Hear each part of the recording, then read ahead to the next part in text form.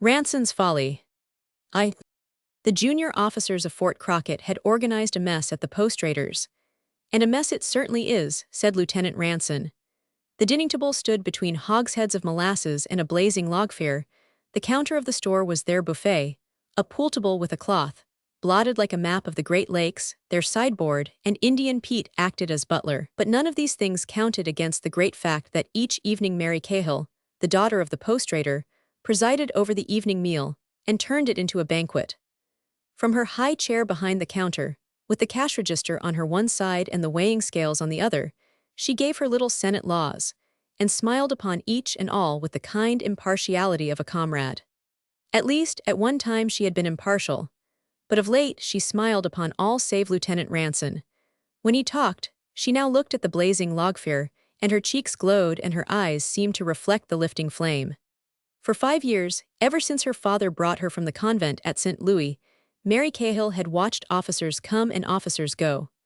Her knowledge concerning them, and their public and private affairs, was vast and miscellaneous. She was acquainted with the traditions of every regiment, with its war record, with its peacetime politics, its nicknames, its scandals, even with the earnings of each company canteen. At Fort Crockett, which lay under her immediate observation, she knew more of what was going forward than did the regimental adjutant, more even than did the colonel's wife.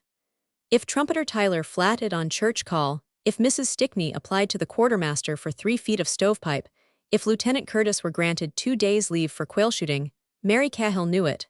And if Mrs. Captain Stairs obtained the post ambulance for a drive to Kiowa City, when Mrs. Captain Ross wanted it for a picnic, she knew what words passed between those ladies, and which of the two wept. She knew all of these things, for each evening they were retailed to her by her boarders. Her boarders were very loyal to Mary Cahill. Her position was a difficult one, and had it not been that the boy officers were so understanding, it would have been much more difficult. For the life of a regimental post is as circumscribed as the life on a ship of war, and it would no more be possible for the ship's barber to rub shoulders with the admiral's epaulets than that a post raider's child should visit the ladies on the line, or that the wives of the enlisted men should dine with the young girl from whom they took in washing. So, between the upper and the nether grindstones, Mary Cahill was left without the society of her own sex, and was of necessity forced to content herself with the society of the officers. And the officers played fair. Loyalty to Mary Cahill was a tradition at Fort Crockett, which it was the duty of each succeeding regiment to sustain. Moreover, her father, a dark, sinister man, alive only to money-making, was known to handle a revolver with the alertness of a town marshal. Since the day she left the convent, Mary Cahill had held but 2 affections, one for this grim, taciturn parent, who brooded over her as jealously as a lover, and the other for the entire United States Army. The Army returned her affection without the jealousy of the father, and with much more than his effusiveness. But when Lieutenant Ranson arrived from the Philippines, the affections of Mary Cahill became less generously distributed, and her heart fluttered hourly between trouble and joy. There were 2 rooms on the first floor of the post-raiders, this big one, which only officers and their womenfolk might enter, and the other, the exchange of the enlisted men. The 2 were separated by a partition of logs, and hung with shelves on which were displayed calicoes, tinned meats, and pat medicines.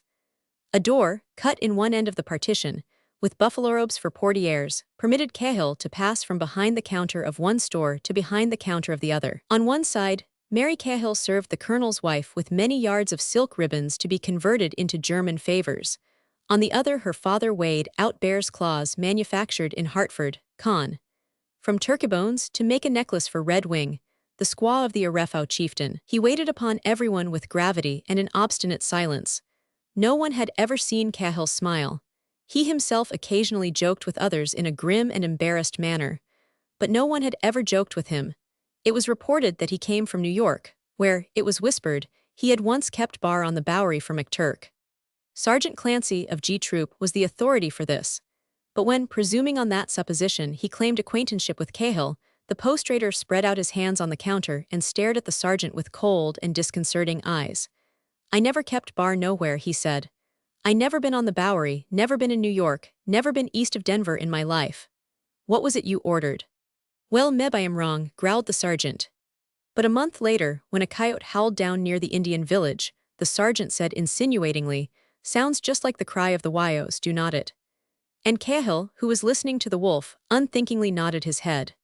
The sergeant snorted in triumph. "Yeah, I told you so," he cried, "a man that's never been on the Bowery and knows the call of the Wyo gang. The drinks are on you, Cahill." The post-raider did not raise his eyes, but drew a damp cloth up and down the counter, slowly and heavily, as a man sharpens a knife on a whetstone. That night, as the sergeant went up the path to the post, a bullet passed through his hat. Clancy was a forceful man, and forceful men, unknown to themselves, make enemies, so he was uncertain as to whether this came from a trooper he had borne upon too harshly, or whether, in the darkness, he had been picked off for someone else. The next night, as he passed in the full light of the post-raider's windows, a shot came from among the dark shadows of the corral, and when he immediately sought safety in numbers among the Indians, cowboys, and troopers in the exchange, he was in time to see Cahill enter it from the other store, wrapping up a bottle of painkiller for Mrs. Stickney's cook. But Clancy was not deceived. He observed with satisfaction that the soles and the heels of Cahill's boots were wet with the black mud of the corral. The next morning, when the exchange was empty, the post-raider turned from arranging cans of condensed milk upon an upper shelf to face the sergeant's revolver. He threw up his hands to the level of his ears as though expressing sharp unbelief, and waited in silence. The sergeant advanced until the gun rested on the counter, its muzzle pointing at the pit of Cahill's stomach. "You or me has got to leave this post," said the sergeant, "and I cannot desert, so I guess it's up to you." "What did you talk for?" asked Cahill. His attitude was still that of shocked disbelief, but his tone expressed a full acceptance of the situation and a desire to temporize. "At first I thought it might be that new crudie in F Troop," explained the sergeant. "You came near making me kill the wrong man. What harm did I do you by saying you kept bar for McTurk? What's there in that to get hot about? You said I run with the Wyos." "What the HL do I care what you have done?" roared the sergeant. "I do not know nothing about you, but I do not mean you should shoot me in the back. I am going to tell this to my bunkie, and if I get shot up, the troop'll know who done it and you will hang for it. Now, what are you going to do?" Cahill did not tell what he would do, for from the other store the low voice of Mary Cahill called, "Father. Oh, father." The two men dodged, and eyed each other guiltily. The sergeant gazed at the buffalo portieres with wide-opened eyes. Cahill's hands dropped from the region of his ears and fell flat upon the counter. When Miss Mary Cahill pushed aside the portieres, Sergeant Clancy, of G Troop, was showing her father the mechanism of the new regulation revolver. He apparently was having some difficulty with the cylinder, for his face was red. Her father was eyeing the gun with the critical approval of an expert. "Father," said Miss Cahill petulantly, "why did not you answer? Where is the blue stationery sort Major Ogden always buys? He's waiting." The eyes of the post-raider did not wander from the gun before him. "Next to the blank books, ma'am," he said, "on the second shelf." Miss Cahill flashed a dazzling smile at the big sergeant, and whispered, so that the officer in the room behind her might not overhear, "Is he trying to sell you government property, Dad? Do not you touch it. Sergeant, I am surprised at you tempting my poor father." She pulled the two buffalo robes close around her neck so that her face only showed between them. It was a sweet, lovely face with frank, boyish eyes. "When the major's gone, Sergeant," she whispered, "bring your gun around my side of the store and I will buy it from you." The sergeant nodded in violent assent, laughing noiselessly and slapping his knee in a perfect ecstasy of delight. The curtains dropped and the face disappeared. The sergeant fingered the gun, and Cahill folded his arms defiantly. "Well," he said.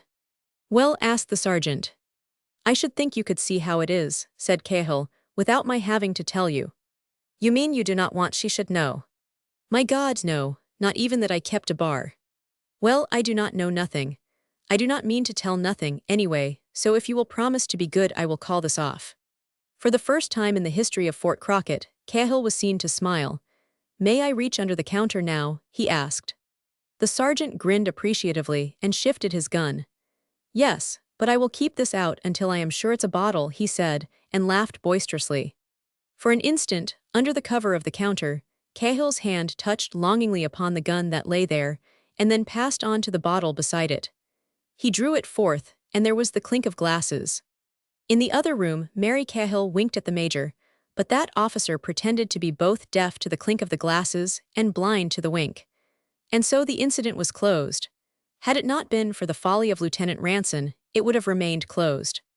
A week before this happened, A fire had started in the willow bottoms among the teepees of some Kiowas, and the prairie, as far as one could see, was bruised and black. From the post it looked as though the sky had been raining ink. At the time all of the regiment, but G and H troops, was out on a practice mark, experimenting with a newfangled tabloidration. As soon as it turned the buttes, it saw from where the light in the heavens came, and the practice mark became a race. At the post the men had doubled out under Lieutenant Ranson with wet horse blankets, and while he led G Troop to fight the flames, H Troop, under old Major Stickney, burned a space around the post, across which the men of G Troop retreated, stumbling, with their ears and shoulders wrapped in the smoking blankets. The sparks beat upon them and the flames followed so fast that, as they ran, the blazing grass burned their lacings, and they kicked their gaiters ahead of them. When the regiment arrived it found everybody at Fort Crockett, talking enthusiastically of Ranson's conduct, and resentfully of the fact that he had regarded the fire as one which had been started for his especial amusement. "I assure you," said Mrs. Bolland to the colonel, "if it had not been for young Ranson we would have been burned in our beds, but he was most aggravating. He treated it as though it were 4th of July fireworks. It is the only entertainment we have been able to offer him since he joined, in which he has shown the slightest interest." Nevertheless, it was generally admitted that Ranson had saved the post. He had been ubiquitous. He had been seen galloping into the advancing flames like a stampeded colt. He had reappeared like a wraith in columns of black, whirling smoke.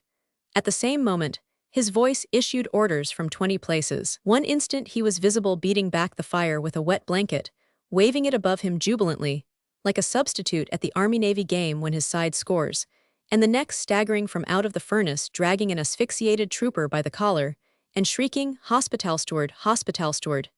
Here's a man on fire. Put him out and send him back to me, quick." Those who met him in the whirlwind of smoke and billowing flame related that he chuckled continuously. "Is not this fun?" he yelled at them. "Say, is not this the best ever? I would not have missed this for a trip to New York." When the colonel, having visited the hospital and spoken cheering words to those who were sans hair, sans eyebrows, and with bandaged hands, complimented Lieutenant Ranson on the parade ground before the assembled regiment, Ranson ran to his hut, muttering strange and fearful oaths. That night at mess he appealed to Mary Cahill for sympathy. "Goodness mighty me," he cried, "did you hear him? Was not it awful? If I would thought he was going to hand me that I would have deserted. What's the use of spoiling the only fun we have had that way? Why, if I would known you could get that much excitement out of this rank prairie, I would have put a match to it myself 3 months ago. It's the only fun I have had," and he goes and preaches a funeral oration at me.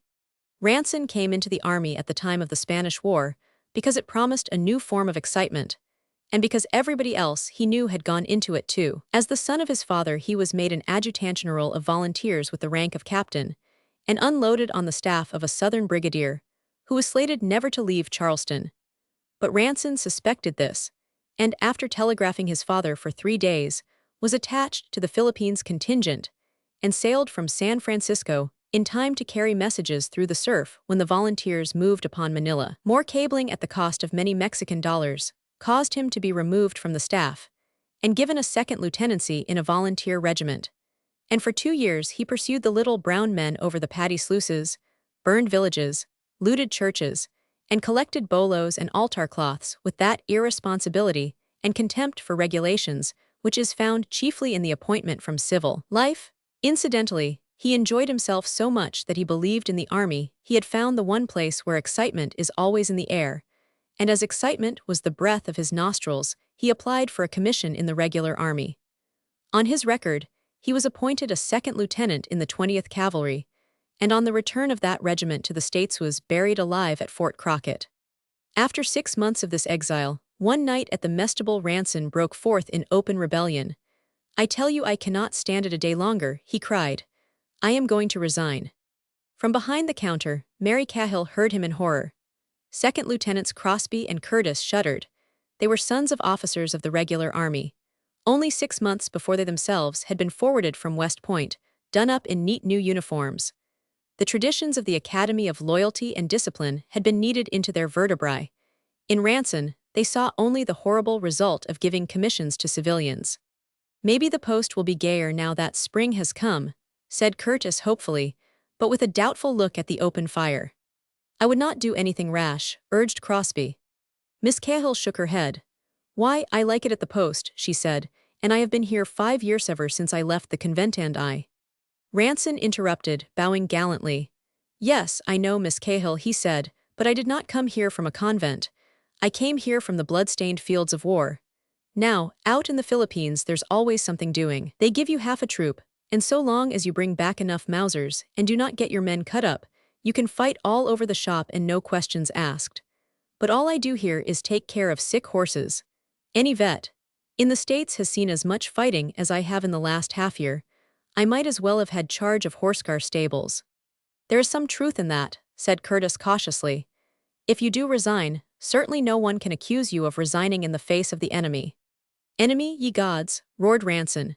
Why, if I were to see a Moro entering that door with a bolo in each fist I would fall on his neck and kiss him. I am not trained to this garrison business. You fellows are.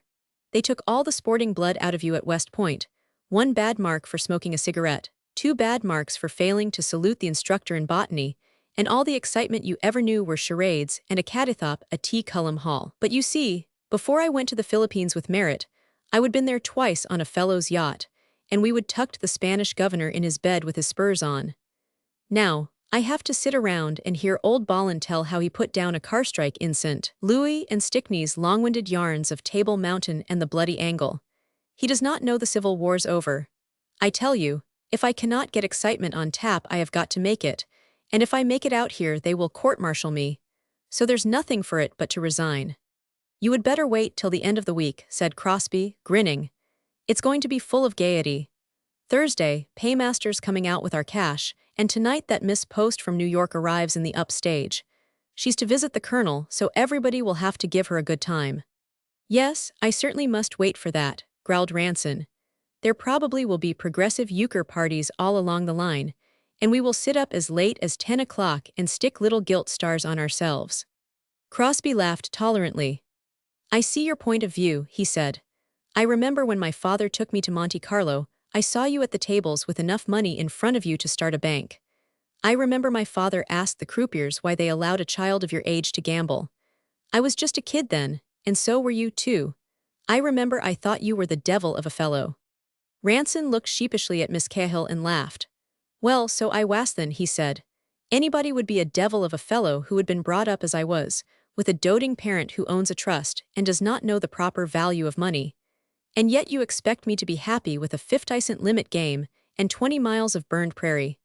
I tell you I have never been broken to it. I do not know what not having your own way means. And discipline. Why, every time I have to report one of my men to the colonel, I send for him afterward and give him a drink and apologize to him. I tell you the army does not mean anything to me unless there's something doing, and as there is no fighting out here, I am for the back room of the Holland House and a rubber-tired automobile. Little old New York is good enough for me. As he spoke these fateful words of mutiny, Lieutenant Ranson raised his black eyes and snatched a swift side glance at the face of Mary Cahill. It was almost as though it were from her he sought his answer. He could not himself have told what it was he would have her say. But ever since the idea of leaving the army had come to him, Mary Cahill and the army had become interchangeable and had grown to mean one and the same thing. He fought against this condition of mind fiercely. He had determined that without active service the army was intolerable, but that without Mary Cahill civil life would also prove intolerable, he assured himself did not at all follow. He had laughed at the idea. He had even argued it out sensibly. Was it reasonable to suppose, he asked himself, that after circling the great globe 3 times, he should find the one girl on it who alone could make him happy, sitting behind a post-trader's counter on the open prairie? His interest in Miss Cahill was the result of propinquity, that was all. It was due to the fact that there was no one else at hand, because he was sorry for her loneliness, because her absurd social ostracism had touched his sympathy.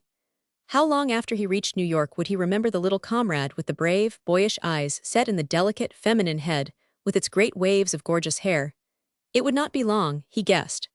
He might remember the way she rode her pony, how she swung from her Mexican saddle and caught up a gauntlet from the ground. Yes, he certainly would remember that, and he would remember the day he had galloped after her and ridden with her through the Indian village, and again that day when they rode to the waterfall and the lover's leap. And he would remember her face at night as it bent over the books he borrowed for her, which she read while they were at mess, sitting in her high chair with her chin resting in her palms, staring down at the book before her. And the trick she had, whenever he spoke, of raising her head and looking into the fire, her eyes lighting and her lips smiling. They would be pleasant memories, he was sure. But once back again in the whirl and rush of the great world outside of Fort Crockett, even as memories they would pass away. Mary Cahill made no outward answer to the rebellious utterance of Lieutenant Ranson. She only bent her eyes on her book, and tried to think what the post would hold for her when he had carried out his threat, and betaken himself into the world and out of her life forever. Night after night, she had sat enthroned behind her barrier, and listened to his talk, wondering deeply. He had talked of a world she knew only in novels, in history, and in books of travel. His view of it was not an educational one. He was no philosopher, nor trained observer. He remembered London to her the capital of the world chiefly by its restaurants, Cairo on account of its execrable golf links. He lived only to enjoy himself.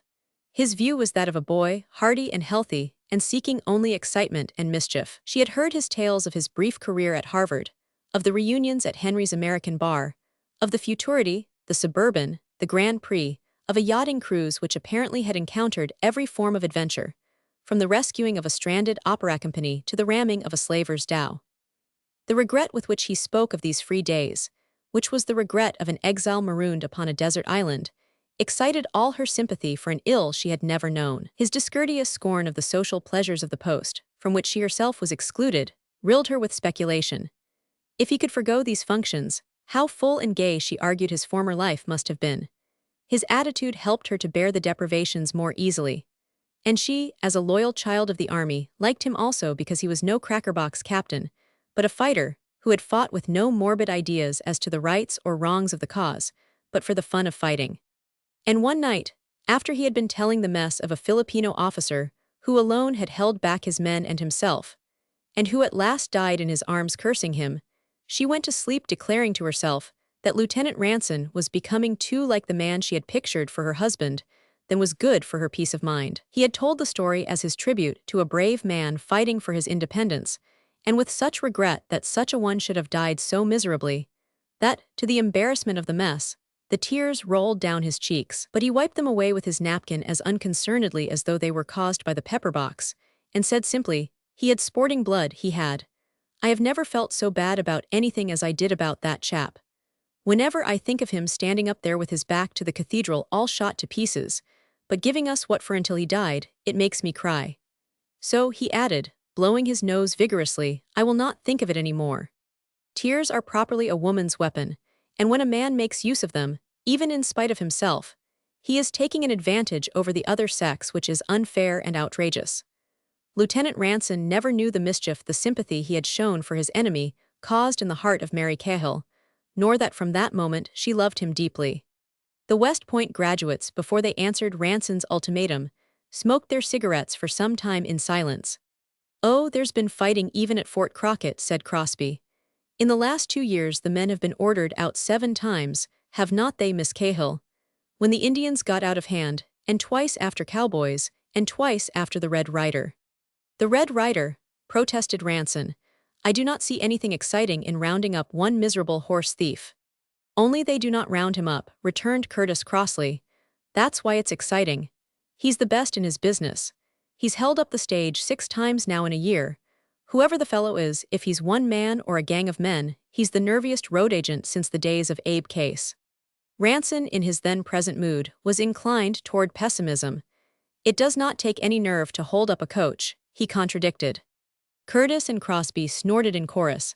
"That's what you say," mocked Curtis. "Well, it does not," repeated Ranson. "It's all a game of bluff. The etiquette is that the driver must not shoot the road agent, and that the road agent must not hurt the driver, and the passengers are too scared to move. The moment they see a man rise out of the night they throw up their hands. Why, even when a passenger does try to pull his gun the others will not let him. Each thinks sure that if there's any firing he will be the one to get hurt. And besides, they do not know how many more men the road agent may have behind him. I do not." A movement on the part of Miss Cahill caused him to pause abruptly. Miss Cahill had descended from her throne and was advancing to meet the post-trader, who came toward her from the exchange. "Lightfoot squaw," he said, "her baby's worse, she's sent for you." Miss Cahill gave a gasp of sympathy, snatched up her hat from the counter, and the buffalo robes closed behind her. Ranson stooped and reached for his sombrero. With the flight of Miss Cahill, his interest in the courage of the Red Rider had departed also. But Crosby appealed to the newcomer, Cahill. You know, he said, we have been talking of the man they call the Red Rider, the chap that wears a red bandana over his face. Ranson says he has not any nerve. That's not so, is it? I said it did not take any nerve to hold up a stage, said Ranson, and it does not. The postrader halted on his way back to the exchange and rubbed one hand meditatively over the other arm. With him speech was golden and difficult. After a pause he said, "Oh, he takes his chances." "Of course he does," cried Crosby, encouragingly. "He takes the chance of being shot by the passengers, and of being caught by the posse and lynched, but this man's got away with it now 6 times in the last year. And I say that takes nerve." "Why, for $50, laughed Ranson. He checked himself, and glanced over his shoulder at the retreating figure of Cahill. The buffalo robes fell again, and the spurs of the postrader could be heard jangling over the earth floor of the exchange. "For $50, repeated Ranson in brisk, businesslike tones, "I will rob the upstage tonight myself." Previous knowledge of his moods, the sudden look of mischief in his eyes and a certain vibration in his voice, caused the 2 lieutenants to jump simultaneously to their feet. "Ranson," they shouted. Ranson laughed mockingly. "Oh, I am bored to death," he cried. "What will you bet I do not?" He had risen with them, but without waiting for their answer, ran to where his horse stood at the open door. He sank on his knees and began tugging violently at the stirrup straps. The 2 officers, their eyes filled with concern, pursued him across the room. With Cahill 20 feet away, they dared not raise their voices, but in pantomime they beckoned him vigorously to return. Ranson came at once, flushed and smiling, holding a hooded armistirrup in each hand. "Never do to have them see these," he said. He threw the stirrups from him behind the row of hogsheads. "I will ride in the stirrup straps." He still spoke in the same low, brisk tone. Crosby seized him savagely by the arm. "No, you will not," he hissed.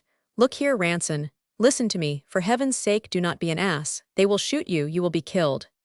"And court-martialed," panted Curtis. "You will go to Leavenworth for the rest of your life." Ranson threw off the detaining hand and ran behind the counter. From a lower shelf he snatched a red bandana kerchief. From another he dragged a rubber poncho and buttoned it high about his throat. He picked up the steel shears which lay upon the counter, and snipping 2 holes in the red kerchief, stuck it under the brim of his sombrero. It fell before his face like a curtain. From his neck to his knees the poncho concealed his figure. All that was visible of him was his eyes, laughing through the holes in the red mask. "Behold the Red Rider," he groaned. "Hold up your hands." He pulled the kerchief from his face and threw the poncho over his arm. "Do you see these shears?" he whispered. "I am going to hold up the stage with them. No one ever fires at a road agent. They just shout, 'Do not shoot, Colonel,' and I will come down. I am going to bring him down with these shears." Crosby caught Curtis by the arm, laughing eagerly. "Come to the stables, quick," he cried. "We will get 20 troopers after him before he can go a half-mile." He turned on Ranson with a triumphant chuckle. "You will not be dismissed this regiment if I can help it," he cried. Ranson gave an ugly laugh, like the snarl of a puppy over his bone. "If you try to follow me or interfere with me, Lieutenant Crosby," he said, "I will shoot you and your troopers." "With a pair of shears," jeered Crosby. "No, with the gun I have got in my pocket. Now you listen to me. I am not going to use that gun on any stage filled with women, driven by a man 70 years old, Butin, I mean it. If you try to stop me, I will use it on you. I am going to show you how anyone can bluff a stage full with a pair of tin shears and a red mask for a kicker. And I will shoot the man that tries to stop me." Ranson sprang to his horse's side and stuck his toe into the empty stirrup strap. There was a scattering of pebbles, a scurry of hoofs, and the horse and rider became a gray blot in the moonlight. The 2 lieutenants stood irresolute. Under his breath Crosby was swearing fiercely. Curtis stood staring out of the open door. "Will he do it?" he asked. "Of course he will do it." Curtis crossed the room and dropped into a chair. "And what had we better do?" he asked. For some time the other made no answer. His brows were knit, and he tramped the room, scowling at the floor. Then with an exclamation of alarm he stepped lightly to the door of the exchange and threw back the curtain. In the other room, Cahill stood at its furthest corner, scooping sugar from a hogshead. Crosby's scowl relaxed, and reseating himself at the table, he rolled a cigarette. "Now if he pulls it off," he whispered, "and gets back to quarters, then it's a case of all's well. But if he's shot or caught, and it all comes out, Then it's up to us to prove he meant it as a practical joke. It is not our duty to report it now, is it? Asked Curtis nervously. Certainly not. If he chooses to make an ass of himself, that's none of our business. Unless he's found out, we have heard nothing and seen nothing. If he's caught, then we have got to stick by him and testify that he did it on a bet. He will probably win out all right. There is nobody expected on the stage but that Miss Post and her aunt, and the driver's an old hand. He knows better than to fight. There may be some cowboys coming up. That's Ranson's lookout. As Cahill says, the Red Rider takes his chances. I wish there was something we could do now, Curtis protested, petulantly. I suppose we have just got to sit still and wait for him. That's all, answered Crosby, and then leaped to his feet. What's that? He asked. Out on the parade ground, a bugle call broke suddenly on the soft spring air. It rang like an alarm. The noise of a man running swiftly sounded on the path, and before the officers reached the doorway, Sergeant Clancy entered it and halted at attention. The colonel's orders, panted the sergeant, and the lieutenants are to take 20 men from G and H troops and ride to Kiowa to escort the paymaster. The paymaster, Crosby cried. He's not coming till Thursday.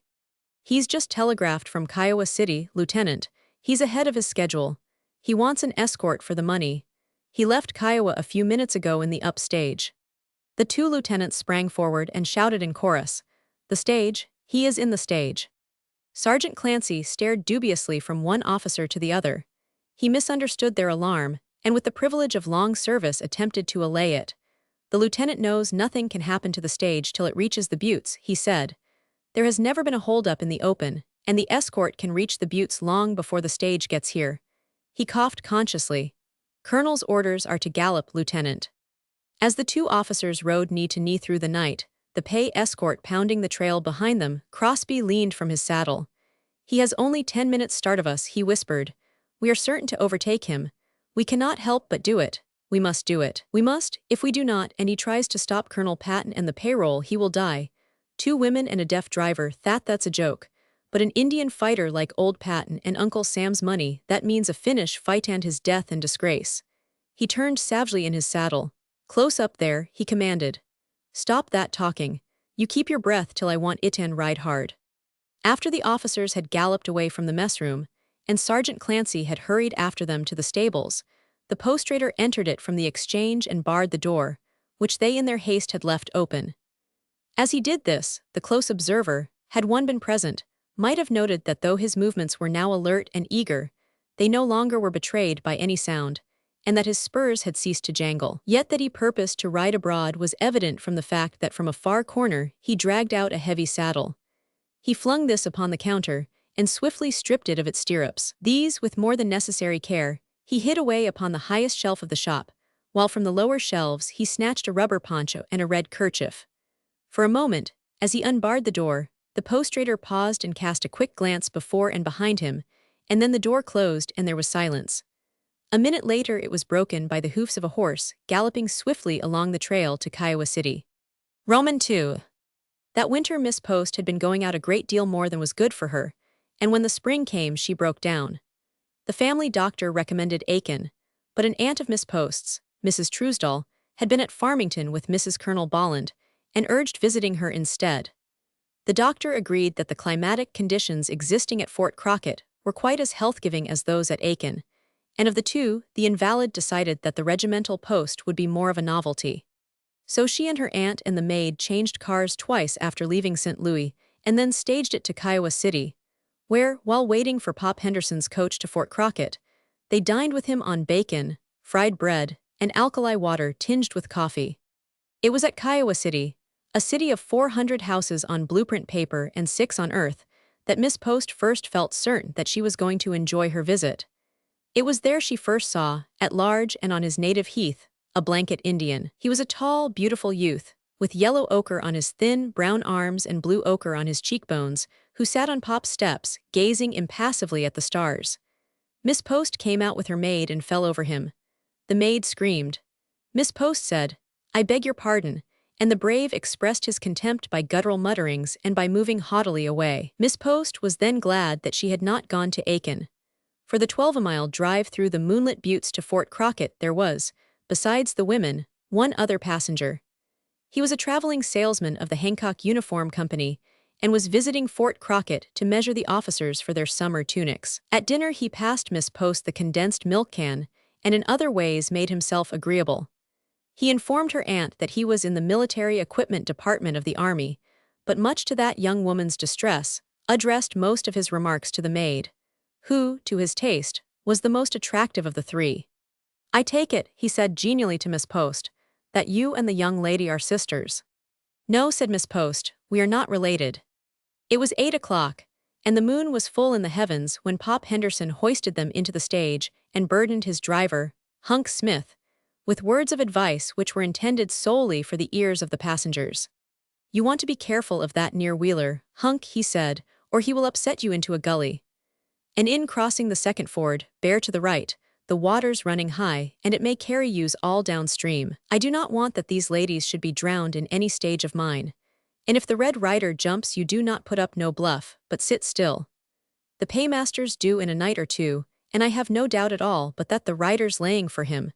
But if you tell him that there's no one inside but womenfolk and a tailor, meb he will not hurt yous. Now ladies," he added, putting his head under the leather flap, as though unconscious that all he had said had already reached them, without wishing to make you uneasy, "I would advise your having your cash and jewelry ready in your hands.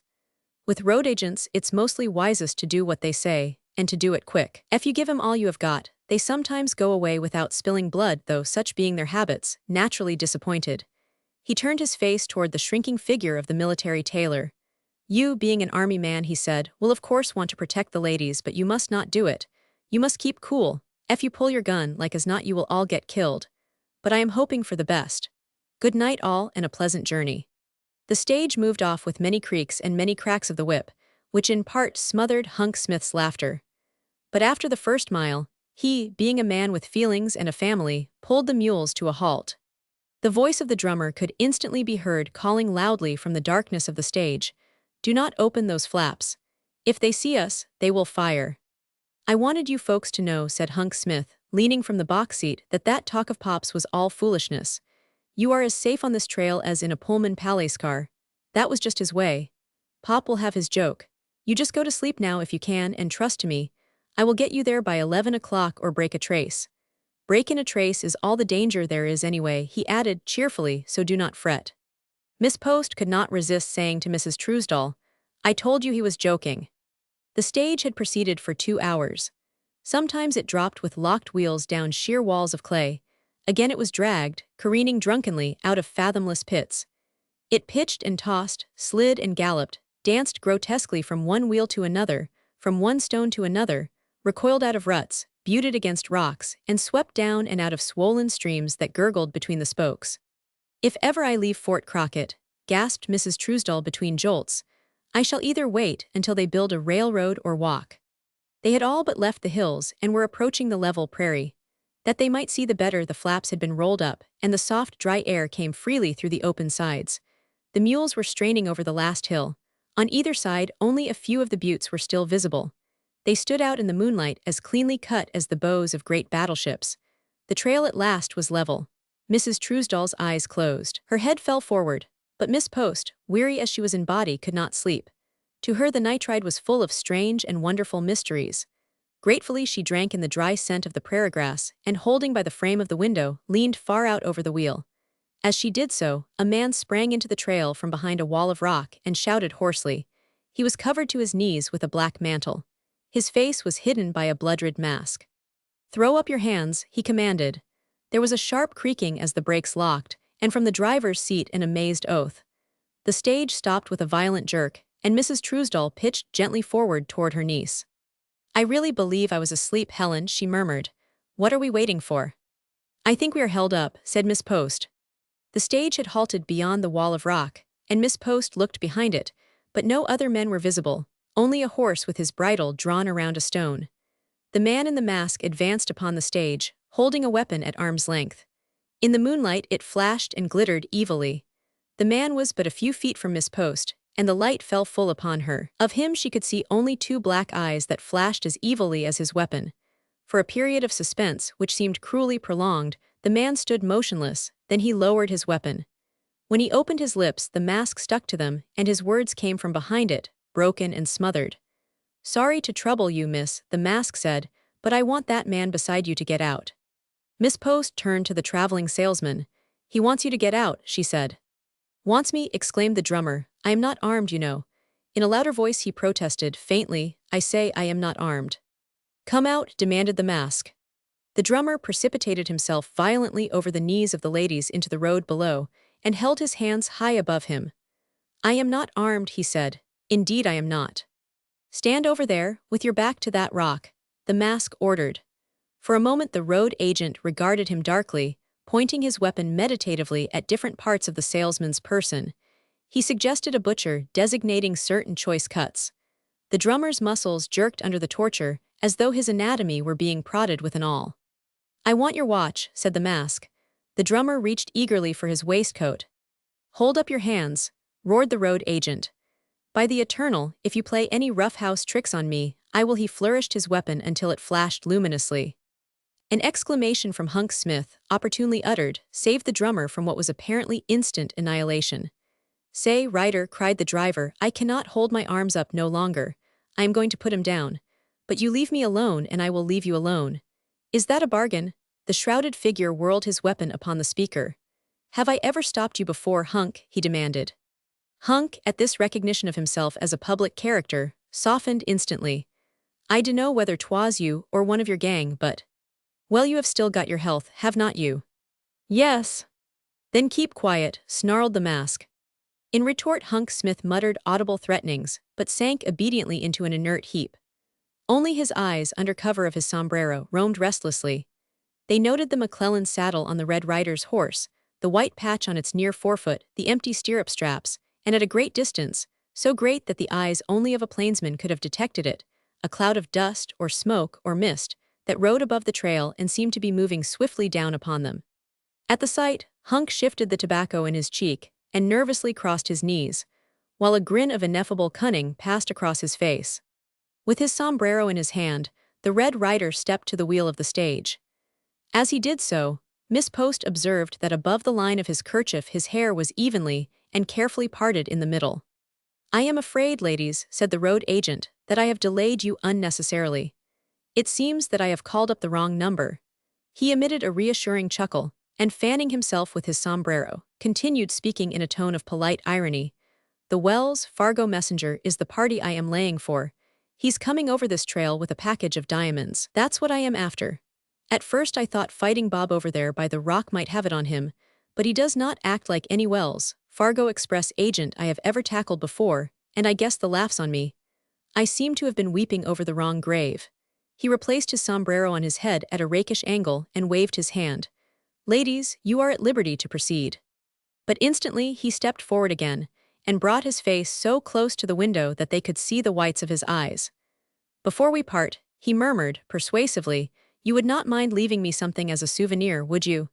He turned the skull-like openings of the mask full upon Miss Post. Mrs. Truesdell exclaimed hysterically. "Why, certainly not," she cried. "Here's everything I have except what's sewn inside my waist, where I cannot possibly get at it. I assure you I cannot. The proprietor of that hotel told us we would probleme you, and so I have everything ready." She thrust her two hands through the window. They held a roll of bills, a watch, and her rings. Miss Post laughed in an ecstasy of merriment. "Oh, no, aunt," she protested, "do not. No, not at all. The gentleman only wants a keepsake, something to remember us by. Is not that it?" she asked. She regarded the blood-red mask steadily with a brilliant smile. The road agent did not at once answer. At her words, he had started back with such sharp suspicion that one might have thought he meditated instant flight. Through the holes in his mask, he now glared searchingly at Miss Post, but still in silence. "I think this will satisfy him," said Miss Post. Out of the collection in her aunt's hands, she picked a silver coin and held it forward.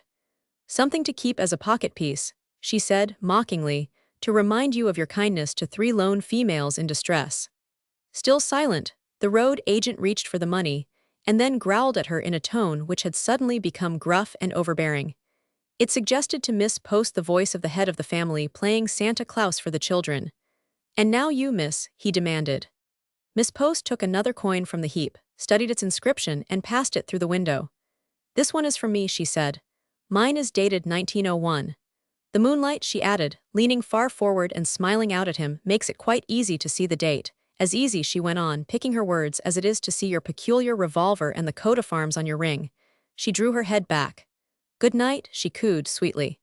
The Red Rider jumped from the door. An exclamation which might have been a laugh or an oath was smothered by his mask. He turned swiftly upon the salesman.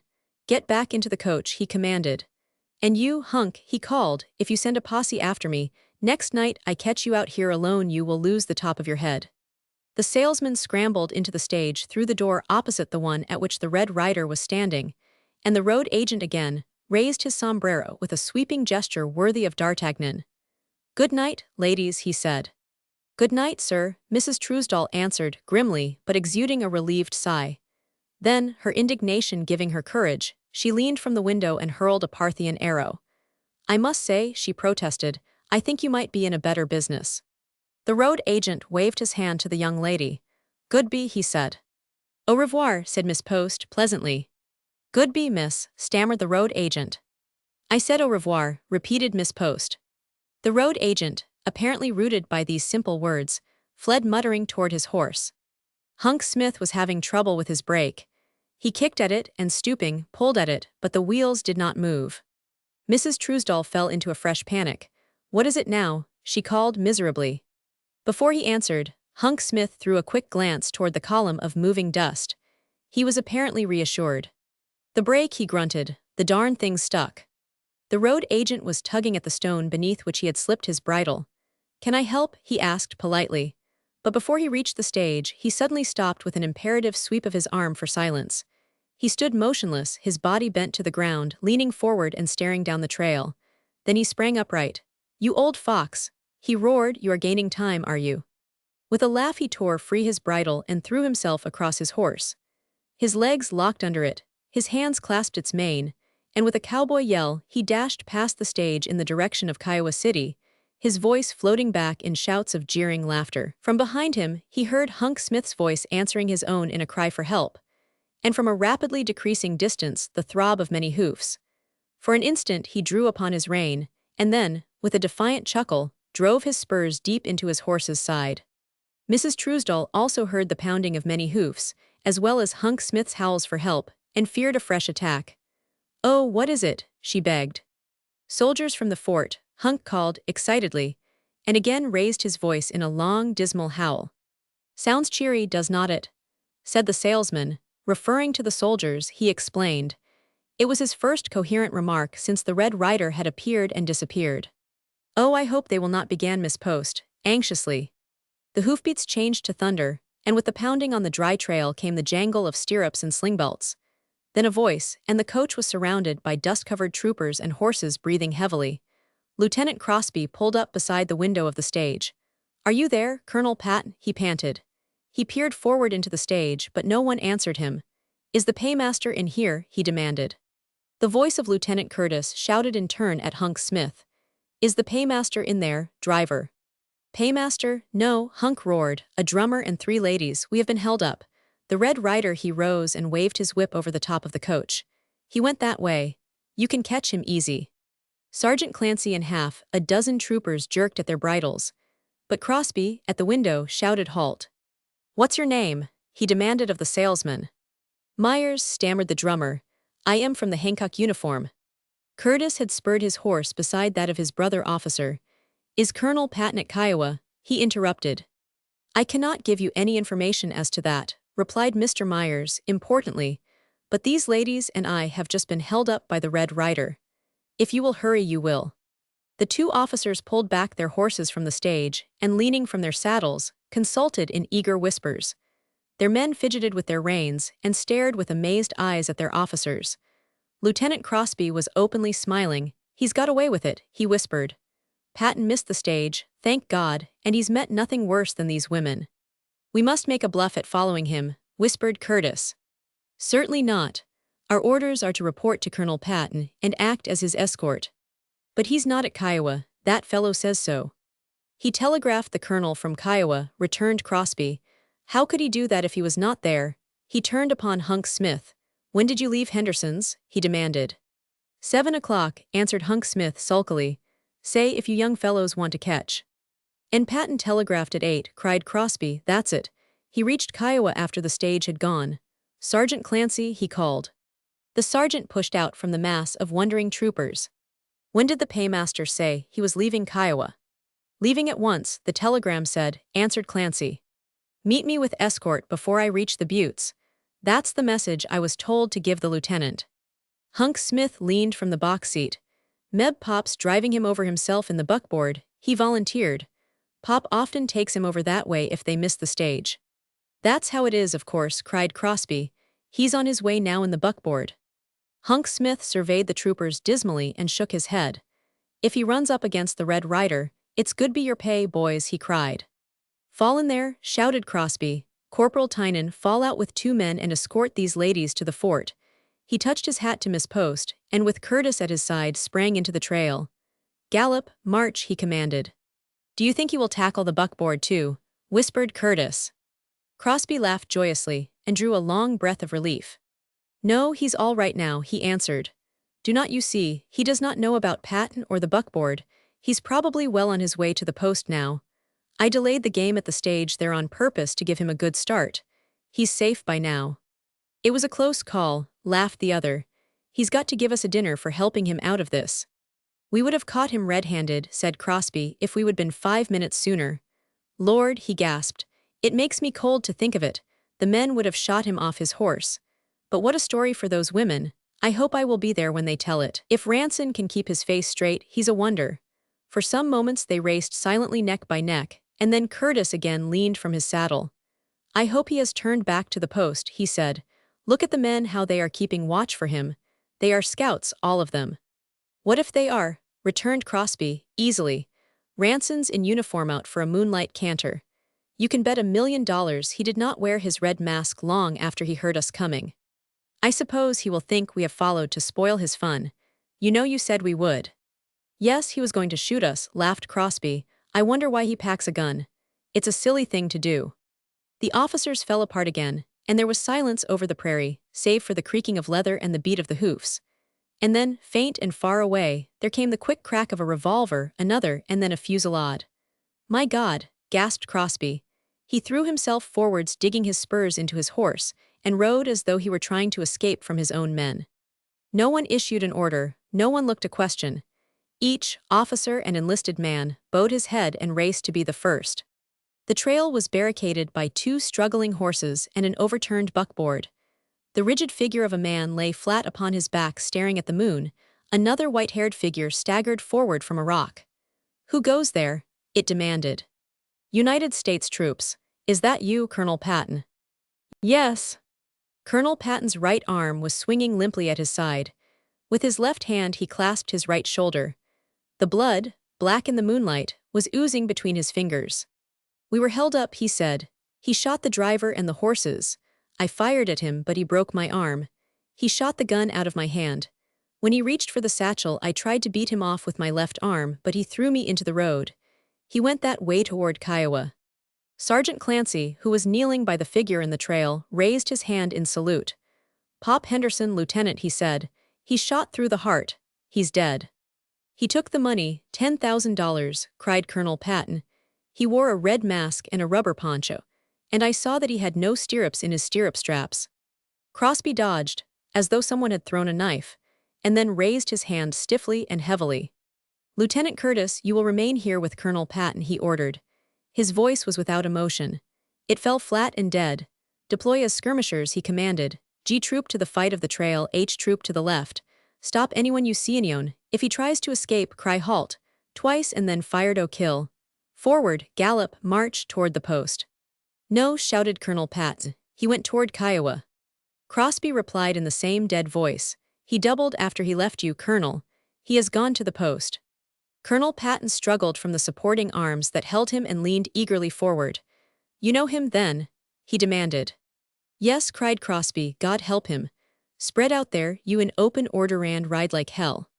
Just before the officers' club closed for the night, Lieutenant Ranson came in, and, seating himself at the piano, picked out the Queen of the Philippine Islands with one finger. Major Stickney and others who were playing bridge were considerably annoyed. Ranson then demanded that everyone present should drink his health in champagne for the reason that it was his birthday, and that he was glad he was alive, and wished everyone else to feel the same way about it. Or for any other reason why, he added generously. This frontal attack upon the whist players upset the game entirely, and Ranson, enthroned upon the piano stool, addressed the room. He held up a buckskin tobacco bag decorated with beads. "I got this down at the Indian village tonight," he said. "That old squaw, Red Wing, makes 'em for $2. Crosby paid $5 for his in New Mexico, and it is not half as good. What do you think? I got lost coming back and went all the way round by the buttes before I found the trail, and I have only been here 6 months. They certainly ought to make me chief of scouts." There was the polite laugh, which is granted to any remark made by the one who is paying for the champagne. "Oh, that's where you were, was it?" said the post-adjutant genially. "The colonel sent Clancy after you and Crosby. Clancy reported that he could not find you, so he sent Curtis. They went to act as escort for Colonel Patton and the pay. He's coming up tonight in the stage."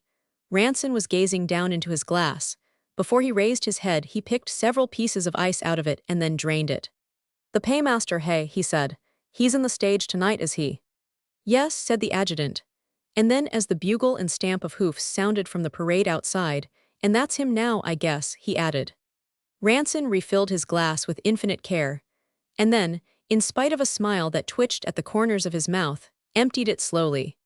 There was the jingle of spurs and a measured tramp on the veranda of the clubhouse, and for the first time in its history, 4 enlisted men carrying their crags invaded its portals. They were led by Lieutenant Crosby. His face was white under the tan and full of suffering. The officers in the room received the intrusion in amazed silence. Crosby strode among them, looking neither to the left nor right, and touched Lieutenant Ranson upon the shoulder. "The colonel's orders, Lieutenant Ranson," he said. "You are under arrest." Ranson leaned back against the music rack and placed his glass upon the keyboard. One leg was crossed over the other, and he did not remove it. "Then you cannot take a joke," he said in a low tone. "You had to run and tell." He laughed and raised his voice so that all in the club might hear. "What am I arrested for, Crosby?" he asked. The lines in Crosby's face deepened, and only those who sat near could hear him. "You are under arrest for attempting to kill a superior officer, for the robbery of the government patron and for murder."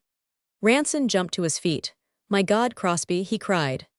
"Silence, do not talk," ordered Crosby. "Come along with me." The 4 troopers fell in rear of Lieutenant Crosby and their prisoner.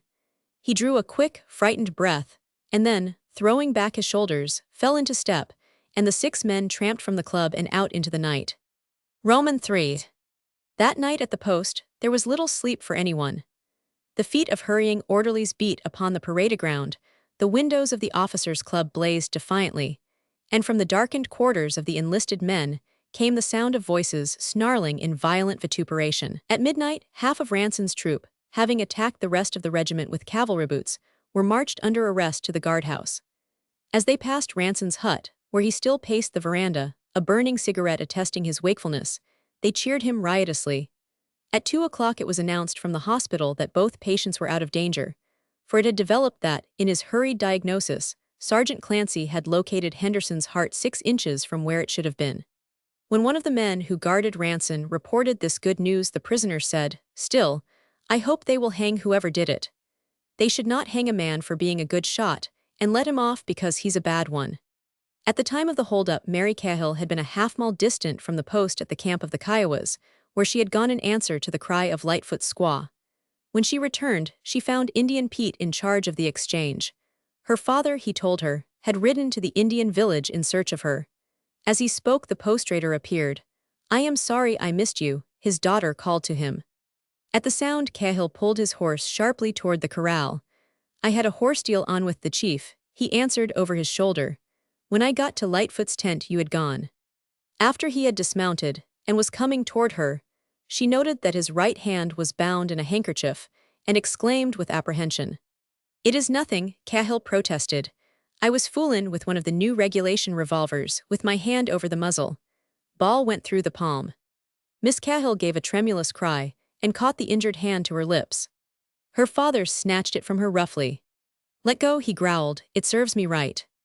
A few minutes later, Mary Cahill, bearing liniment for her father's hand, knocked at his bedroom and found it empty. When she peered from the top of the stairs into the shop window below, she saw him busily engaged with his one hand buckling the stirrup straps of his saddle. When she called, he sprang upright with an oath. He had faced her so suddenly that it sounded as though he had sworn, not in surprise, but at her. "You startled me," he murmured. His eyes glanced suspiciously from her to the saddle. "These stirrup straps are too short," he announced. "Pete or somebody's been using my saddle." "I came to bring you this first-aid bandage for your hand," said his daughter. Cahill gave a shrug of impatience. "My hand's all right," he said. "You go to bed. I have got to begin taking account of stock. Tonight. There's no time by day, go to bed." For nearly an hour Miss Cahill lay awake listening to her father moving about in the shop below. Never before had he spoken roughly to her, and she, knowing how much the thought that he had done so would distress him, was herself distressed. In his lonely vigil on the veranda, Ranson looked from the post down the hill to where the light still shone from Mary Cahill's window. He wondered if she had heard the news, and if it were any thought of him that kept sleep from her. "You ass, you idiot," he muttered. "You have worried and troubled her. She believes one of her precious army is a thief and a murderer." He cursed himself picturesquely, but the thought that she might possibly be concerned on his account did not, he found, distress him as greatly as it should. On the contrary, as he watched the light his heart glowed warmly. And long after the light went out he still looked toward the home of the post-trader, his brain filled with thoughts of his return to his former life, outside the army, the old life to which he vowed he would not return alone. The next morning Miss Cahill learned the news when the junior officer came to mess and explained why Ranson was not with them. Her only comment was to at once start for his quarters with his breakfast in a basket. She could have sent it by Pete, but she argued, when one of her officers was in trouble, that was not the time to turn him over to the mercies of a servant. No, she assured herself, it was not because the officer happened to be Ranson. She would have done as much, or as little, for any one of them. When Curtis and Haynes were ill of the grippe, had she not carried them many good things of her own making? But it was not an easy sacrifice. As she crossed the parade ground she recognized that overnight Ranson's hut, where he was a prisoner in his own quarters, had become to the post the storm center of interest, and to approach it was to invite the attention of the garrison. At headquarters a group of officers turned and looked her way. There was a flutter among the frocks on Mrs. Bolland's porch, and the enlisted men, smoking their pipes on the rail of the barracks, whispered together. When she reached Ranson's hut over 400 pairs of eyes were upon her, and her cheeks were flushing. Ranson came leaping to the gate, and lifted the basket from her arm as though he were removing an opera cloak. He set it upon the gate-post, and nervously clasped the palings of the gate with both hands. He had not been to bed, but that fact alone could not explain the strangeness of his manner. Never before had she seen him disconcerted or abashed. "You should not have done it," he stammered. Indeed, you are much too good, but you should not have come." His voice shook slightly. "Why not?" asked Mary Cahill. "I could not let you go hungry." "You know it is not that," he said. "It's your coming here at all. Why, only 3 of the fellows have been near me this morning. And they only came from a sense of duty. I know they did, I could feel it. You should not have come here. I am not a proper person, I am an outlaw. You might think this was a pest house, you might think I was a leper. Why, those Stickney girls have been watching me all morning through a field glass." He clasped and unclasped his fingers around the palings. "They believe I did it," he protested, with the bewildered accents of a child. "They all believe it." Miss Cahill laughed. The laugh was quieting and comforting. It brought him nearer to earth, and her next remark brought him still further. "Have you had any breakfast?" she asked. "Breakfast?" stammered Ranson. "No, the guard brought some, but I could not eat it. This thing has taken the life out of me to think sane, sensible people. Me own people could believe that I would steal, that I would kill a man for money." "Yes, I know," said Miss Cahill soothingly, "but you have not had any sleep and you need your coffee." She lifted the lid of the basket. "It's getting cold," she said. "Do not you worry about what people think. You must remember you are a prisoner now under arrest. You cannot expect the officers to run over here as freely as they used to. What do you want?" She laughed. "Do you think the colonel should parade the band and give you a serenade?" For a moment Ranson stared at her dully, and then his sense of proportion returned to him. He threw back his head and laughed with her joyfully. From verandas, barracks, and headquarters, the 400 pairs of eyes noted this evidence of heartlessness with varied emotions. But unmindful of them, Ranson now leaned forward, the eager, searching look coming back into his black eyes. They were so close to Mary Cahill's that she drew away. He dropped his voice to a whisper and spoke swiftly. Miss Cahill, whatever happens to me, I will not forget this. I will not forget your coming here and throwing heart into me. You were the only one who 999. I have not asked you if you believe that I. She raised her eyes reproachfully and smiled. You know you do not have to do that, she said. The prisoner seized the palings, as though he meant to pull apart the barrier between them. He drew a long breath like one, inhaling a draught of clean morning air. No, he said, his voice ringing, I do not have to do that. He cast a swift glance to the left and right. The sentry's bayonet was just disappearing behind the corner of the hut. To the 400 other eyes around the parade ground, Lieutenant Ranson's attitude suggested that he was explaining to Cahill's daughter what he wanted for his luncheon. His eyes held her as firmly as though the palings he clasped were her two hands. Mary, he said, and the speaking of her name seemed to stop the beating of his heart. Mary, he whispered, as softly as though he were beginning a prayer, you are the bravest, the sweetest, the dearest girl in all the world. And I have known it for months, and now you must know. And there will never be any other girl in my life but you. Mary Cahill drew away from him in doubt and wonder. I did not mean to tell you just yet, he whispered, but now that I have seen you I cannot help it. I knew it last night when I stood back there and watched your windows, and could not think of this trouble, nor of anything else but just you. And you have got to promise me, if I get out of this all right, you must promise me. Mary Cahill's eyes, as she raised them to his, were moist and glowing. They promised him with a great love and tenderness. But at the sight, Ranson protested wildly. No, he whispered, you must not promise anything. I should not have asked it. After I am out of this, after the court-martial, then you have got to promise that you will never, never leave me. Miss Cahill knit her hands together and turned away her head. The happiness in her heart rose to her throat like a great melody and choked her. Before her, exposed in the thin spring sunshine, was the square of ugly brown cottages, the bare parade ground, in its center trumpeter Tyler fingering his bugle, and beyond on every side an ocean of blackened prairie. But she saw nothing of this. She saw instead a beautiful world opening its arms to her, a world smiling with sunshine, glowing with color, singing with love and content. She turned to him with all that was in her heart showing in her face. Do not, he begged, tremblingly, do not answer. I could not bear it if you said no to me. He jerked his head toward the men who guarded him. Wait until I am tried, and not in disgrace. He shook the gate between them savagely as though it actually held him a prisoner. Mary Cahill raised her head proudly. You have no right, you have hurt me, she whispered, you hurt me. Hurt you, he cried. She pressed her hands together.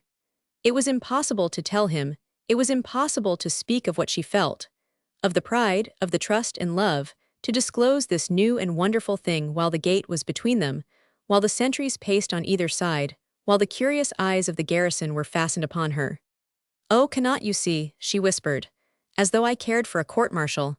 I know you, you are just the same. You are just what you have always been to Muhet, you always will be to me. She thrust her hand toward him and he seized it in both of his, and then released it instantly, and, as though afraid of his own self-control, backed hurriedly from her, and she turned and walked rapidly away. Captain Carr, who had been Ranson's captain in the Philippines, and who was much his friend, had been appointed to act as his counsel.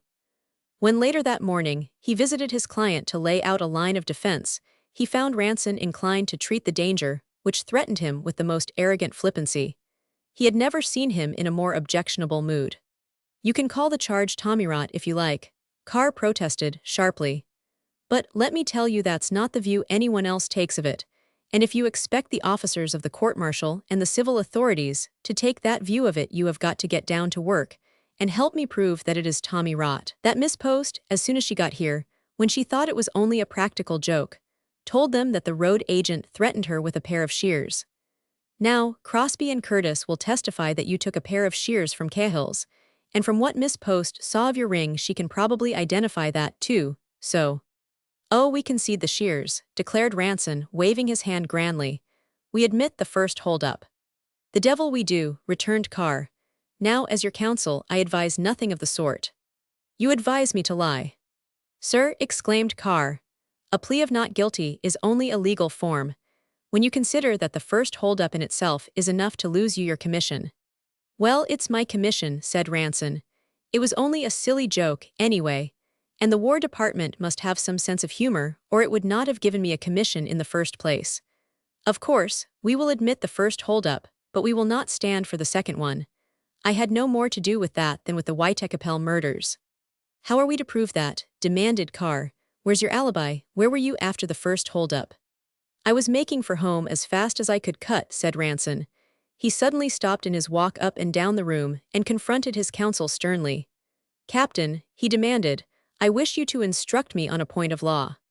Carr's brow relaxed. He was relieved to find that Ranson had awakened to the seriousness of the charges against him. That's what I am here for, he said, encouragingly.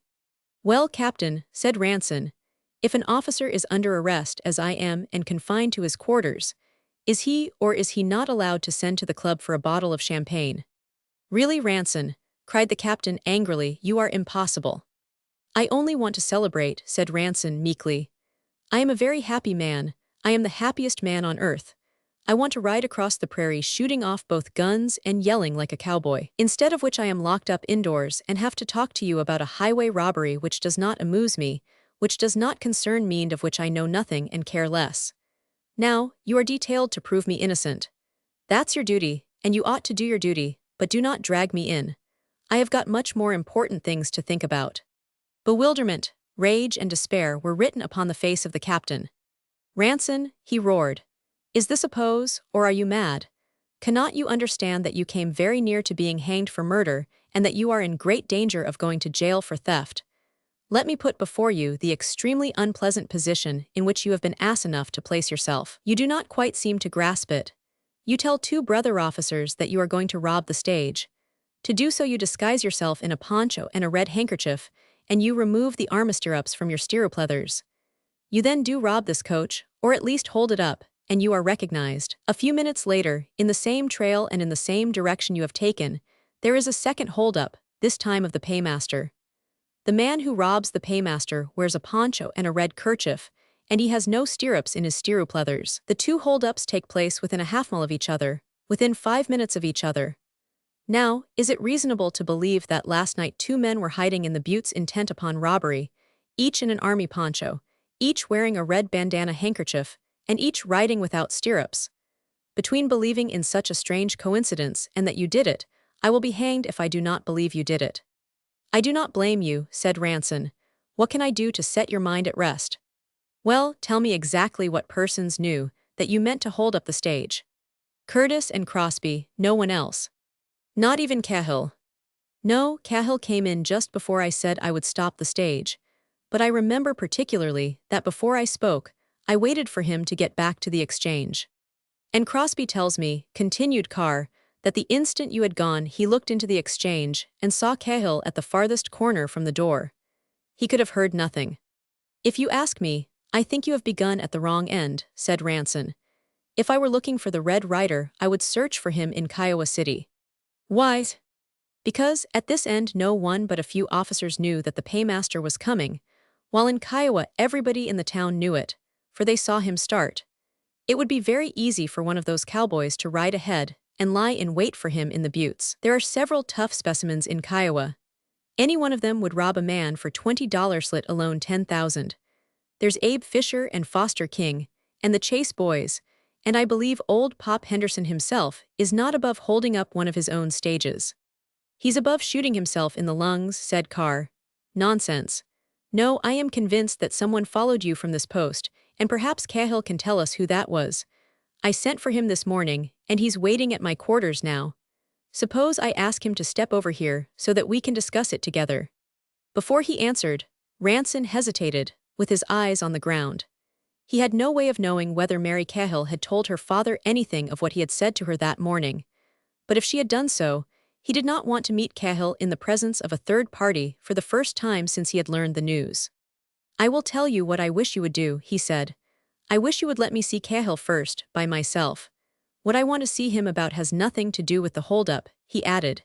It concerns only us two, but I would like to have it out of the way before we consult him as a witness. Carr rose doubtfully. Why, certainly, he said. I will send him over, and when you are ready for me step out on the porch and call. I will be sitting on my veranda. I hope you have had no quarrel with Cahill. I hope this personal matter is nothing that will prejudice him against you. Ranson smiled. I hope not too, he said. No, we have not quarreled yet, he added. Carr still lingered. Cahill is like to be a very important witness for the other side. I doubt it, said Ranson, easily. Cahill's a close-mouthed chap, but when he does talk, he talks to the point and he will tell the truth. That cannot hurt us. As Cahill crossed the parade ground from Captain Carr's quarters on his way to Ranson's hut, his brain was crowded swiftly with doubts, memories, and resolves. For him, the interview held no alarms. He had no misgivings as to its outcome. For his daughter's sake, he was determined that he himself must not be disgraced in her eyes, and that to that end, Ranson must be sacrificed. It was to make a lady of her, as he understood what a lady should be, that on 6 moonlit raids, he had ventured forth in his red mask and robbed the Kiowa stage. That there were others who roamed abroad in the disguise of the Red Rider, he was well aware. There were nights the stage was held up when he was innocently busy behind his counter in touch with the whole garrison. Of these nights he made much. They were alibis furnished by his rivals. They served to keep suspicion from himself, and he, working for the same object, was indefatigable in proclaiming that all the depredations of the Red Rider showed the handiwork of one and the same individual. He comes from Kiowa, of course, he would point out. Some feller who lives where the stage starts and knows when the passengers carry money. You do not hear of him holding up a stage full of recruits or cowpunchers. It's always the drummers and the mine directors that the Red Rider lays for. How does he know they are in the stage if he do not see 'em start from Kiowa? Ask Pop Henderson. Ask Abe Fisher. Meb they know more than they would care to tell. The money which at different times Cahill had taken from the Kiowa stage lay in a New York bank, and the law of limitation made it now possible for him to return to that city and claim it. Already his savings were sufficient in amount to support both his daughter and himself in one of those foreign cities, of which she had so often told him, and for which he knew she hungered. And for the last 5 years, he had had no other object in living than to feed her wants. Through some strange trick of the mind, he remembered suddenly and vividly a long-forgotten scene in the back room of McTurk's, when he was McTurk's bouncer. The night before, a girl had killed herself in this same back room. She made the third who had done so in the month. He recalled the faces of the reporters eyeing McTurk in cold distaste as that terror of the Bowery whimpered before them on his knees. But my daughters will read it, he had begged. Suppose they believe I am what you call me. Do not go and give me a bad name to them, gentlemen. It ain't my fault the girls died here. You would not have my daughters think I am to blame for that. They are ladies, my daughters. They are just out of the convent, and they do not know that there is such women in the world as come to this place. And I cannot have 'em turned against their old pop. For God's sake, gentlemen, do not let my girls know. Cahill remembered the contempt he had felt for his employer as he pulled him to his feet, but now McTurk's appeal seemed just and natural. His point of view was that of the loving and considerate parent. In Cahill's mind, there was no moral question involved. If to make his girl rich and a lady, and to lift her out of the life of the exchange, was a sin, the sin was his own, and he was willing to stand for it. And like McTurk, he would see that the sin of the father was not visited upon the child. Ranson was rich, foolishly, selfishly rich. His father was a United States senator with influence enough and money enough to fight the lotto buy his son out of jail. Sooner than his daughter should know that her father was one of those who sometimes wore the mask of the Red Rider, Ranson, for all he cared, could go to jail or to hell. With this ultimatum in his mind, Cahill confronted his would-son-in-law with a calm and assured countenance. Ranson greeted him with respectful deference, and while Cahill seated himself, Ranson, chatting hospitably, placed cigars and glasses before him. He began upon the subject that touched him the most nearly. Miss Cahill was good enough to bring up my breakfast this morning, he said. Has she told you of what I said to her? Cahill shook his head. No, I have not seen her. We have been taking account of stock all morning. Then you have heard nothing from her about me, said Ranson. The post-trader raised his head in surprise. No, Captain Carr spoke to me about your arrest, and then said you wanted to see me first about something private. The post-trader fixed Ranson with his keen, unwavering eyes. What might that be? He asked. Well, it does not matter now, stammered Ranson. I will wait until Miss Cahill tells you. Any complaint about the food? Inquired the post-trader. Ranson laughed nervously. No, it's not that, he said. He rose, and to protect what Miss Cahill evidently wished to remain a secret, changed the subject. You see, you have lived in these parts so long, Mr. Cahill, he explained, and you know so many people. I thought maybe you could put me on the track or give me some hint as to which of that Kiowa gang really did rob the paymaster. Ranson was pulling the cork from the whiskey bottle, And when he asked the question, Cahill pushed his glass from him and shook his head. Ranson looked up interrogatively and smiled. "You mean you think I did it myself?" he asked.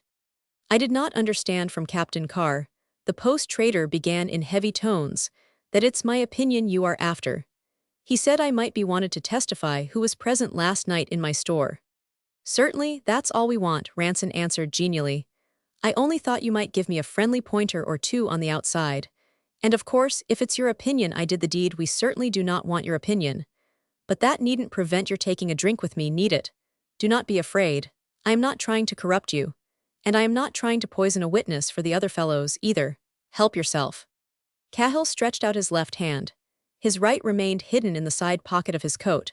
"What's the matter with your right hand?" Ranson asked. "Are you holding a gun on me? Really, Mr. Cahill, you are not taking any chances, are you?" Ranson gazed about the room as though seeking an appreciative audience.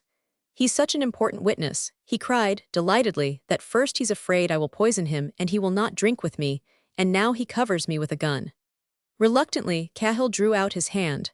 "I was putting the bridle on my pony last night," he said. "He bit me." Ranson exclaimed sympathetically, "Oh, that's too bad," he said. "Well, you know you want to be careful. A horse's teeth really are poisonous." He examined his own hands complacently. "Now, if I had a bandage like that on my right hand they would hang me sure, no matter whether it was a bite, or a burn, or a bullet."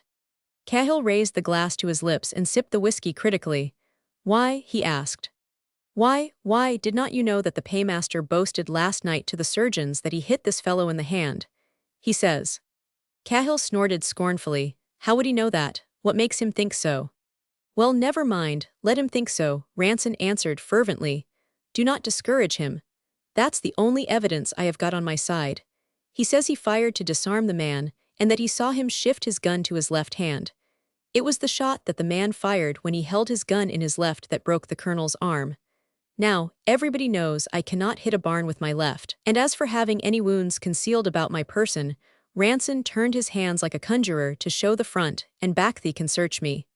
So, if the paymaster will only stick to that story that he hit the man, it will help me a lot." Ranson seated himself on the table and swung his leg.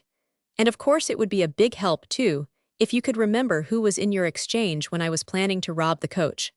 For someone certainly must have overheard me, someone must have copied my disguise, and that someone is the man we must find. Unless he came from Kiowa." Cahill shoved his glass from him across the table, and placing his hands on his knees, stared at his host coldly and defiantly. His would son-in-law observed the aggressiveness of his attitude, but in his fuller knowledge of their prospective relations, smiled blandly. "Mr. Ranson," began Cahill, "I have no feelings against you personally. I have a friendly feeling for all of you young gentlemen at my mess. But you are not playing fair with me. I can see what you want, and I can tell you that you and Captain Carr are not helping your case by asking me up here to drink and smoke with you, when you know that I am the most important witness they have got against you." Ranson stared at his father-in-law in genuine amazement, and then laughed lightly. "Why, dear Mr. Cahill," he cried, "I would not think of bribing you with such a bad brand of whiskey as this. And I did not know you were such an important witness as all that. But of course, I know whatever you say in this community goes, and if your testimony is against me, I am sorry for it, very sorry. I suppose you will testify that there was no one in the exchange who could have heard my plan." Cahill nodded.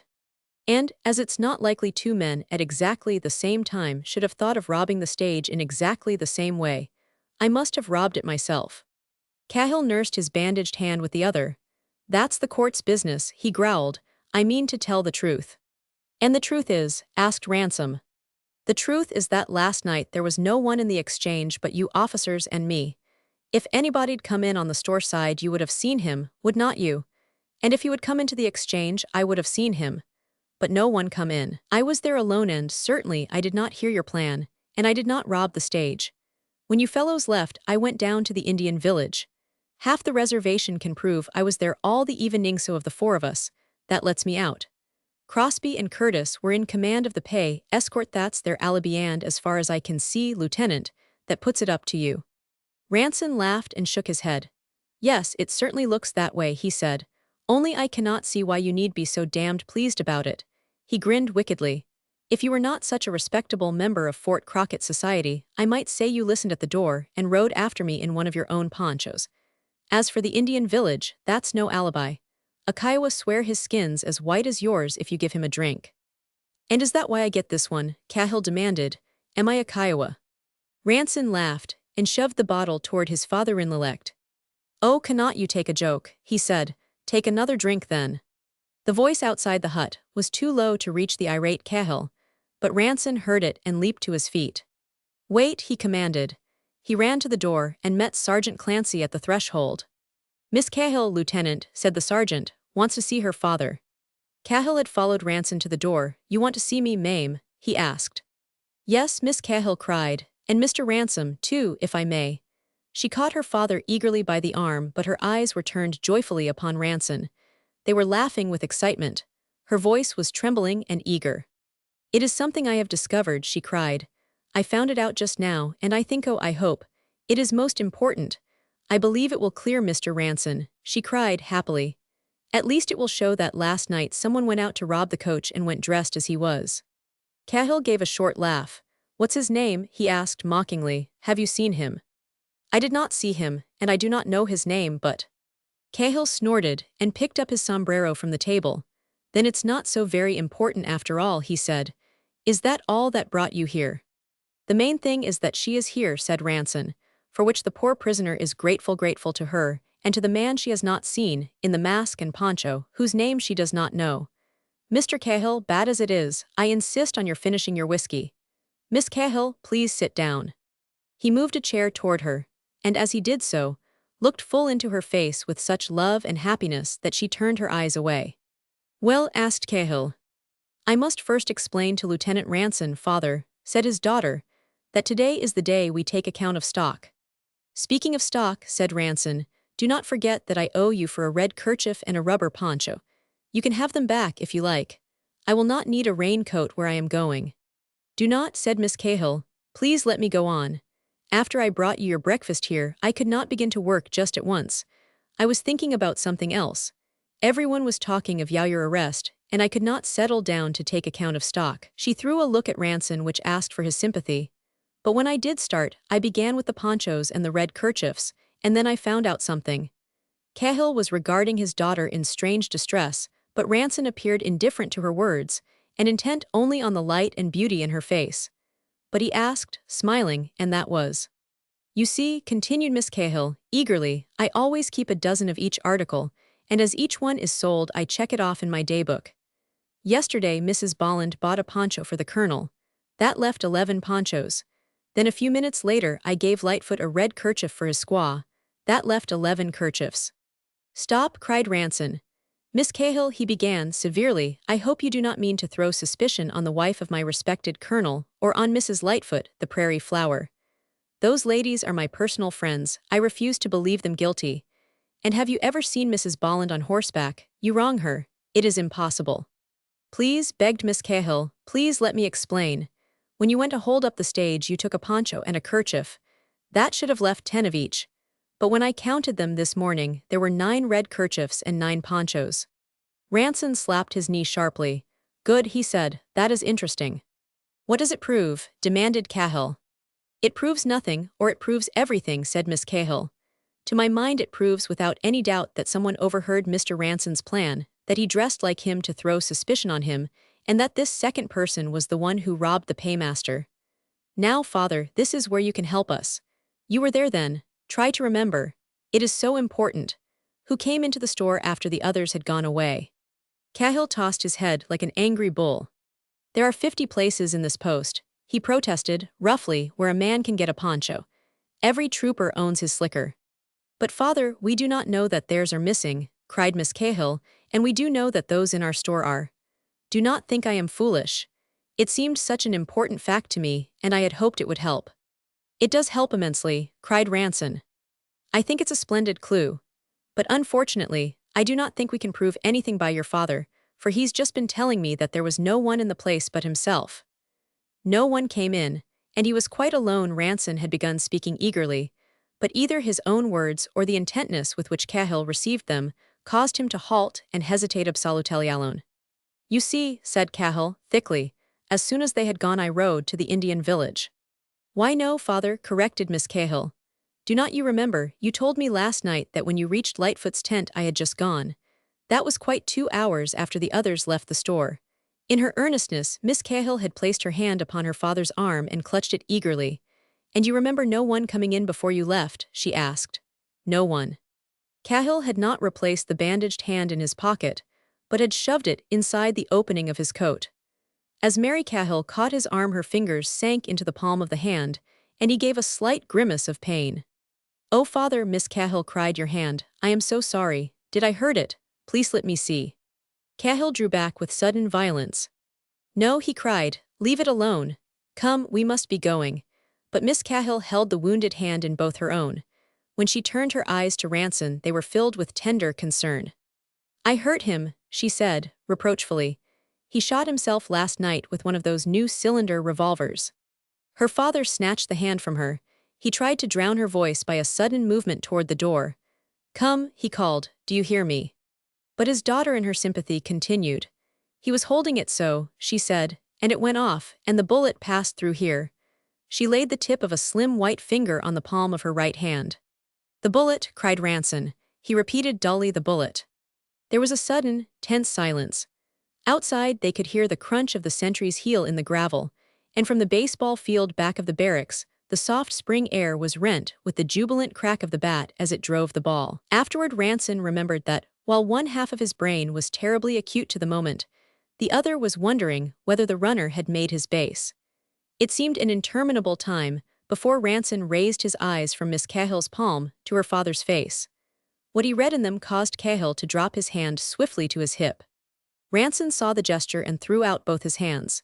He gave a hysterical laugh, strangely boyish and immature, and ran to place himself between Cahill and the door. Drop it, he whispered. My God, man, he entreated, do not make a fool of yourself. Mr. Cahill, he cried aloud, you cannot go till you know. Can he marry? Yes, marry. The tone in which he repeated the name was proprietary and commanding. He took her hand. Mr. Cahill, he said, joyously, we have got something to tell you. I want you to understand that in spite of all I have done, I say in spite of all I have done, I mean getting into this trouble and disgrace, and all that I've dared to ask your daughter to marry me. He turned and led Miss Cahill swiftly toward the veranda. Oh, I knew he would not like it, he cried. You see, I told you so. You have got to let me talk to him alone. You go outside and wait. I can talk better when you are not here. I will soon bring him around. Father, pleaded Miss Cahill, timidly. From behind her back, Ranson shook his head at the postrader in violent pantomime. She would better go outside and wait, had not she, Mr. Cahill, he directed. As he was bidden, the postrader raised his head and nodded toward the door. The onslaught of sudden and new conditions overwhelmed and paralyzed him. Father, said Miss Cahill, it is not just as you think. Mr. Ranson did ask me to marry him in a way, at least, I knew what he meant. But I did not say in a way that I would marry him. I mean it was not settled, or I would have told you. You must not think I would have left you out of this off my happiness, you who have done everything to make me happy. She reproached her father with her eyes fastened on his face. His own were stern, fixed, and miserable. You will let it be, will not you, father, she begged. It means so much. I can't tell you, she threw out her hand toward Ranson as though designating a superior being. Why, I cannot tell him. But if you are harsh with him or with me, it will break my heart. For as I love you, father, I love him, and it has got to be. It must be, for I love him so. I have always loved him. Father, she whispered, I love him so. Ranson, humbly, gratefully, took the girl's hand and led her gently to the veranda and closed the door upon her. Then he came down the room and regarded his prospective father-in-law with an expression of amused exasperation. He thrust his hands deep into the pockets of his riding breeches and nodded his head. Well, he exclaimed, you have made a damned pretty mess of it, have not you? Cahill had sunk heavily into a chair and was staring at Ranson with the stupid, wondering gaze of a dumb animal in pain. During the moments in which the two men eyed each other, Ranson's smile disappeared. Cahill raised himself slowly, as though with a great effort. I done it, said Cahill, for her. I done it to make her happy. That's all right, said Ranson briskly. She's going to be happy. We are all going to be happy. And all I did, Cahill continued, as though unconscious of the interruption, was to disgrace her. He rose suddenly to his feet.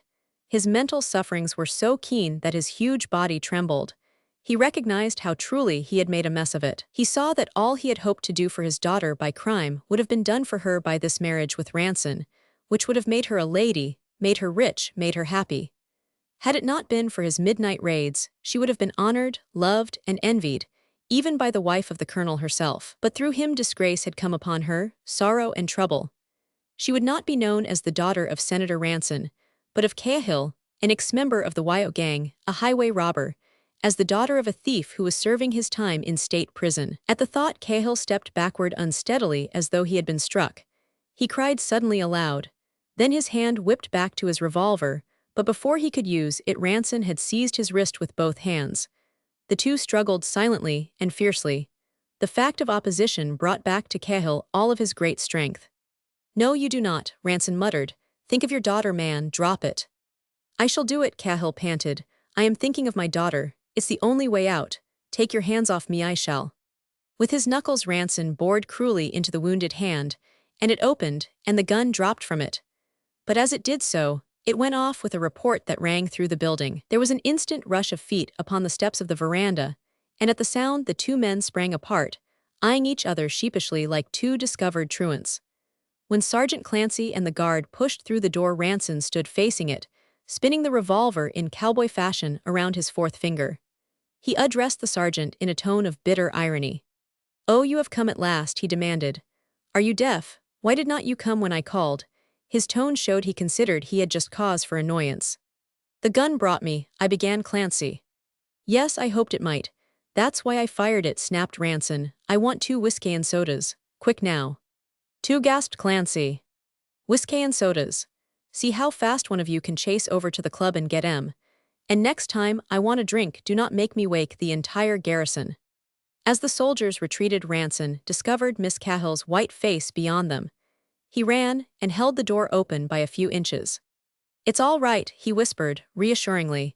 "He's nearly persuaded. Wait just a minute longer and he will be giving us his blessing."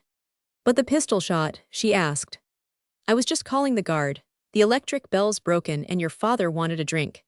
That's a good sign, is not it? Shows he's friendly. What kind did you say you wanted? Mr. Cahill, Scotch was it, or rye?" Ranson glanced back at the somber, silent figure of Cahill, and then again opened the door sufficiently for him to stick out his head. "Sergeant," he called, "make them both Scotch long ones." He shut the door and turned upon the post-raider. "Now then, father-in-law," he said briskly, "you have got to cut and run, and you have got to run quick. We will tell M you are going to Fort Worth to buy the engagement ring, because I cannot, being under arrest. But you go to Duncan City instead, and from there take the cars to—" "Run away," Cahill repeated dazedly. "But you will be court-martialed." "There will not be any court-martial." Cahill glanced around the room quickly. "I see," he cried.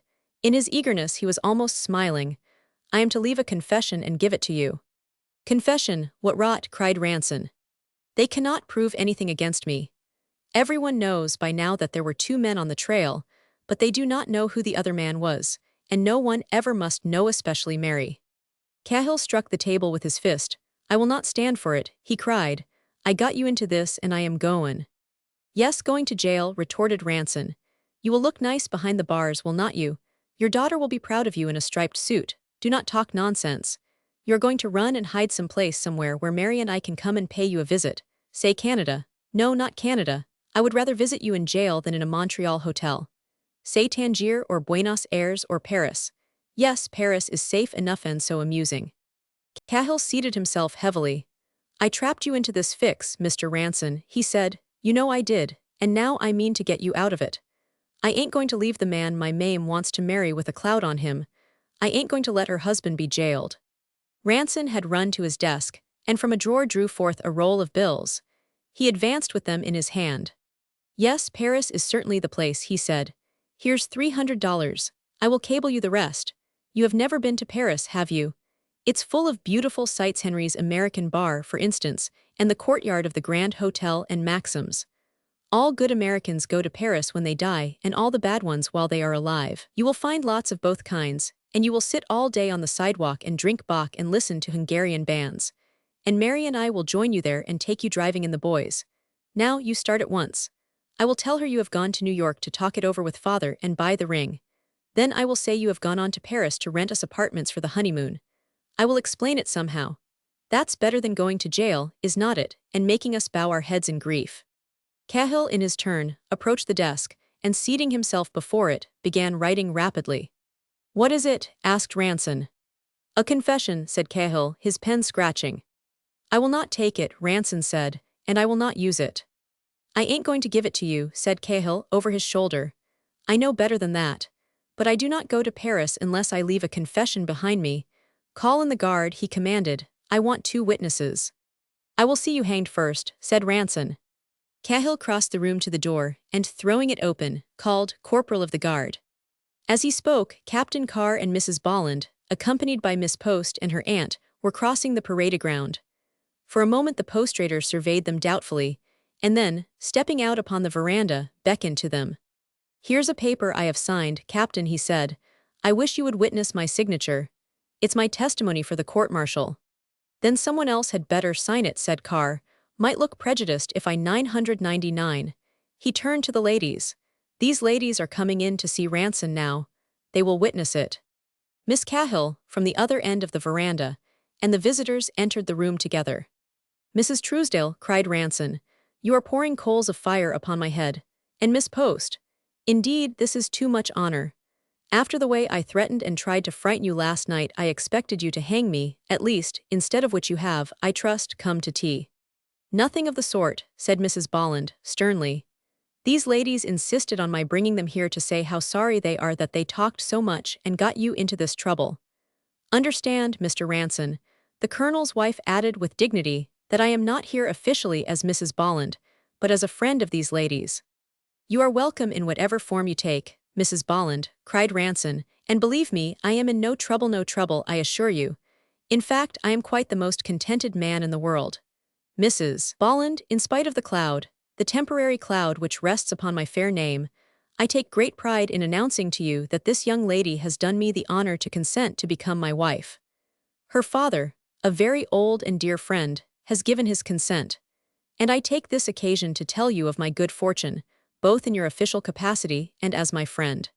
There was a chorus of exclamations and congratulations, in which Mrs. Bolland showed herself to be a true wife and a social diplomatist. In the postrator's daughter, she instantly recognized the heiress to the Ranson millions, and the daughter of a senator, who also was the chairman of the Senate Committee on Brevets and Promotions. She fell upon Miss Cahill's shoulder and kissed her on both cheeks. Turning eagerly upon Mrs. Truesdale, she said, "Alice, you can understand how I feel when I tell you that this child has always been to me like one of my own."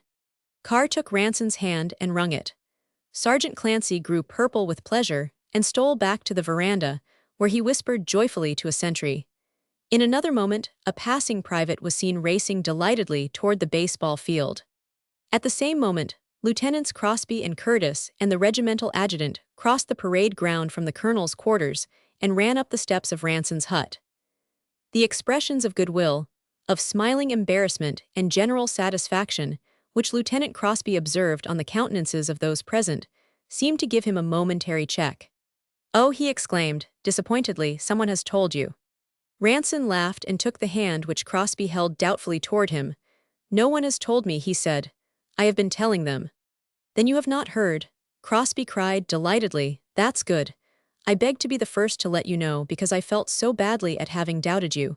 You must let me congratulate you. You are free." "Free?" smiled Ranson.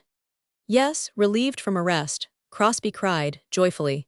He turned and took Ranson's sword from the hands of the adjutant. "And the colonels let your troop have the band to give you a serenade." But Ranson's face showed no sign of satisfaction. "Wait," he cried. "Why am I relieved from arrest?" "Why, because the other fellow has confessed." Ranson placed himself suddenly in front of Mary Cahill as though to shield her. His eyes stole stealthily towards Cahill's confession. Still unread and still unsigned, it lay unopened upon the table. Cahill was gazing upon Ranson in blank bewilderment. Captain Carr gasped a sigh of relief that was far from complimentary to his client. "Who confessed?" he cried. "Pop Henderson," said Crosby. "Pop Henderson," shouted Cahill. Unmindful of his wound, he struck the table savagely with his fist. For the first time in the knowledge of the post, he exhibited emotion. "Pop Henderson, by the eternal," he cried, "and I never guessed it." "Yes," said Crosby, eagerly. Abe Fisher was in it. Henderson persuaded the paymaster to make the trip alone with him. Then he dressed up Fisher to represent the Red Rider and sent him on ahead to hold him up. They were to share the money afterward, but Fisher fired on Pop to kill, so as to have it all, and Pop's trying to get even. And what with wanting to hurt Fisher, and thinking he is going to die, and not wishing to see you hanged, he's told the truth. We wired Kiowa early this morning and arrested Fisher. They have found the money, and he has confessed too. But the poncho and the red kerchief, protested Carr, and he had no stirrups. Oh, Fisher had the makeup all right, laughed Crosby. Henderson says Fisher's the only original Red Rider. And as for the stirrups, I am afraid that's my fault. I asked the colonel if the man was not riding without stirrups, and I guess the wish was father to the fact. He only imagined he had not seen any stirrups. The colonel was rattled. So, old man, he added, turning to Ranson, here's your sword again, and God bless you. Already the post had learned the news from the band, and the verandas of the enlisted men overflowed with delighted troopers. From the stables and the ball field came the sound of hurrying feet, and a tumult of cheers and cowboy yells. Across the parade ground, the regimental band bore down upon Ranson's hut, proclaiming to the garrison that there would be a hot time in the old town that night. But Sergeant Clancy ran to meet the bandmaster and shouted in his ear. He's going to marry Mary Cahill, he cried. I heard him tell the colonel's wife. Play just because she made them goo-goo eyes. Like hell, cried the bandmaster, indignantly, breaking in on the tune with his baton. I know my business. Now then, men, he commanded, I will leave my happy home for you. As Mrs. Bolland dragged Miss Cahill into view of the assembled troopers, Ranson pulled his father-in-law into a far corner of the room. He shook the written confession in his face. Now will you kindly tell me what that means? He demanded. What sort of a gallery play were you trying to make? Cahill shifted his sombrero guiltily. I was trying to get you out of the hole, he stammered. I thought you done it. You thought I done it. Sure, I never thought nothing else. Then why do you say here that you did it? Oh, because, stammered Cahill, miserably, cause of Mary. Cause she wanted to marry you, cause you were going to marry her. Well, but what good were you going to do by shooting yourself? Oh, then, Cahill jerked back his head as though casting out an unpleasant memory. I thought you would caught me, you two between you. Caught you, then you did. No, but I tried to. I heard your plan, and I did follow you in the poncho and kerchief, meaning to hold up the stage first, and leave it to Crosby and Curtis to prove you did it. But when I reached the coach you were there ahead of me, and I rode away and put in my time at the Indian village. I never saw the paymaster's cart, never heard of it till this morning. But what with Mame missing the poncho out of our shop, and the wound in my hand, I guessed they would all soon suspect me. I saw you 999. So I thought I would just confess to what I meant to do, even if I did not do it. Ranson surveyed his father-in-law with a delighted grin. How did you get that bullet hole in your hand? He asked. Cahill laughed shamefacedly. I hate to tell you that, he said. I got it just as I said, I 999. My new gun went off while I was fooling with it, with my hand over the muzzle. And me the best shot in the territory.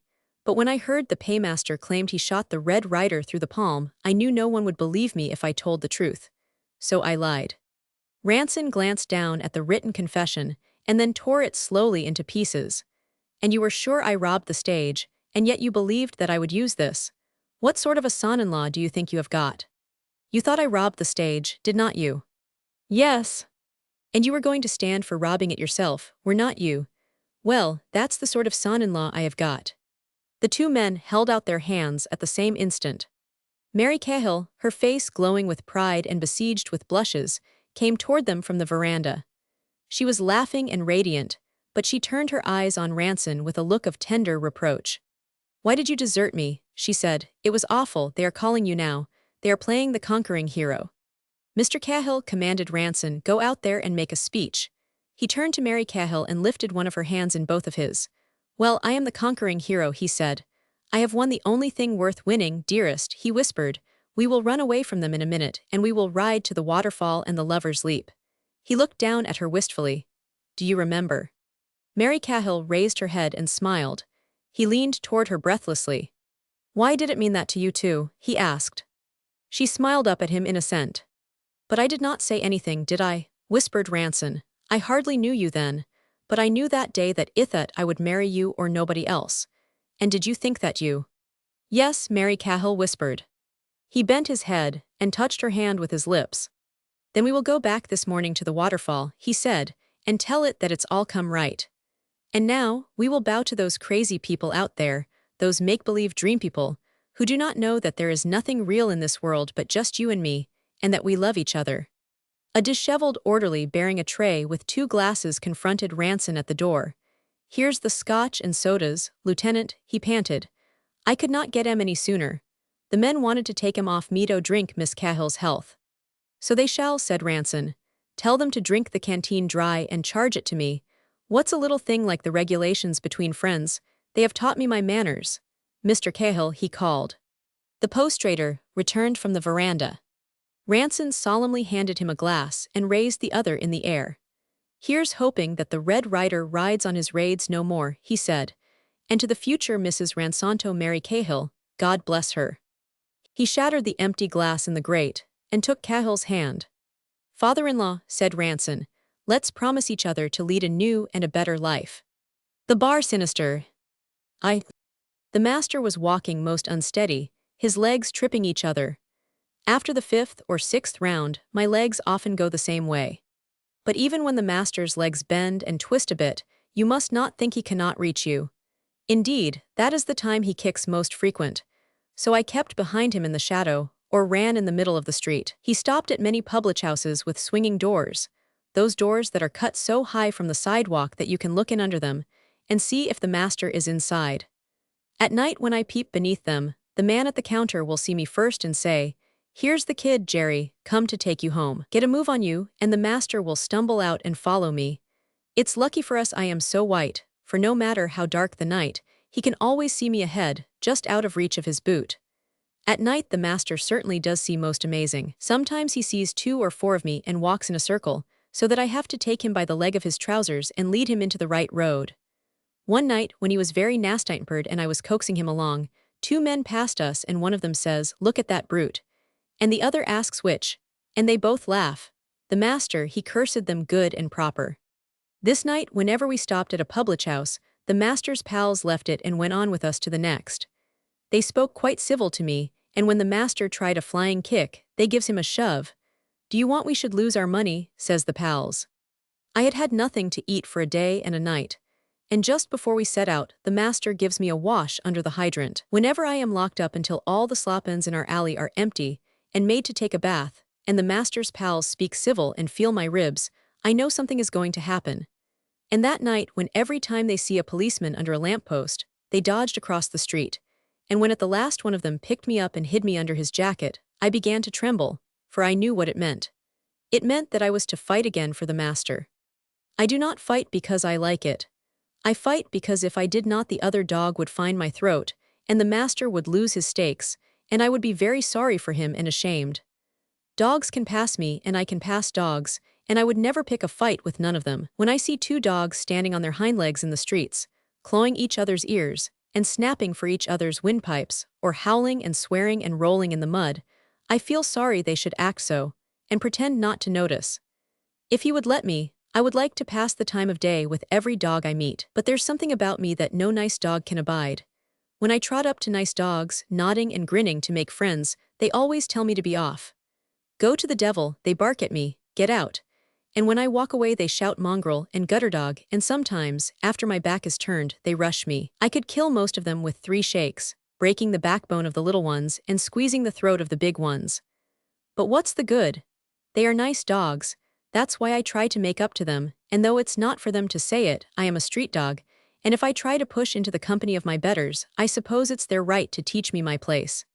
Of course, they do not know I am the best fighting bull terrier of my weight in Montreal. That's why it would not be right for me to take no notice of what they shout. They do not know that if I once locked my jaws on them, I would carry away whatever I touched. The night I fought Kelly's white rat, I would not loosen up until the master made a noose in my leash and strangled me, and if the handlers had not thrown red pepper down my nose, I never would have let go of that Ottawa dog. I do not think the handlers treated me quite right that time, but maybe they did not know the Ottawa dog was dead. 999. I learned my fighting from my mother when I was very young. We slept in a lumberyard on the riverfront, and by day hunted for food along the wharves. When we got it, the other tramp dogs would try to take it off us, and then it was wonderful to see Mother fly at them and drive them away. All I know of fighting I learned from Mother, watching her picking the ash heaps for me when I was too little to fight for myself. No one ever was so good to me as Mother. When it snowed and the ice was in the scent, Lawrence she used to hunt alone and bring me back new bones, and she would sit and laugh to see me trying to swallow em whole. I was just a puppy then, my teeth was falling out. When I was able to fight we kept the whole river range to ourselves. I had the genuine long, punishing jaw, so Mother said, and there was not a man or a dog that dared worry us. Those were happy days, those were, and we lived well, share and share alike, and when we wanted a bit of fun, we chased the fat old wharf-rats. My, how they would squeal. Then the trouble came. It was no trouble to me. I was too young to care then. But Mother took it so to heart that she grew ailing and would not go abroad with me by day. It was the same old scandal that they are always bringing up against me. I was so young then that I did not know. I could not see any difference between Mother and other mothers. But one day a pack of curs we drove off snarled back some new names at her, and Mother dropped her head and ran, just as though they had whipped us. After that she would not go out with me except in the dark, and one day she went away and never came back, and though I hunted for her in every court and alley and back street of Montreal, I never found her. One night, a month after Mother ran away, I asked Guardian, the old blind mastiff, whose master is the night watchman on our slip, what it all meant. And he told me. Every dog in Montreal knows, he says, except you, and every master knows. So I think it's time you knew. Then he tells me that my father, who had treated Mother so bad, was a great and noble gentleman from London. Your father had 22 registered ancestors, had your father, old Guardian says, and in him was the best bull-terrier blood of England, the most ancientest, the most royal, the winning blue ribbon blood that breeds champions. He had sleepy pink eyes and thin pink lips, and he was as white all over as his own white teeth, and under his white skin you could see his muscles, hard and smooth, like the links of a steel chain. When your father stood still and tipped his nose in the air, it was just as though he was saying, "Oh yes, you common dogs and men, you may well stare. It must be a rare treat for you colonials to see a real English royalty." He certainly was pleased with himself, was your father. He looked just as proud and haughty as one of them stone dogs in Victoria Park them as is cut out of white marble. "And you are like him," says the old mastiff bee, that of course, meaning you are white, same as him. "That's the only likeness. But you see, the trouble is, Kidwell, you see, kid, the trouble is your mother." "That will do," I said, for I understood then without his telling me, and I got up and walked away, holding my head and tail high in the air. But I was, oh, so miserable, and I wanted to see Mother that very minute, and tell her that I did not care. Mother is what I am, a street dog. There's no royal blood in Mother's veins, nor is she like that father of mine, nor and that's the worst is not even like me. For while I, when I am washed for a fight, am as white as clean snow, sheen this is our trouble, shemmy Mother, is a blackenton. When Mother hid herself from me, I was 12 months old and able to take care of myself, and as after Mother left me, the wharves were never the same, I moved uptown and met the master. Before he came, lots of other menfolks had tried to make up to me and to whistle me home, but they either tried patting me or coaxing me with a piece of meat, so I did not take to 'em. But one day the master pulled me out of a street fight by the hind legs and kicked me good. "You want to fight, do you?" says he. "I will give you all the fighting you want," he says, and he kicks me again. So I knew he was my master and I followed him home. Since that day I have pulled off many fights for him, and they have brought dogs from all over the province to have a go at me, but up to that night none, under 30 pounds, had ever downed me. But that night, so soon as they carried me into the ring, I saw the dog was overweight and that I was no match for him. It was asking too much of a puppy. The master should have known I could not do it. Not that I mean to blame the master, for when sober, which he sometimes was, though not, as you might say, his habit, he was most kind to me, and let me out to find food if I could get it, and only kicked me when I did not pick him up at night and lead him home. But kicks will stiffen the muscles, and starving a dog so as to get him uglinpered for a fight may make him nasty, but it's weakening to his insides, and it causes the legs to wobble. The ring was in a hall, back of a public house. There was a red-hot whitewashed stove in one corner and the ring in the other. I lay in the master's lap, wrapped in my blanket, in spite of the stove, shivering awful, but I always shiver before a fight. I cannot help getting excited. While the menfolks were a-flashing their money and taking their last drink at the bar, a little Irish groom in gaiters came up to me and give me the back of his hand to smell, and scratch me behind the ears. "You poor little pup," says he, You have not no show, he says. That brute in the taproom, he will eat your heart out. That's what you think, says the master, snarling. I will lay you a quid the kid chews him up. The groom, he shook his head but kept looking at me so sorry-like that I begun to get a bit sad myself. He seemed like he could not bear to leave off appeting of me, and he says, speaking low just like he would to a manfolk, well, good luck to you, little pup, which I thought so civil of him that I reached up and licked his hand. I do not do that to many men. And the master, he knew I did not, and took on dreadful. What ave you got on the back of your hand? Says he, jumping up. Soap, says the groom, quick as a rat. That's more than you have got on yours. Do you want a smell of it? And he sticks his fist under the master's nose. But the pals pushed in between em. He tried to poison the kid, shouts the master. Oh, one fight at a time, says the referee. Get into the ring, Jerry, we are waiting. So we went into the ring. I never could just remember what did happen in that ring. He give me no time to spring. He fell on me like a horse. I could not keep my feet against him, and though, as I saw, he could get his hold when he liked, he wanted to chew me over a bit first. I was wondering if they would be able to pry him off me, when in the third round he took his hold, and I began to drown, just as I did when I fell into the river off the Red Sea slip. He closed deeper and deeper on my throat, and everything went black and red and bursting. And then, when I were sure I were dead, the handlers pulled him off, and the master give me a kick that brought me to. But I could not move none, or even wink, both eyes being shut with lumps. He's a cur, yells the master, a sneaking, cowardly cur. He lost the fight for me, says he, because he's awkwardly cur. And he kicks me again in the lower ribs so that I go sliding across the sawdust. There's gratitude for yer, yells the master. I have fed that dog and nussed that dog and housed him like a prince. And now he puts his tail between his legs and sells me out, he does. He's a coward. I have done with him, I am. I would sell him for a pipeful of tobacco. He picked me up by the tail and swung me for the menfolks to see. Does any gentleman here want to buy a dog, he says, to make into sausage meat, he says. That's all he's good for. Then I heard the little Irish groom say, I will give you 10 bob for the dog. And another voice says, ah, do not you do it. The dog same as dead, maybe he is dead. 10 shillings, says the master, and his voice sobers a bit, make it £2 and he's yours. But the pals rushed in again. Do not you be a fool, Jerry, they say. You will be sorry for this when you are sober. The kid's worth a fiver. One of my eyes was not so swelled up as the other, and as I hung by my tail, I opened it, and saw one of the pals take the groom by the shoulder. You ought to give £5 for that dog, mate, he says. That's no ordinary dog. That dog's got good blood in him, that dog has. Why, his father that very dog's father. I thought he never would go on. He waited like he wanted to be sure the groom was listening. That very dog's father, says the pal, is Regent Royal, son of Champion Regent Monarch, Champion Bull Terrier of England for 4 years. I was sore and torn and chewed most awful, but what the pal said sounded so fine that I wanted to wag my tail, only could not, owing to my hanging from it. But the master calls out, yes, his father was Regent Royal, who's saying he was not? But the pup's a cowardly cur, that's what his pup is, and while tell you why, because his mother was a Blackenton street dog, that's why.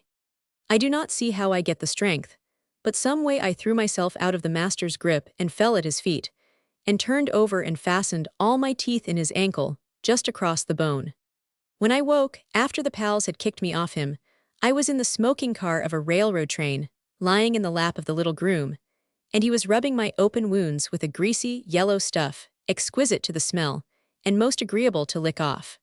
Roman 2. Well, what's your name, Nolan? Well, Nolan, these references are satisfactory, said the young gentleman. My new master called Mr. Wyndham, sir. I will take you on as second man. You can begin today. My new master shuffled his feet and put his finger to his forehead. Thank you, sir, says he. Then he choked like he had swallowed a fishbone. I have a little dog, sir, says he. You cannot keep him, says Mr. Wyndham, sir, very short. He's only a puppy, sir, says my new master. He would not go outside the stables, sir. It's not that, says Mr. Wyndham, sir. I have a large kennel of very fine dogs. They are the best of their breed in America. I do not allow strange dogs on the premises. The master shakes his head and motions me with his cap, and I crept out from behind the door. I am sorry, sir, says the master. Then I cannot take the place. I cannot get along without the dog, sir. Mr. Wyndham, sir, looked at me that fierce that I guessed he was going to whip me, so I turned over on my back and begged with my legs and tail.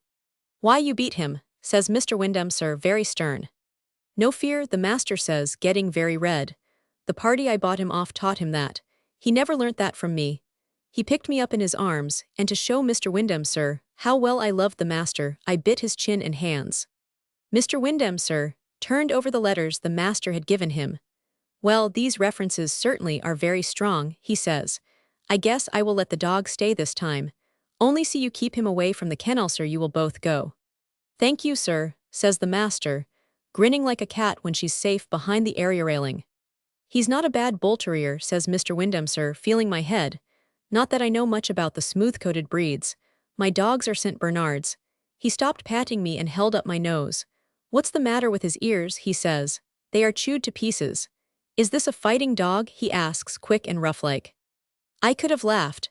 If he had not been holding my nose, I certainly would have had a good grin at him. Me, the best under 30 pounds in the province of Quebec, and him asking if I was a fighting dog. I ran to the master and hung down my head modest-like, waiting for him to tell my list of battles, but the master he coughs in his cap most painful. "Fightin' dog, sir," he cries. "Lor bless you, sir, the kid do not know the word. 'E's just a puppy, sir, same as you see, a pet dog, so to speak. 'E's a regular old lady's lapdog, the kid is." "Well, you keep him away from my St. Bernards," says Mr. Windham, sir, "or they might make a mouthful of him." "Yes, sir, that they might," says the master. But when we gets outside, he slaps his knee and laughs inside himself, and winks at me most sociable. The master's new home was in the country, in a province they called Long Island. There was a high stone wall about his home with big iron gates to it, same as Godfrey's brewery, and there was a house with 5 red roofs, and the stables, where I lived, was cleaner than the aerated baker shop. And then there was the kennels, but they was like nothing else in this world that ever I see. For the first days I could not sleep of nights for fear someone would catch me lying in such a cleaned-up place, and would chase me out of it.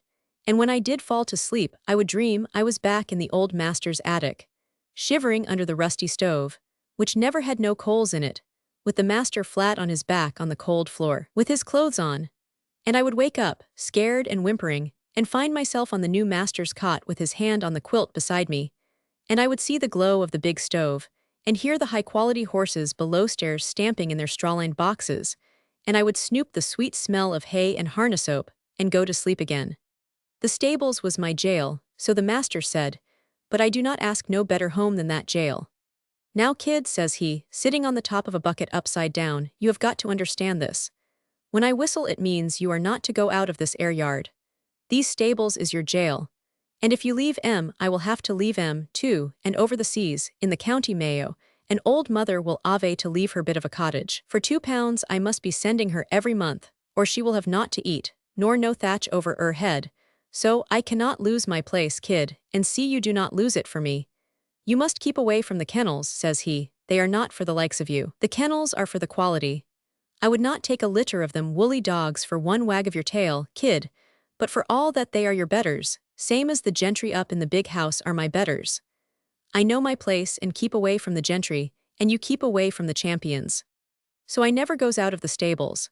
All day I just lay in the sun on the stone flags, licking my jaws, and watching the grooms wash down the carriages, and the only care I had was to see they did not get gay and turn the hose on me. There was not even a single rat to plague me. Such stables I never did see."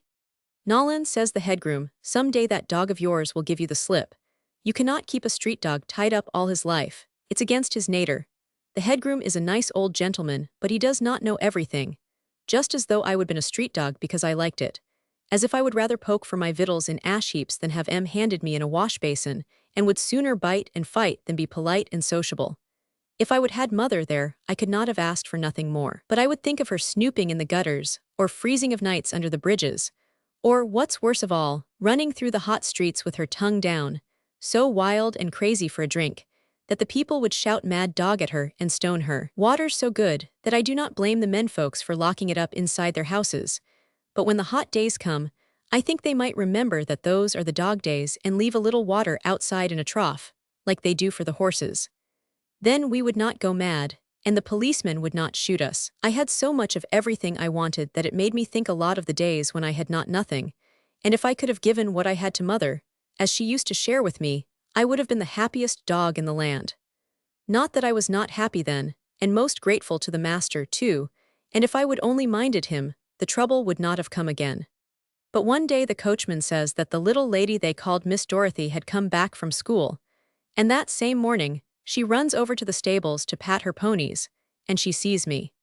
"Oh, what a nice white little dog," said she. "Whose little dog are you?" says she. "That's my dog, miss," says the master. "His name is Kid," and I ran up to her most polite and licks her fingers, for I never see so pretty and kind a lady. "You must come with me and call on my new puppies," says she, picking me up in her arms and starting off with me. "Oh, but please, miss," cries Nolan, "Mr. Wyndham give orders that the kids not to go to the kennels." "That will be all right," says the little lady. "They are my kennels too, and the puppies will like to play with him. You would not believe me if I was to tell you of the style of them quality dogs. If I had not seen it myself, I would not have believed it neither. The Viceroy of Canada do not live no better. There was 40 of them, but each one had his own house, and a yard most exclusiveined a cot, and a drinking basin all to hisself. They had servants standing round waiting to feed 'em when they was hungry, and valets to wash 'em, and they had their hair combed and brushed like the grooms must when they go out on the box. Even the puppies had overcoats with their names on 'em in blue letters, and the name of each of those, they called champions, was painted up fine over his front door, just like it was a public house or a veterinary's. They were the biggest St. Bernards I ever did see. I could have walked under them if they would have let me, but they were very proud and haughty dogs, and looked only once at me, and then sniffed in the air. The little lady's own dog was an old gentleman bulldog. He would come along with us, and when he notices how taken aback I was with all I see, he turned quite kind and affable and showed me about. Jimmy Jocks, Miss Dorothy called him, but owing to his weight, he walked most dignified and slow, waddling like a duck as you might say, and looked much too proud and handsome for such a silly name. "That's the runway, and that's the trophy house," says he to me, "and that over there is the hospital, where you have to go if you get distemper, and the vet gives you beastly medicine." "And which of these is your ooze, sir?" asks I, wishing to be respectful. But he looked that hurt and haughty. "I do not live in the kennels," says he, most contemptuous. "I am a house dog. I sleep in Miss Dorothy's room. And at lunch I am let in with the family if the visitors do not mind. They most always do, but they are too polite to say so. Besides," says he, smiling most condescending, "visitors are always afraid of me. It's because I am so ugly," says he. "I suppose," says he, screwing up his wrinkles and speaking very slow and impressive, "I suppose I am the ugliest bulldog in America." And as he seemed to be so pleased to think himself so, I said, "Yes, sir, you certainly are the ugliest ever I see," at which he nodded his head most approving. "But I could not hurt 'em, as you say," he goes on, though I had not said nothing like that, being too polite. "I am too old," he says, "I have not any teeth. The last time one of those grizzly bears," said he, glaring at the big St. Bernards, "took a hold of me, he nearly was my death," says he. "I thought his eyes would pop out of his head, he seemed so wrought up about it. He rolled me around in the dirt, he did," says Jimmy Jocks, "and I could not get up."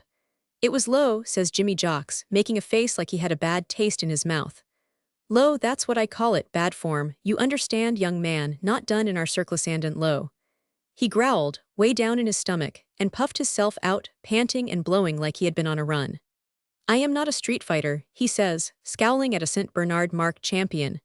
"And when my rheumatism is not troubling me," he says, "I endeavor to be civil to all dogs, so long as they are gentlemen."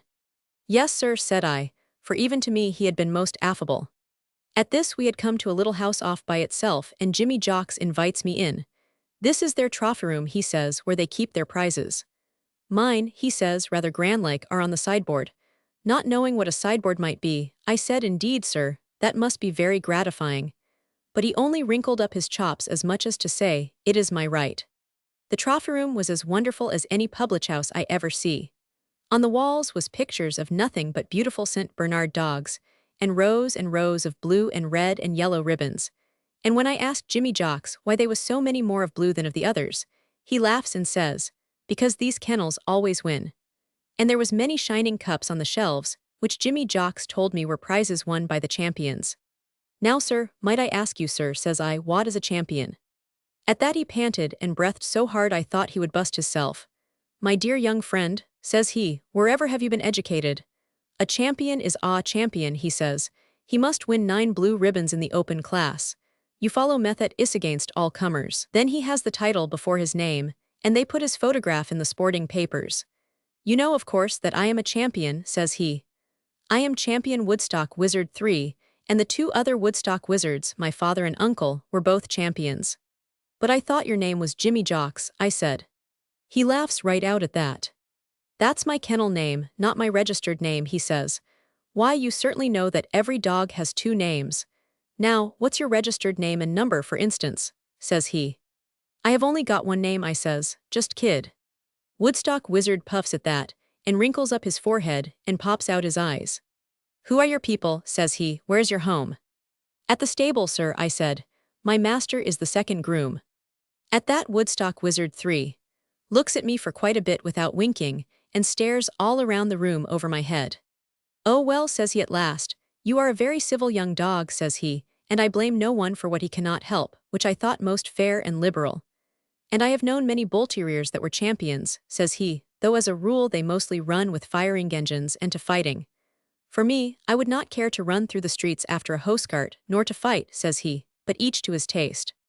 I could not help thinking that if Woodstock Wizard 3 tried to follow a fire engine he would die of apoplexy, and that, seeing he would lost his teeth, it was lucky he had no taste for fighting, but, after his being so condescending, I did not say nothing. Anyway, says he, every smooth-coated dog is better than any hairy old camel like those St. Bernards, and if ever you are hungry down at the stables, young man, come up to the house and I will give you a bone.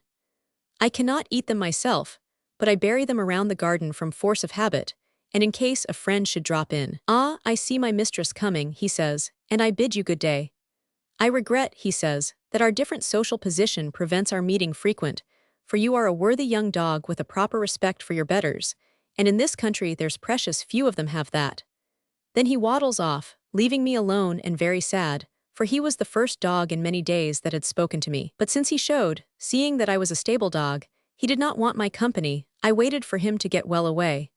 It was not a cheerful place to wait, the trophy house.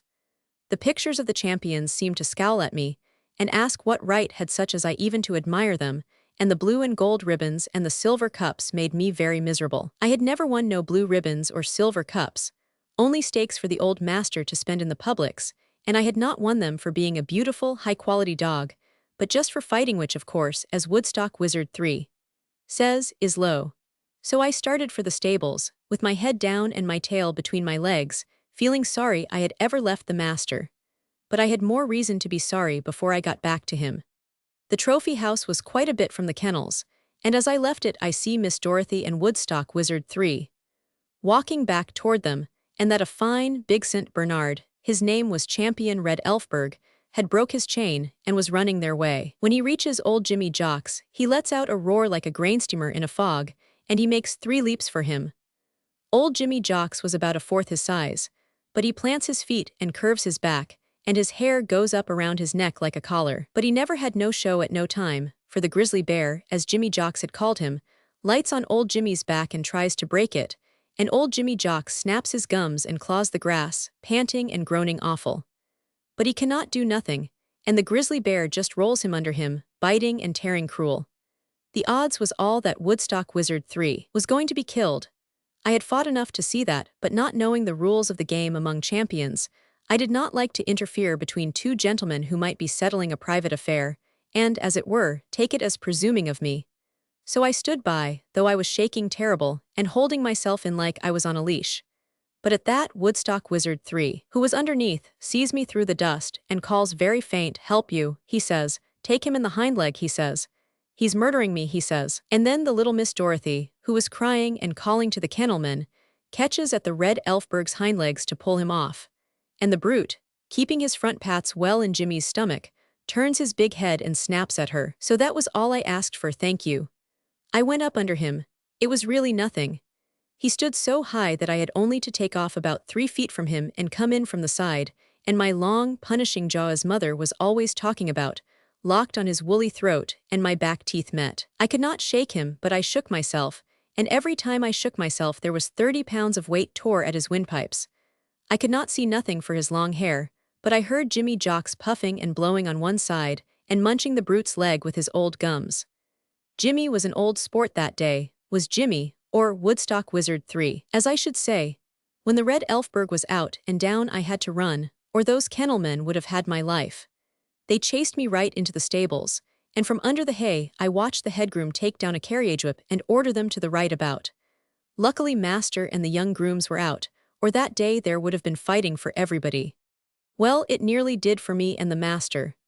Mr. Wyndham, sir, comes raging to the stables, and said I would half-gild his best prize-winner, and had oughter be shot, and he gives the master his notice. But Miss Dorothy she follows him, and says it was his red Elfberg what began the fight, and that I would saved Jimmy's life, and that old Jimmy Jocks was worth more to her than all the St. Bernards in the Swiss mountains wherever they be, and that I was her champion, anyway. Then she cried over me most beautiful, and over Jimmy Jocks too, who was that tied up in bandages he could not even waddle.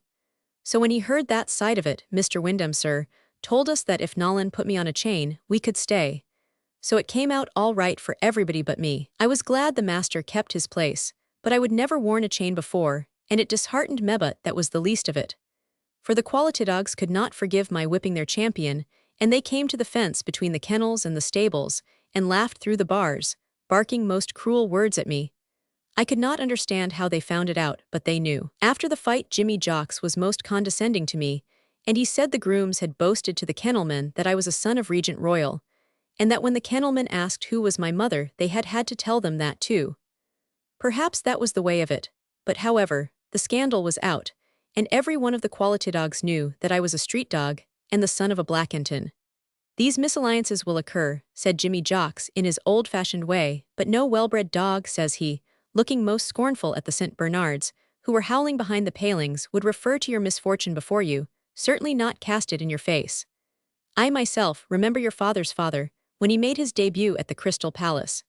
He took 4 blue ribbons and 3 specials. But no sooner than Jimmy would leave me, the St. Bernards would take to howling again, insulting mother and insulting me. And when I tore at my chain, they, seeing they were safe, would howl the more. It was never the same after that. The laughs and the jeers cut into my heart, and the chain bore heavy on my spirit. I was so sad that sometimes I wished I was back in the gutter again, where no one was better than me, and some nights I wished I was dead.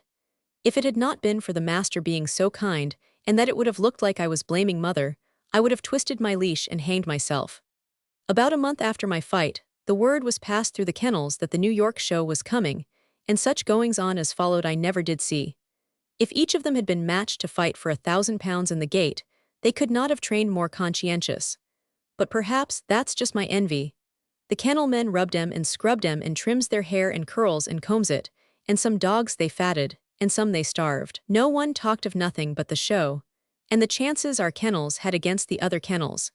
And if this, one of our champions would win over that one, and whether them as hoped to be champions had better show in the open or the limit class, and whether this dog would beat his own dad, or whether his little puppy's sister could not beat the 2 of them. Even the grooms had their money up, and day or night you heard nothing but praises of our dogs, until I, being so far out of it, could not have felt meaner if I had been running the streets with a can to my tail. I knew shows were not for such as me, and so I lay all day stretched at the end of my chain, pretending I was asleep, and only too glad that they had something so important to think of, that they could leave me alone. But one day before the show opened, Miss Dorothy came to the stables with Mr. Wyndham, sir, and seeing me chained up and so miserable, she takes me in her arms. "You poor little tyke," says she. "It's cruel to tie him up so, he's eating his heart out, Nolan," she says. "I do not know nothing about bull terriers," says she, "but I think kid's got good points," says she, "and you ought to show him. Jimmy Jocks has 3 legs on the Rensselaer Cup now, and I am going to show him this time so that he can get the 4th, and if you wish I will enter your dog too. How would you like that, kid?" says she. "How would you like to see the most beautiful dogs in the world? Maybe you would meet a pal or 2, says she. "It would cheer you up, would not it, kid?" says she. But I was so upset I could only wag my tail most violent.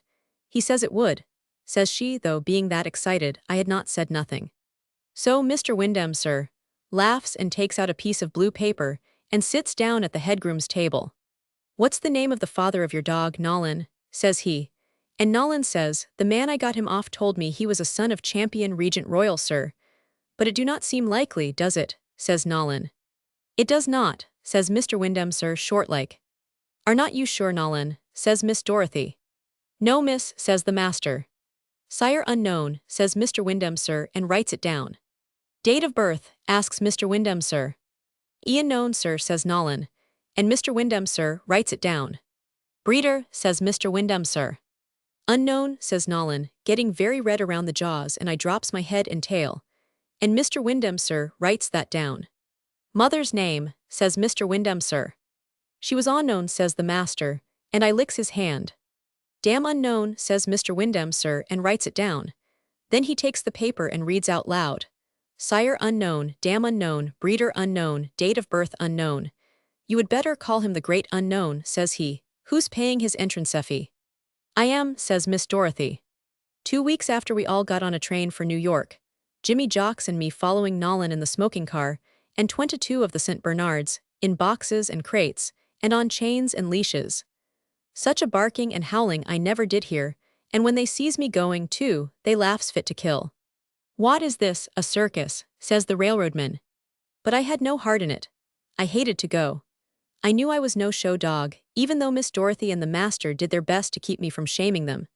For before we set out, Miss Dorothy brings a man from town who scrubbed and rubbed me, and sandpapered my tail, which hurt most awful, and shaved my ears with the master's razor, so you could most see clear through 'em, and sprinkles me over with pipe clay, till I shines like a Tommy's crossbelts.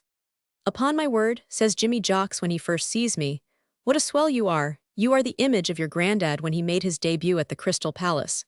He took 4 firsts and 3 specials. But I knew he was only trying to throw heart into me. They might scrub, and they might rub, and they might pipe clay, but they could not pipe clay the insides of me, and they was blackentin'. Then we came to a garden, which it was not, but the biggest hall in the world.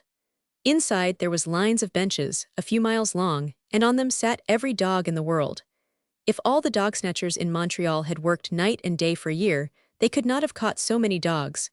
And they was all shouting and barking and howling so vicious that my heart stopped beating. For at first I thought they was all enraged at my presuming to intrude. But after I got in my place, they kept at it just the same, barking at every dog as he come in, daring him to fight, and ordering him out, and asking him what breed of dog he thought he was, anyway. Jimmy Jocks was chained just behind me, and he said he never sees so fine a show.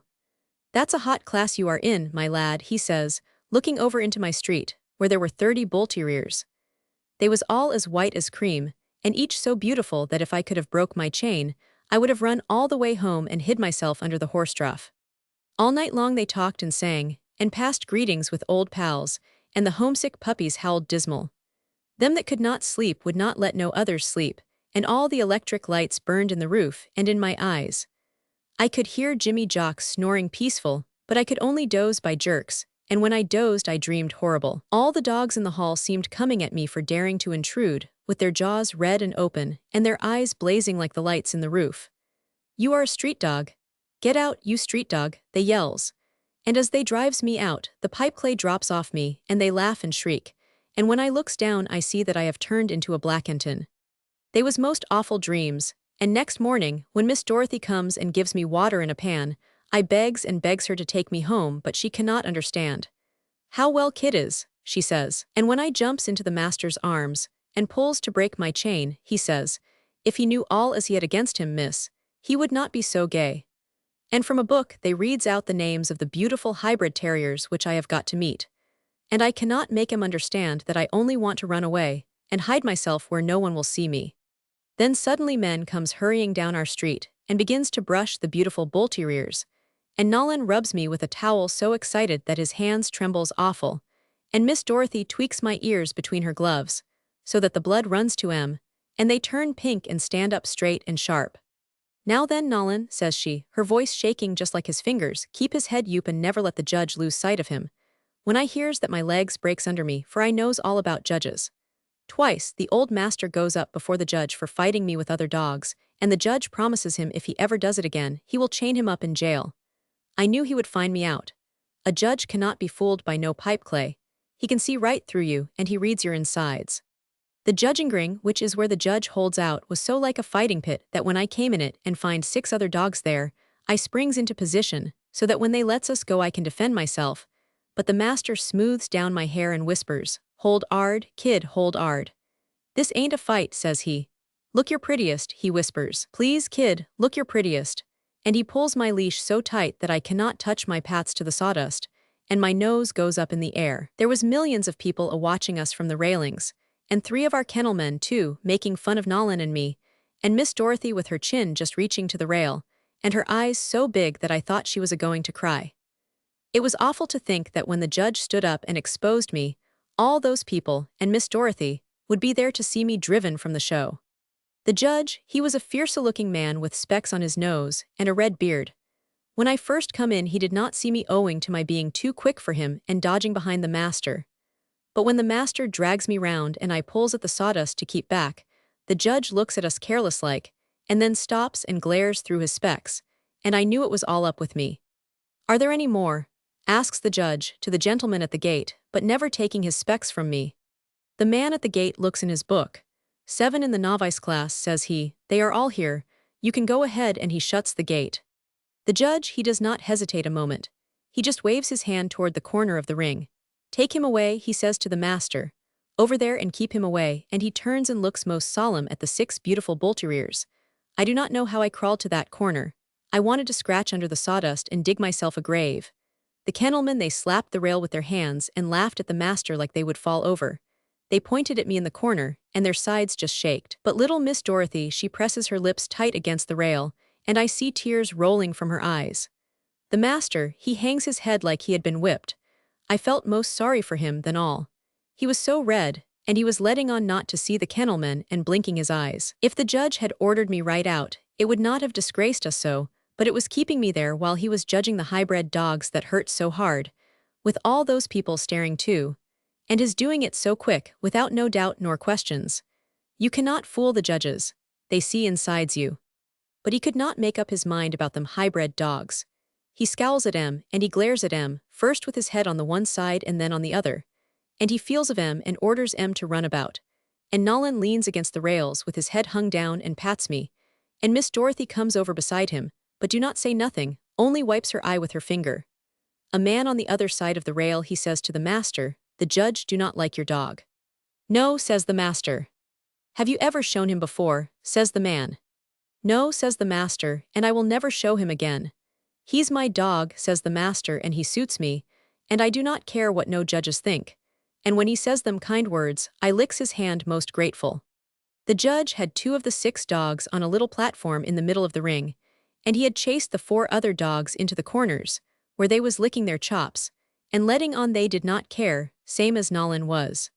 The 2 dogs on the platform was so beautiful that the judge himself could not tell which was the best of em, even when he stoops down and holds their heads together. But at last he gives a sigh and brushes the sawdust off his knees and goes to the table in the ring, where there was a man keeping score, and heaps of blue and gold and red and yellow ribbons. And the judge picks up a bunch of em and walks to the 2 gentlemen who was holding the beautiful dogs, and he says to each what's his number. And he hands each gentleman a ribbon. And then he turns sharp and comes straight at the master. "What's his number?" says the judge. And master was so scared that he could not make no answer. But Miss Dorothy claps her hands and cries out like she was laughing, 326, and the judge writes it down, and shoves master the blue ribbon. I bit the master, and I jumps and bit Miss Dorothy, and I waggled so hard that the master could not hold me. When I get to the gate, Miss Dorothy snatches me up and kisses me between the ears, right before millions of people, and they both hold me so tight that I did not know which of them was carrying of me. But one thing I knew, for I listened hard, as it was the judge hisself as said it. "Did you see that puppy I gave first to?" says the judge to the gentleman at the gate. "I 999. He was a bit out of his class," says the gate gentleman. "He certainly was," says the judge, and they both laughed. But I did not care. They could not hurt me then, not with Nolan holding the blue ribbon and Miss Dorothy hugging my ears, and the kennelmen sneaking away, each looking like he would been caught with his nose under the lid of the slop can. We sat down together, and we all 3 just talked as fast as we could. They was so pleased that I could not help feeling proud myself, and I barked and jumped and leaped about so gay that all the bull-terriers in our street stretched on their chains and howled at me. "Just look at him," says one of those I had beat, "what's he giving hisself airs about?" "Because he's got 1 blue ribbon," says another of em. "Why, when I was a puppy I used to eat em, and if that judge could ever learn to know a toy from a mastiff, I would have had this one." But Jimmy jocks he leaned over from his bench and says, "Well done, kid. Did not I tell you so?" What he had told me was that I might get a commended, but I did not remind him. "Did not I tell you," says Jimmy jocks, "that I saw your grandfather make his debut at the Crystal?" "Yes, sir, you did, sir," says I, for I have no love for the men of my family. A gentleman with a showing leash around his neck comes up just then and looks at me very critical. "Nice dog you have got, Miss Wyndham," says he. "Would you care to sell him?" "He's not my dog," says Miss Dorothy, holding me tight. "I wish he were." "He's not for sale, sir," says the master, and I was that glad. "Oh, he's yours, is he?" says the gentleman, looking hard at Nolan. "Well, I will give you $100 for him," says he, careless-like. "Thank you, sir, he's not for sale," says Nolan, but his eyes get very big. The gentleman he walked away, but I watches him, and he talks to a man in a golf cap, and by the man comes along our street, looking at all the dogs and stops in front of me. "This your dog?" says he to Nolan. "Pity he's so leggy," says he. "If he had a good tail and a longer stop and his ears were set higher, he would be a good dog. As he is, I will give you $50 for him." But before the master could speak, Miss Dorothy laughs and says, "You are Mr. Polk's kennelman, I believe.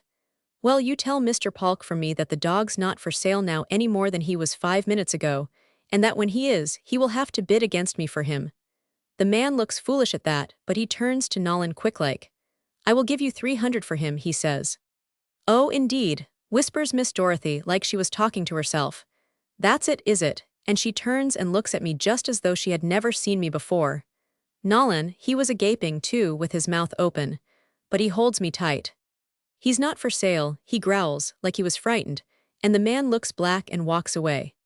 "Why, Nolan," cries Miss Dorothy, "Mr. Polk knows more about bull terriers than any amateur in America.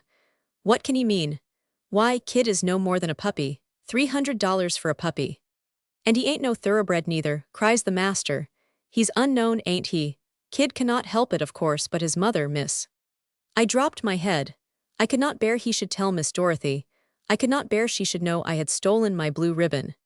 But the master never told, for at that, a gentleman runs up, calling 326, 326, and Miss Dorothy says, "Here he is, what is it?" "The winner's class," says the gentleman. "Hurry, please. The judge is waiting for him." Nolan tries to get me off the chain onto a showing leash, but he shakes so, he only chokes me. "What is it, miss?" he says, "what is it?" "The winner's class," says Miss Dorothy.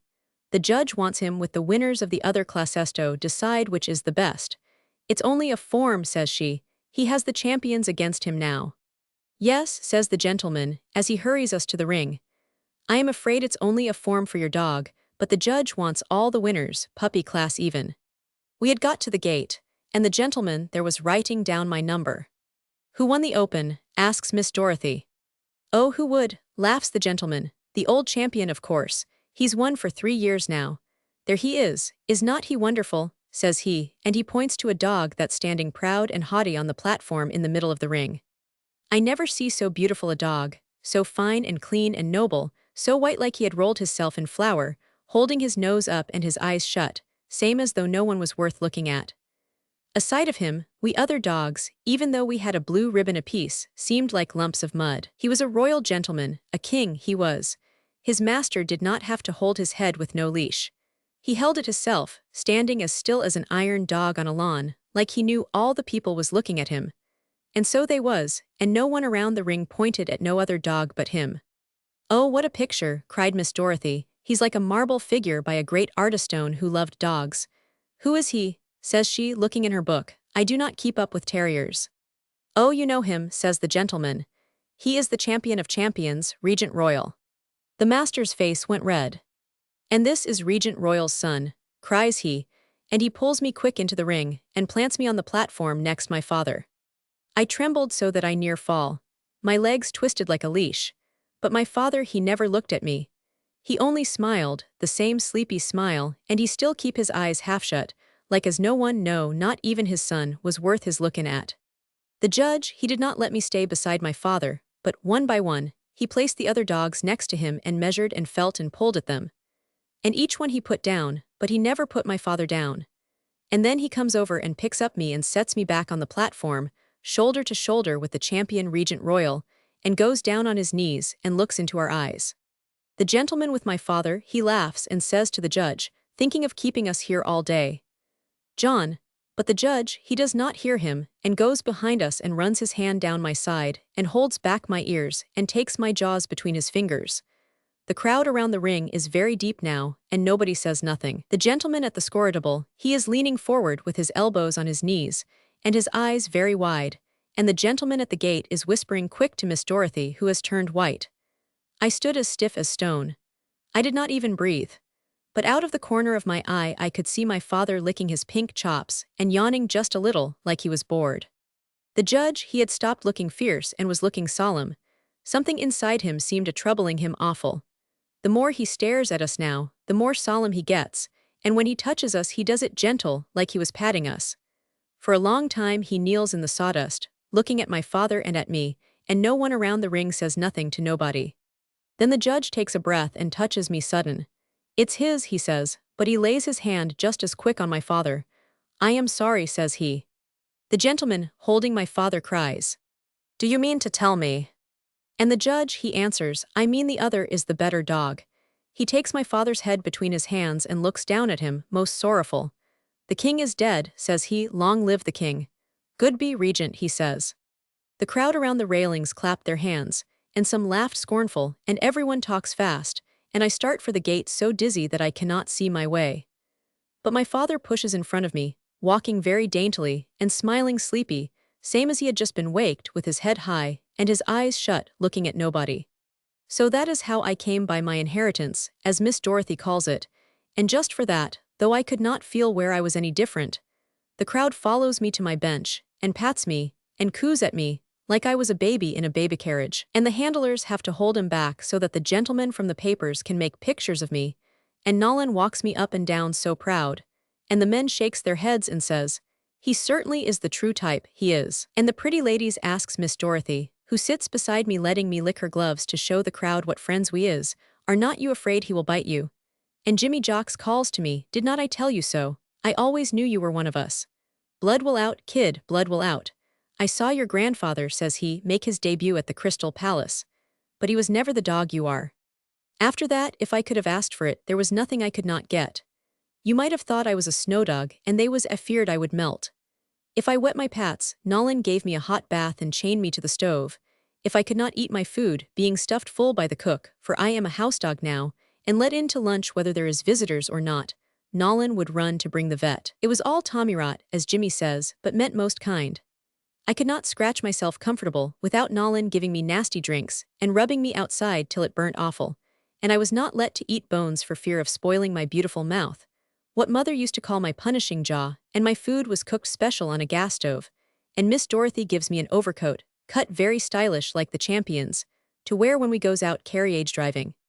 After the next show, where I takes 3 blue ribbons, 4 silver cups, 2 medals, and brings home $4 to $5 for Nolan, they gives me a registered name same as Jimmy's.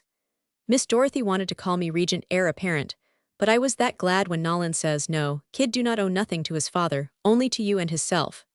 So if you please, miss, we will call him Wyndham Kid. And so they did, and you can see it on my overcoat in blue letters and painted top of my kennel. It was all too hard to understand.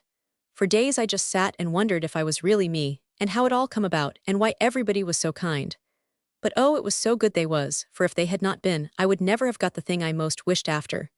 But because they was kind, and not liking to deny me nothing, they gave it me, and it was more to me than anything in the world.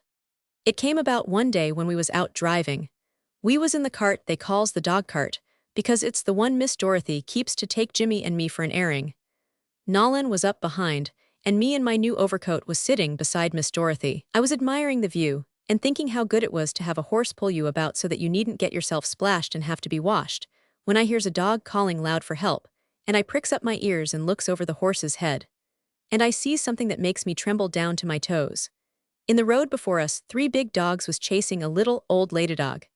She had a string to her tail, where some boys had tied a can, and she was dirty with mud and ashes, and torn most awful. She was too far done up to get away, and too old to help herself, but she was making a fight for her life, snapping her old gums savage and dying game. All this I see in a wink, and then the 3 dogs pinned her down, and I cannot stand it no longer and clears the wheel and lands in the road on my head. It was my stylish overcoat done that, and I curse it proper, but I gets my pats again quick and makes a rush for the fighting. Behind me I hear Miss Dorothy cry, "They will kill that old dog. Wait, take my whip. Beat them off her. The kid can take care of himself," and I hear Nolan fall into the road and the horse come to a stop. The old lady dog was down, and the three was eating her vicious. But as I come up, scattering the pebbles, she hears, and thinking it's one more of them, she lifts her head and my heart breaks open like someone had sunk his teeth in it. For under the ashes and the dirt and the blood, I can see who it is, and I know that my mother has come back to me. I gives a yell that throws them three dogs off their legs. "Mother," I cries, "I am the kid," I cries. "I am coming to you, mother, I am coming." And I shoots over her, at the throat of the big dog and the other two. They sinks their teeth into that stylish overcoat, and tears it off me, and that sets me free, and I lets them have it. I never had so fine a fight as that. What with mother being there to see, and not having been let to mix up in no fights since I become a prize winner, it just naturally did me good, and it was not 3 shakes before I had em yelping. Quick as a wink, mother, she jumps in to help me, and I just laughed to see her.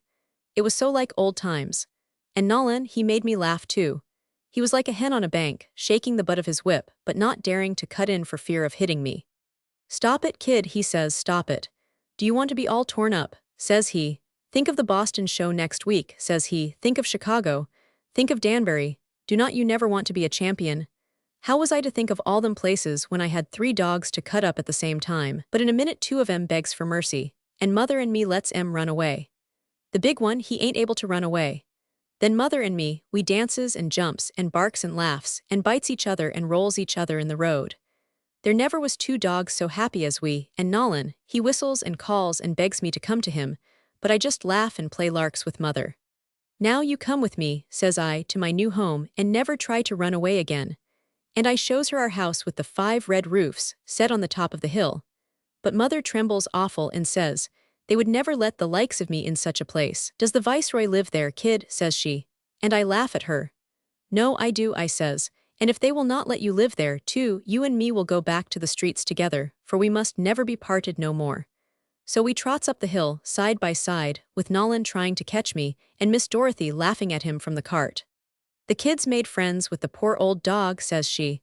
"Maybe he knew her long ago when he ran the streets himself. Put her in here beside me, and see if he does not follow." So when I hears that, I tells mother to go with Nolan and sit in the cart, but she says no, that she would soil the pretty lady's frock. But I tells her to do as I say, and so Nolan lifts her, trembling still, into the cart, and I runs alongside, barking joyful. When we drives into the stables, I takes mother to my kennel, and tells her to go inside it and make herself at home. "Oh, but he will not let me," says she. "Who will not let you?" says I, keeping my eye on Nolan and growling a bit nasty, just to show I was meaning to have my way. "Why, Wyndham Kid," says she, looking up at the name on my kennel. "But I am Wyndham Kid," says one. "You," cries mother. "You is my little kid, the great Wyndham Kid the dogs all talk about." And at that, she being very old and sick and hungry and nervous, as mothers are, just drops down in the straw and weeps bitter. Well, there ain't much more than that to tell. Miss Dorothy, she settled it. "If the kid wants the poor old thing in the stables," says she, "let her stay. You see," says she, "she's a Blackenton, and his mother was a Blackenton, and maybe that's what makes kid feel so friendly toward her," says she. "Indeed, for me," says Nolan, "she can have the best there is. I would never drive out no dog that asks for a crust nor a shelter," he says. "But what will Mr. Wyndham do?" "He will do what I say," says Miss Dorothy, "and if I say she's to stay, she will stay, and I say she's to stay." And so mother and Nolan and me found a home. Mother was scared at first, not being used to kind people, but she was so gentle and loving that the grooms got fonder of her than of me, and tried to make me jealous by patting of her and giving her the pick of the victuals. But that was the wrong way to hurt my feelings.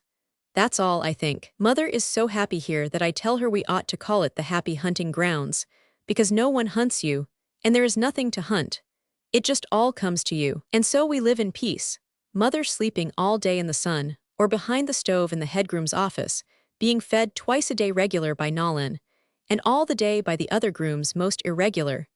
And as for me, I go hurrying around the country to the bench shows, winning money and cups for Nolan, and taking the blue ribbons away from father. A derelict. When the warships of a navy lie cleared for action outside a harbor, and the warships of the country with which they are at war lie cleared for action inside the harbor, there is likely to be trouble. Trouble between warships is news, and wherever there is news, there is always a representative of the consolidated press. As long as Sampson blockaded Havana and the Army beat time back of the Tampa Bay Hotel, the central office for news was at Key West. But when Cerberus slipped into Santiago Harbor and Sampson stationed his battleships at its mouth, Key West lost her only excuse for existence, and the pressboats burrowed their bows in the waters of the Florida Straits and raced for the cable station at Port Antonio. It was then that Keating, the star man of the Consolidated Press Syndicate, was forced to abandon his young bride and the rooms he had engaged for her at the Key West Hotel and accompany his tug to the distant island of Jamaica. Keating was a good and faithful servant to the Consolidated Press. He was a correspondent after its own making, an industrious collector of facts. The Consolidated Press did not ask him to comment on what it sent him to see. It did not require nor desire his editorial opinions or impressions. It was no part of his work to go into the motives which led to the event of news interest which he was sent to report, nor to point out what there was of it which was dramatic, pathetic, or outrageous. The Consolidated Press, being a mighty corporation, which daily fed 700 different newspapers, could not hope to please the policy of each, so it compromised by giving the facts of the day fairly set down, without heat, prejudice, or enthusiasm. This was an excellent arrangement for the papers that subscribed for the service of the Consolidated Press, but it was death to the literary strivings of the Consolidated Press correspondents. "We do not want descriptive writing," was the warning which the manager of the great syndicate was always flashing to its correspondents.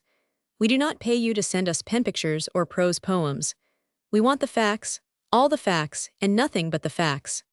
And so, when at a presidential convention, a theatrical speaker sat down after calling James G. Blaine a plumed knight, each of the special correspondents present wrote 2 columns in an effort to describe how the people who heard the speech behaved in consequence. But the Consolidated Press man telegraphed, at the conclusion of these remarks the cheering lasted 16 minutes. No event of news value was too insignificant to escape the watchfulness of the Consolidated Press, none so great that it could not handle it from its inception up to the moment when it ceased to be quoted in the news market of the world. Each night, from thousands of spots all over the surface of the globe, it received thousands of facts, of cold, accomplished facts. It knew that a tidal wave had swept through China, a cabinet had changed in Chile, in Texas an express train had been held up and robbed, Spike Kennedy had defeated the Dutchman in New Orleans, the Oregon had coaled outside of Rio Janeiro harbor, the Cape Verde fleet had been seen at anchor off Cadiz. It had been located in the harbor of San Juan, Puerto Rico. It had been sighted steaming slowly past Fortress Monroe, and the Navy Department reported that the St. Paul had discovered the lost squadron of Spain in the harbor of Santiago. This last fact was the one which sent Keating to Jamaica. Where he was sent was a matter of indifference to Keating. He had worn the collar of the Consolidated Press for so long a time that he was callous. Aboard Meetinga mine disaster in Indian uprisingit was all one to Keating. He collected facts and his salary. He had no enthusiasms. He held no illusions. The prestige of the mammoth syndicate he represented gained him an audience where men who wrote for one paper only were repulsed on the threshold. Senators, governors, the presidents of great trusts and railroad systems, who fled from the reporter of a local paper as from a leper, would send for Keating and dictate to him whatever it was they wanted the people of the United States to believe. For when they talked to Keating, they talked to many millions of readers. Keating, in turn, wrote out what they had said to him and transmitted it, without color or bias, to the clearinghouse of the Consolidated Press. His stories, as all newspaper writings are called by men who write them, were as picturesque reading as the quotations of a stockticker. The personal equation appeared no more offensively than it does in a page of typewriting in his work.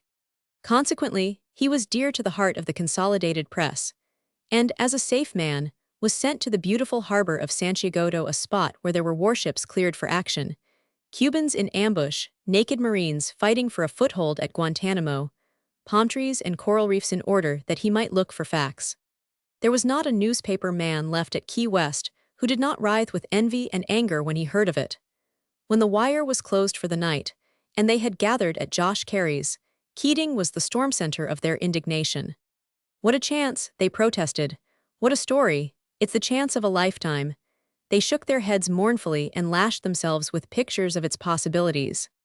And just fancy it's being wasted on old Keating, said the journal man. Why, everything's likely to happen out there, and whatever does happen, he will make it read like a congressional record. Why, when I heard of it, I cabled the office that if the paper would send me, I would not ask for any salary for 6 months.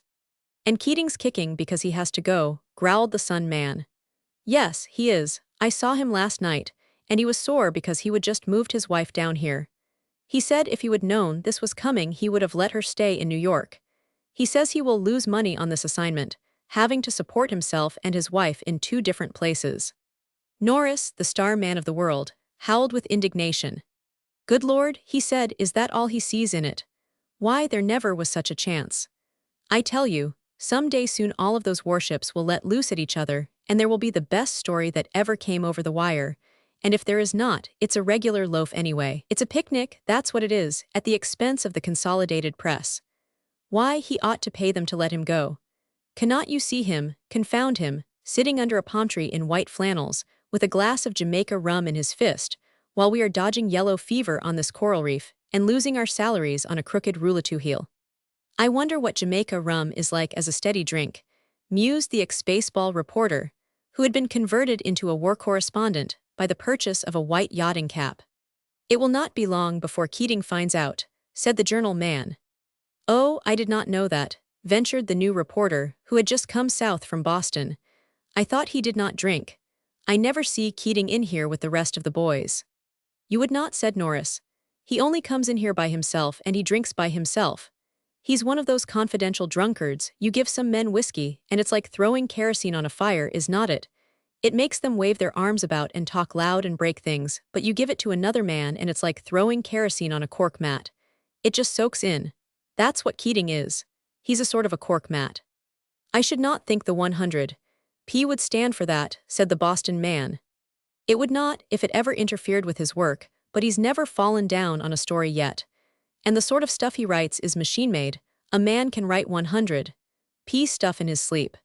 One of the world men looked up and laughed. I wonder if he will run across Channing out there, he said. The men at the table smiled, a kindly, indulgent smile. The name seemed to act upon their indignation as a shower upon the close air of a summer day. That's so, said Norris. He wrote me last month from Port-au-Prince that he was moving on to Jamaica. He wrote me from that club there at the end of the wharf. He said he was at that moment introducing the president to a new cocktail, and as he had no money to pay his passage to Kingston, he was trying to persuade him to send him on there as his Haitian consul. He said in case he could not get appointed consul, he had an offer to go as cook on a fruit tramp. The men around the table laughed. It was the pleased, proud laugh that flutters the family dinner table when the infant son and heir says something precocious and impudent. Who is Channing? Asked the Boston man. There was a pause, and the correspondents looked at Norris. Channing is a sort of a derelict, he said. He drifted into New York last Christmas from the Omaha Bee. He's been on pretty nearly every paper in the country. What's he doing in Haiti? He went there on the Admiral Decatur to write a filibustering story about carrying arms across to Cuba. Then the war broke out, and he's been trying to get back to Key West. And now, of course, he will make for Kingston. He cabled me yesterday, at my expense, to try and get him a job on our paper. If the war had not come on, he had a plan to beat his way around the world. And he would have done it, too. I never saw a man who would not help Charlie along, or lend him $1. He glanced at the faces about him and winked at the Boston man. They all of them look guilty, do not they? He said. Charlie Channing, murmured the baseball reporter, gently, as though he were pronouncing the name of a girl. He raised his glass. Here's to Charlie Channing, he repeated. Norris set down his empty glass and showed it to the Boston man. That's his only enemy, he said. Right. Heavens, how that man can write, and he would almost rather do anything else. There is not a paper in New York that was not glad to get him, but they could not keep him a week. It was no use talking to him. I have talked to him until 3 o'clock in the morning. Why, it was I made him send his first Chinatown story to the International magazine, and they took it like a flash and wrote him for more. But he blew in the check they sent him, and did not even answer their letter. He said after he would had the fun of writing a story, he did not care whether it was published in a Sunday paper, or in white vellum, or never published at all. And so long as he knew he wrote it, He did not care whether anyone else knew it or not. Why, when that English reviewer, what's his name, that friend of Kipling's passed through New York, he said to a lot of us at the press club, "You have got a young man here on Park Rowan opium eater, I should say, by the look of him, who if he would work and leave whiskey alone, would make us all sweat." That's just what he said, and he's the best in England. Charlie's a genius, growled the baseball reporter defiantly. I say, he's a genius. The Boston man shook his head. My boy, he began, sententiously, genius is nothing more than hard work and a man. Norris slapped the table with his hand. Oh no, it's not, he jeered fiercely, and do not you go off believing it is, neither. I have worked 12 hours a day. Keating even has worked 18 hours a day all his life, but we never wrote The Passing of the Highbinders, nor The Ships That Never Came Home, nor Tales of the Tenderloin, and we never will. I am a better newsgatherer than Charlie. I can collect facts and I can put them together well enough too, so that if a man starts to read my story he will probably follow it to the bottom of the column, and he may turn over the page too. But I cannot say the things, because I cannot see the things that Charlie sees. Why, one night we sent him out on a big railroad story. It was a beat, we would got it by accident, and we had it all to ourselves, but Charlie came across a blind beggar on Broadway with a dead dog. The dog had been run over, and the blind beggar could not find his way home without him, and was sitting on the curbstone, weeping over the mongrel. Well, when Charlie came back to the office he said he could not find out anything about that railroad deal, but that he would write them a dog story. Of course, they were raging crazy, but he sat down just as though it was no concern of his, and sure enough, he wrote the dog story.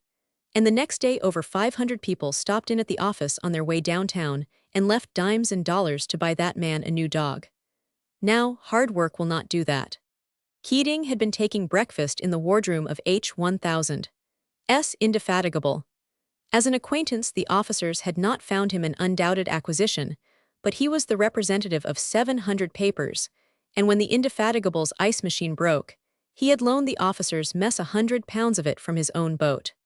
The cruiser's gig carried Keating to the wharf. The crew tossed their oars, and the boatswain touched his cap and asked, mechanically, "Shall I return to the ship, sir?" Channing, stretched on the beach, with his back to a palm tree, observed the approach of Keating with cheerful approbation. "It is gratifying to me," he said, "to see the press treated with such consideration. You came in just like Cleopatra in her barge. If the flag had been flying, and you had not steered so badly, I should have thought you were at least an admiral. How many guns does the British Navy give a Consolidated Press reporter when he comes over the side?" Keating dropped to the sand, and crossing his legs under him, began tossing shells at the water. "They gave this one a damned good breakfast," he said, "and some very excellent white wine. Of course the ice machine was broken, it always is, but then Chablis never should be iced if it's the real thing." "Chablis ice, ha," snorted Channing. "Listen to him, do you know what I had for breakfast?" Keating turned away uncomfortably, and looked toward the ships in the harbor. "Well, never mind," said Channing, yawning luxuriously. "The sun is bright, the sea is blue, and the confidences of this old palm are soothing. He's a great old gossip, this palm." He looked up into the rustling fronds and smiled. "He whispers me to sleep," he went on, "or he talks me awake, talks about all sorts of things he has seen, cyclones, wrecks, and strange ships, and Cuban refugees, and Spanish spies and lovers that meet here on moonlight nights. It's always moonlight in Port Antonio, is not it?" "You ought to know, you have been here longer than I," said Keating. "And how do you like it, now that you have got to know it better? Pretty heavenly, eh?" "Pretty heavenly," snorted Keating. "Pretty much the other place. What good am I doing? What's the sense of keeping me here? Cervera is not going to come out, and the people at Washington will not let Sampson go in. Why, those ships have been there a month now, and they will be there just where they are now when you and I are bald. I am no use here. All I do is to thrash across there every day and eat up more coal than the whole squadron burns in a month. Why, that tug of mine's costing the $100,600 a day, and I am not sending them news enough to pay for setting it up. Have you seen him yet?" "Seen what? Your stories?" "No, the ships." "Yes, Scudder took me across once in the Ijuna. I have not got a paper yet, so I could not write anything but—" "Well, you have seen all there is to it then. You would not see any more if you went over every day. It's just the same old Harbourmouth, and the same old Morro Castle, and same old ships, drifting up and down, the Brooklyn, full of smokestacks, and the New York, with her 2 bridges, and all the rest of them looking just as they have looked for the last 4 weeks. There's nothing in that. Why do not they send me to Tampa with the army and Shafterthats where the story is? Oh, I do not know, said Channing, shaking his head. I thought it was bully. Bully? What was bully? Oh, the picture, said Channing, doubtfully, and what it meant. What struck me about it was that it was so hot, and lazy, and peaceful, that they seemed to be just drifting about, just what you complain of. I do not know what I expected to see. I think I expected they would be racing around in circles, tearing up the water and throwing broadsides at Morro Castle as fast as firecrackers. But they lay broiling there in the heat just as though they were becalmed. They seemed to be asleep on their anchor chains. It reminded me of a big bulldog lying in the sun with his head on his paws and his eyes shut. You think he's asleep, and you try to tiptoe past him, but when you are in reach of his chain is at your throat, what? It seemed so funny to think of our being really at war. I mean the United States, and with such an old established firm as Spain. It seems so presumptuous in a young republic, as though we were strutting around, singing, I am getting a big boy now. I felt like saying, oh, come off and stop playing you are a world power, and get back into your red sash and knickerbockers, or you will get spanked. It seems as though we must be such a lot of amateurs. But when I went over the side of the New York, I felt like kneeling down on her deck and begging every Jackie to kick me. I felt about as useless as a fly on a locomotive engine. Amateurs! Why, they might have been in the business since the days of the Ark. All of them might have been descended from bloody pirates. They twisted those 8-inch guns around for us just as though they were bicycles, and the whole ship moved and breathed and thought, too, like a human being, and all the captains of the other warships about her were watching for her to give the word. All of them stripped and eager and ready like a lot of jockeys holding in the big racehorses, and each of them with his eyes on the starter. And I like the way they all talk about Samson, and the way the ships move over the stations like parts of one machine, just as he had told them to do. Scudder introduced me to him, and he listened while we did the talking, but it was easy to see who was the man in the conning tower. Keating me boy, Channing cried, sitting upright in his enthusiasm, he's put a combination lock on that harbor that cannot be picked and it will work whether Samson's asleep in his berth, or 15 miles away, or killed on the bridge. He does not have to worry, he knows his trap will work ought to, he said it. Keating shrugged his shoulders, tolerantly. Oh, I see that side of it, he assented. I see all there is in it for you, the sort of stuff you write, Sunday special stuff, but there's no news in it. I am not paid to write mail letters, and I am not down here to interview palm trees either. Why, you old fraud, laughed Channing. You know you are having the time of your life here. You are the pet of Kingston society, you know you are. I only wish I were half as popular. I do not seem to belong, do I? I guess it's my clothes. That English colonel at Kingston always scowls at me as though he would like to put me in irons, and whenever I meet our consul he sees something very peculiar on the horizon line. Keating frowned for a moment in silence, and then coughed, consciously. Channing, he began, uncomfortably, you ought to brace up. Brace up, asked Channing. Well, it is not fair to the rest of us, protested Keating, launching into his grievance. There's only a few of us here, and we think you ought to see that and not give the crowd a bad name. All the other correspondents have some regard for their position and for the paper, but you loaf around here looking like an old tramp like any old beachcomber, and it queers the rest of us. Why, those English artillerymen at the club asked me about you, and when I told them you were a New York correspondent, they made all sorts of jokes about American newspapers. And what could I say? Channing eyed the other man with keen delight. I see, by Jove, I am sorry, he said. But the next moment he laughed and then apologized remorsefully. Indeed, I beg your pardon, he begged, but it struck me as a sort of I had no idea you fellows were such swells. I knew I was a social outcast, but I did not know my being a social outcast was hurting anyone else. Tell me some more. Well, that's all, said Keating, suspiciously. The fellows asked me to speak to you about it and to tell you to take a brace. Now, for instance, we have a sort of mestable at the hotels and we would like to ask you to belong, but will you see how it is we have the officers to lunch whenever they are on shore, and you are so disreputable. Keating scowled at Channing, and concluded, impotently, why do not you get yourself some decent clothes and a new hat? Channing removed his hat to his knee, and stroked it with affectionate pity. It is a shocking bad hat, he said. Well, go on. Oh, it's none of my business, exclaimed Keating, impatiently. I am just telling you what they are saying. Now, there's the Cuban refugees, for instance. No one knows what they are doing here, or whether they are real Cubans or Spaniards. Well, what of it? Why the way you go round with them and visit them? It's no wonder they say you are a spy." Channing stared incredulously, and then threw back his head and laughed with a shout of delight. "They do not, do they?" he asked. "Yes, they do, since you think it's so funny. If it had not been for us the day you went over to Guantanamo, the Marines would have had you arrested and court-martialed." Channing's face clouded with a quick frown. "Oh," he exclaimed, in a hurt voice, "they could not have thought that." "Well, no," Keating admitted grudgingly, "not after the fight, perhaps, but before that, when you were snooping around the camp like a Cuban after rations." Channing recognized the picture with a laugh. "I do," he said, "I do. But you should have had me court-martialed and shot. It would have made a good story. Our reporter shot as a spy. His last words were what were my last words, Keating." Keating turned upon him with impatience. "But why do you do it?" he demanded. "Why do not you act like the rest of us? Why do you hang out with all those filibusters and runaway Cubans?" "They have been very kind to me," said Channing, soberly. "They are a very courteous race, and they have ideas of hospitality which make the average New Yorker look like a dog hiding a bone." "Oh, I suppose you mean that for us," demanded Keating. "That's a slap at me, eh?" Channing gave a sigh, and threw himself back against the trunk of the palm, with his hands clasped behind his head. "Oh, I was not thinking of you at all, Keating," he said. "I do not consider you in the least." He stretched himself and yawned wearily.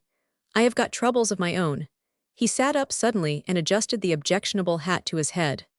"Why do not you wire the 100p?" he asked, briskly, "and see if they do not want an extra man? It will not cost you anything to wire, and I need the job, and I have not the money to cable." "The Consolidated Press," began Keating, jealously. "Why, well, you know what the Consolidated Press is. They do not want descriptive write-a-sand. I have got all the men I need."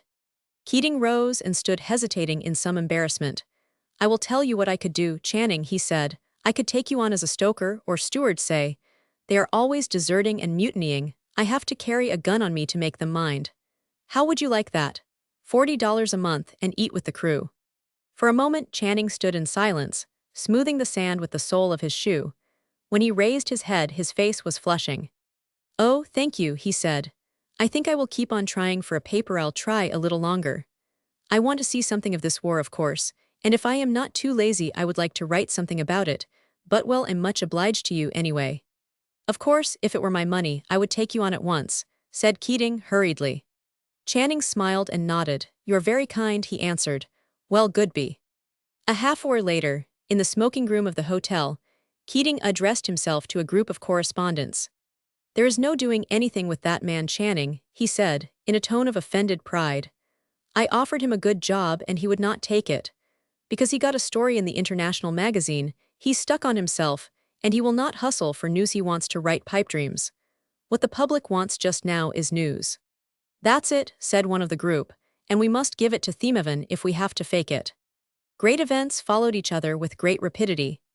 The army ceased beating time, shook itself together, adjusted its armor and moved, and to the delight of the flotilla of pressboats at Port Antonio, moved, not as it had at first intended, to the north coast of Cuba, but to Santiago, where its transports were within reach of their megaphones. "Why, everything's coming our way now," exclaimed the world manager in ecstasy.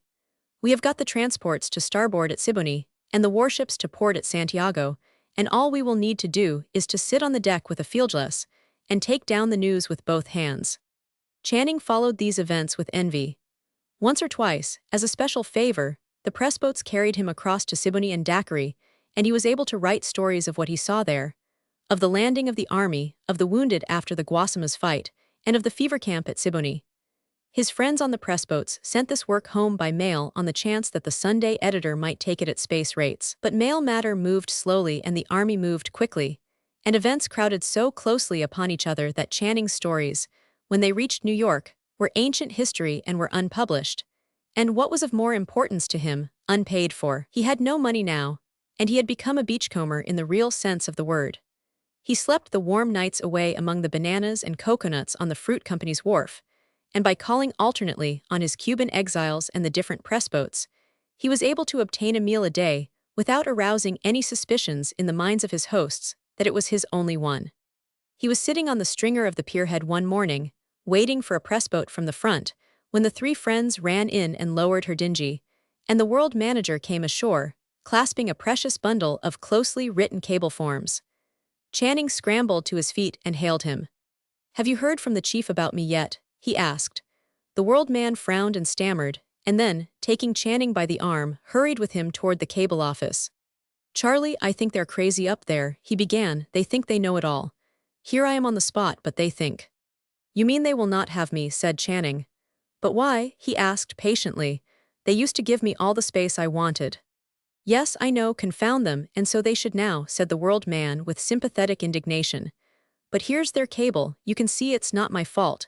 He read the message aloud. "Channing, no, not safe, take reliable man from Siboney." He folded the cablegram around a dozen others and stuck it back in his hip pocket.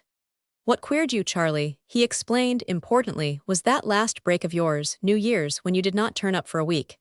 It was once too often, and the chief's had it in for you ever since. You remember?" Channing screwed up his lips in an effort of recollection. "Yes, I remember," he answered slowly.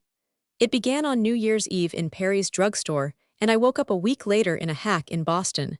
So I did not have such a run for my money, did I?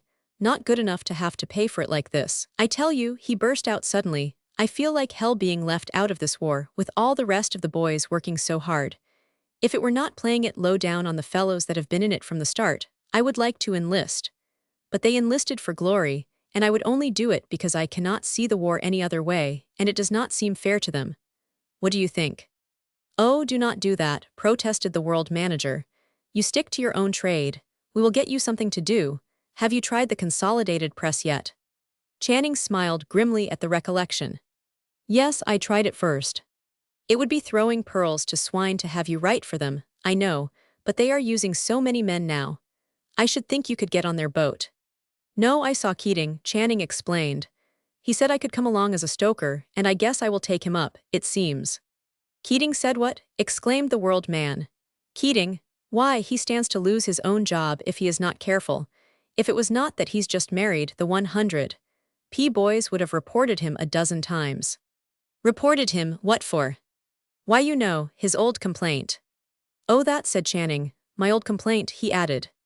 "Well, yes, but Keating has not been sober for 2 weeks, and he would have fallen down on the Guasamas story if those men had not pulled him through. They had to, because they are in the syndicate. He ought to go shoot himself. He's only been married 3 months, and he's handling the biggest piece of news the country's had in 30 years, and he cannot talk straight." "There's a time for everything, I say," growled the world man. "It takes it out of a man, this boat work," Channing ventured in extenuation. "It's very hard on him."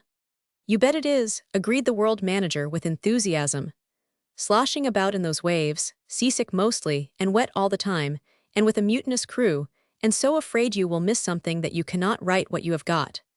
Then he added, as an afterthought, "And our cruisers thinking you are a Spanish torpedo boat and chucking shells at you." "No wonder Keating drinks," Channing said gravely. "You make it seem almost necessary." Many thousand American soldiers had lost themselves in a jungle, and had broken out of it at the foot of San Juan Hill. Not wishing to return into the jungle, they took the hill. On the day they did this, Channing had the good fortune to be in Siboney. The world man had carried him there, and asked him to wait around the waterfront while he went up to the real front, 13 miles inland. Channing's duty was to signal the press boat when the first dispatch rider rode in with word that the battle was on. The world man would have liked to ask Channing to act as his dispatch rider, but he did not do so, because the dispatch riders were either Jamaica Negroes or newsboys from Park Rowand. He remembered that Keating had asked Channing to be his stoker. Channing tramped through the damp, ill-smelling sand of the beach, sick with self-pity. On the other side of those glaring, inscrutable mountains, a battle, glorious, dramatic, and terrible, was going forward, and he was 13 miles away. He was at the base with the supplies, the sick, and the skulkers. It was cruelly hot. The heat waves flashed over the sea until the transports in the harbor quivered like pictures on a biograph. From the refuse of company kitchens, from reeking huts, from thousands of empty cans, rose foul, enervating odors, which deadened the senses like a drug. The atmosphere steamed with a heavy, moist humidity. Channing staggered and sank down suddenly on a pile of railroad ties in front of the commissary's depot. There were some Cubans seated near him, dividing their government rations, and the sight reminded him that he had had nothing to eat. He walked over to the wide door of the freight depot, where a white-haired, kindly-faced, and perspiring officer was, with his own hands, serving out canned beef to a line of Cubans. The officer's flannel shirt was open at the throat. The shoulder straps of a colonel were fastened to it by safatipins. Channing smiled at him uneasily. "Could I draw on you for some rations?" he asked.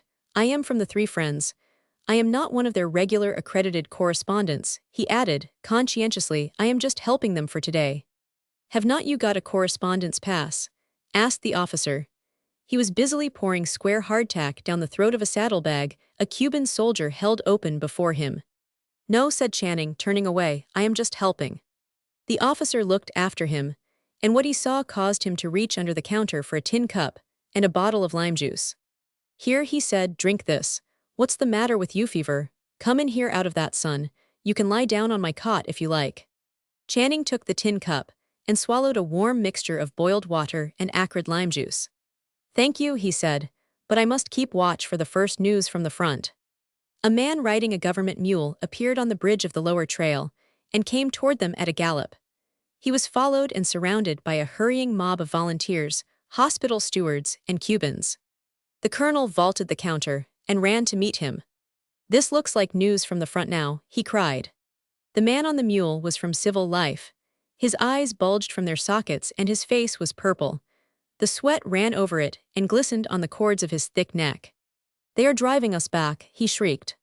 "Chaffee's killed, and Roosevelt's killed, and the whole army's beaten." He waved his arms wildly toward the glaring, inscrutable mountains. The volunteers and stevedores and Cubans heard him, open-mouthed and with panic-stricken eyes. In the pitiless sunlight, he was a hideous and awful spectacle. "They are driving us into the sea," he foamed. "We have got to get out of here. They are just behind me. The army's running for its life. They are running away." Channing saw the man dimly, through a cloud that came between him and the yellow sunlight. The man in the saddle swayed, the group about him swayed, like persons on the floor of a vast ballroom. Inside he burned with a mad, fierce hatred for this shrieking figure in the saddle. He raised the tin cup and hurled it so that it hit the man's purple face. "You lie," Channing shouted, staggering. "You lie, you are a damned coward. You lie." He heard his voice repeating this in different places at greater distances. Then the cloud closed about him, shutting out the man in the saddle, and the glaring, inscrutable mountains and the ground at his feet rose and struck him in the face. Channing knew he was on a boat because it lifted and sank with him, and he could hear the rush of her engines. When he opened his eyes, he was in the wheelhouse of the Three Friends, and her captain was at the wheel, smiling down at him. Channing raised himself on his elbow. "The dispatch writer?" he asked. "That's all right," said the captain soothingly. "Do not you worry. He come along same time you fell and brought you out to us. What ailed Stroke?" Channing sat up. "I guess so," he said. When the Three Friends reached Port Antonio, Channing sought out the pile of coffee bags on which he slept at night and dropped upon them. Before this, he had been careful to avoid the place in the daytime, so that no one might guess that it was there that he slept at night. But this day he felt that if he should drop in the gutter he would not care whether anyone saw him there or not. His limbs were hot and heavy, and refused to support him. His bones burned like quicklime. The next morning, with the fever still upon him, he hurried restlessly between the wharves and the cable office, seeking for news. There was much of it. It was great and trying news. The situation outside of Santiago was grim and critical. The men who had climbed San Juan Hill were clinging to it like sailors shipwrecked on a reef, unwilling to remain, but unable to depart. If they attacked the city, Cervera promised to send it crashing about their ears. They would enter Santiago only to find it in ruins. If they abandoned the hill, 2,000 killed and wounded would have been sacrificed in vain. The war critics of the press boats and of the Twitchell House saw but two courses left open. Either Sampson must force the harbor and destroy the squadron, and so make it possible for the army to enter the city, or the army must be reinforced with artillery and troops in sufficient numbers to make it independent of Sampson and indifferent to Cervera. On the night of July 2d, 1,000 lies, 1,000 rumors, 1,000 prophecies rolled through the streets of Port Antonio, were filed at the cable office, and flashed to the bulletin boards of New York City. That morning, so they told, the batteries on Morro Castle had sunk 3 of Sampson's ships. The batteries on Morro Castle had surrendered to Sampson. General Miles with 8,000 reinforcements had sailed from Charleston. 80 guns had started from Tampa Bay. They would occupy the mountains opposite Santiago and shell the Spanish fleet. The authorities at Washington had at last consented to allow Sampson to run the forts and mines and attack the Spanish fleet. The army had not been fed for 2 days. The Spaniards had cut it off from its base at Siboney. The army would eat its 4th of July dinner in the governor's palace. The army was in full retreat. The army was to attack at daybreak. When Channing turned in under the fruit shed on the night of July 2d, there was but one pressboat remaining in the harbor. That was the Consolidated pressboat, and Keating himself was on the wharf, signaling for his dinghy. Channing sprang to his feet and ran toward him, calling him by name. The thought that he must for another day remain so near the march of great events, and yet not see and feel them for himself, was intolerable. He felt if it would pay his passage to the coast of Cuba, there was no sacrifice to which he would not stoop. Keating watched him approach, but without sign of recognition. His eyes were heavy and bloodshot. "Keating," Channing begged, as he halted, panting, "will not you take me with you? I will not be in the way, and I will stoke or wait on table, or anything you want, if you will only take me." Keating's eyes opened and closed, sleepily. He removed an unlit cigar from his mouth and shook the wet end of it at Channing, as though it were an accusing finger. "I know your game," he murmured thickly. "You have not got a boat and you want to steal a ride on mine for your paper.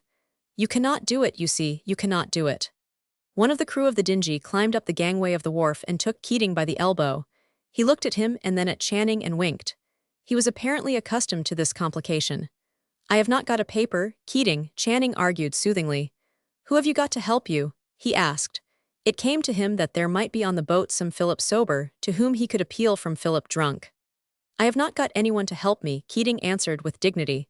"I do not need anyone to help me." He placed his hand heavily and familiarly on the shoulder of the deckhand. "You see that man?" he asked. "You see Thaw Man, do you? Well, Thaw Man, he's too good for me and you. Thaw Manus to be the best reporter in New York City, and he was too good to hustle for news, and now he cannot get a job, see? Nobody'll have him, see? He's got to come and be a stoker." He stamped his foot with indignation. "You come and be a stoker," he commanded. "How long you think I am going to wait for a stoker? You stoker, come on board and be a stoker." Channing smiled, guiltily, at his good fortune. He jumped into the bow of the dinghy, and Keating fell heavily in the stern. The captain of the pressboat helped Keating safely to a bunk in the cabin and received his instructions to proceed to Santiago Harbor. Then he joined Channing. "Mr. Keating is feeling bad tonight. That bombardment off Morro," he explained, tactfully, "was too exciting. We always let him sleep going across, and when we get there he's fresh as a daisy. What's this he tells me of your doing stoking? I thought there might be another fight tomorrow, so I said I would come as a stoker." The captain grinned. "Our Sam, that deckhand, was telling me. He said Mr. Keating put it on you, sort of to spite you, is that so?" "Oh, I wanted to come," said Channing. The captain laughed, comprehendingly. "I guess we will be in a bad way," he said, "when we need you in the engineer room." He settled himself for conversation, with his feet against the rail and his thumbs in his suspenders. The lamps of Port Antonio were sinking into the water, the moonlight was flooding the deck. "That was quite something of a bombardment Sampson put up against Morro Castle this morning," he began, critically. He spoke of bombardments from the full experience of a man who had seen shells strike off Coney Island from the proving grounds at Sandy Hook. But Channing heard him, eagerly. He begged the tugboat captain to tell him what it looked like, and as the captain told him he filled it in and saw it as it really was. "Perhaps they will bombard again tomorrow," he hazarded hopefully. "We cannot tell till we see how they are placed on the station," the captain answered. "If there's any firing, we ought to hear it about 8 o'clock tomorrow morning. We will hear M before we see M." Channing's conscience began to tweak him. It was time, he thought, that Keating should be aroused and brought up to the reviving air of the sea, but when he reached the foot of the companion ladder, he found that Keating was already awake and in the act of drawing the cork from a bottle. His irritation against Channing had evaporated, and he greeted him with sleepy good humor. "Why, it's all Charlie Channing," he exclaimed, drowsily. Channing advanced upon him swiftly. "Here, you have had enough of that," he commanded. "We will be off Morro by breakfast time. You do not want that." Keating, giggling foolishly, pushed him from him and retreated with the bottle toward his berth. He lurched into it, rolled over with his face to the ship's side, and began breathing heavily. "You leave me lone," he murmured from the darkness of the bunk. "You mind your own business, you leave me lone." Channing returned to the bow and placed the situation before the captain. That gentleman did not hesitate.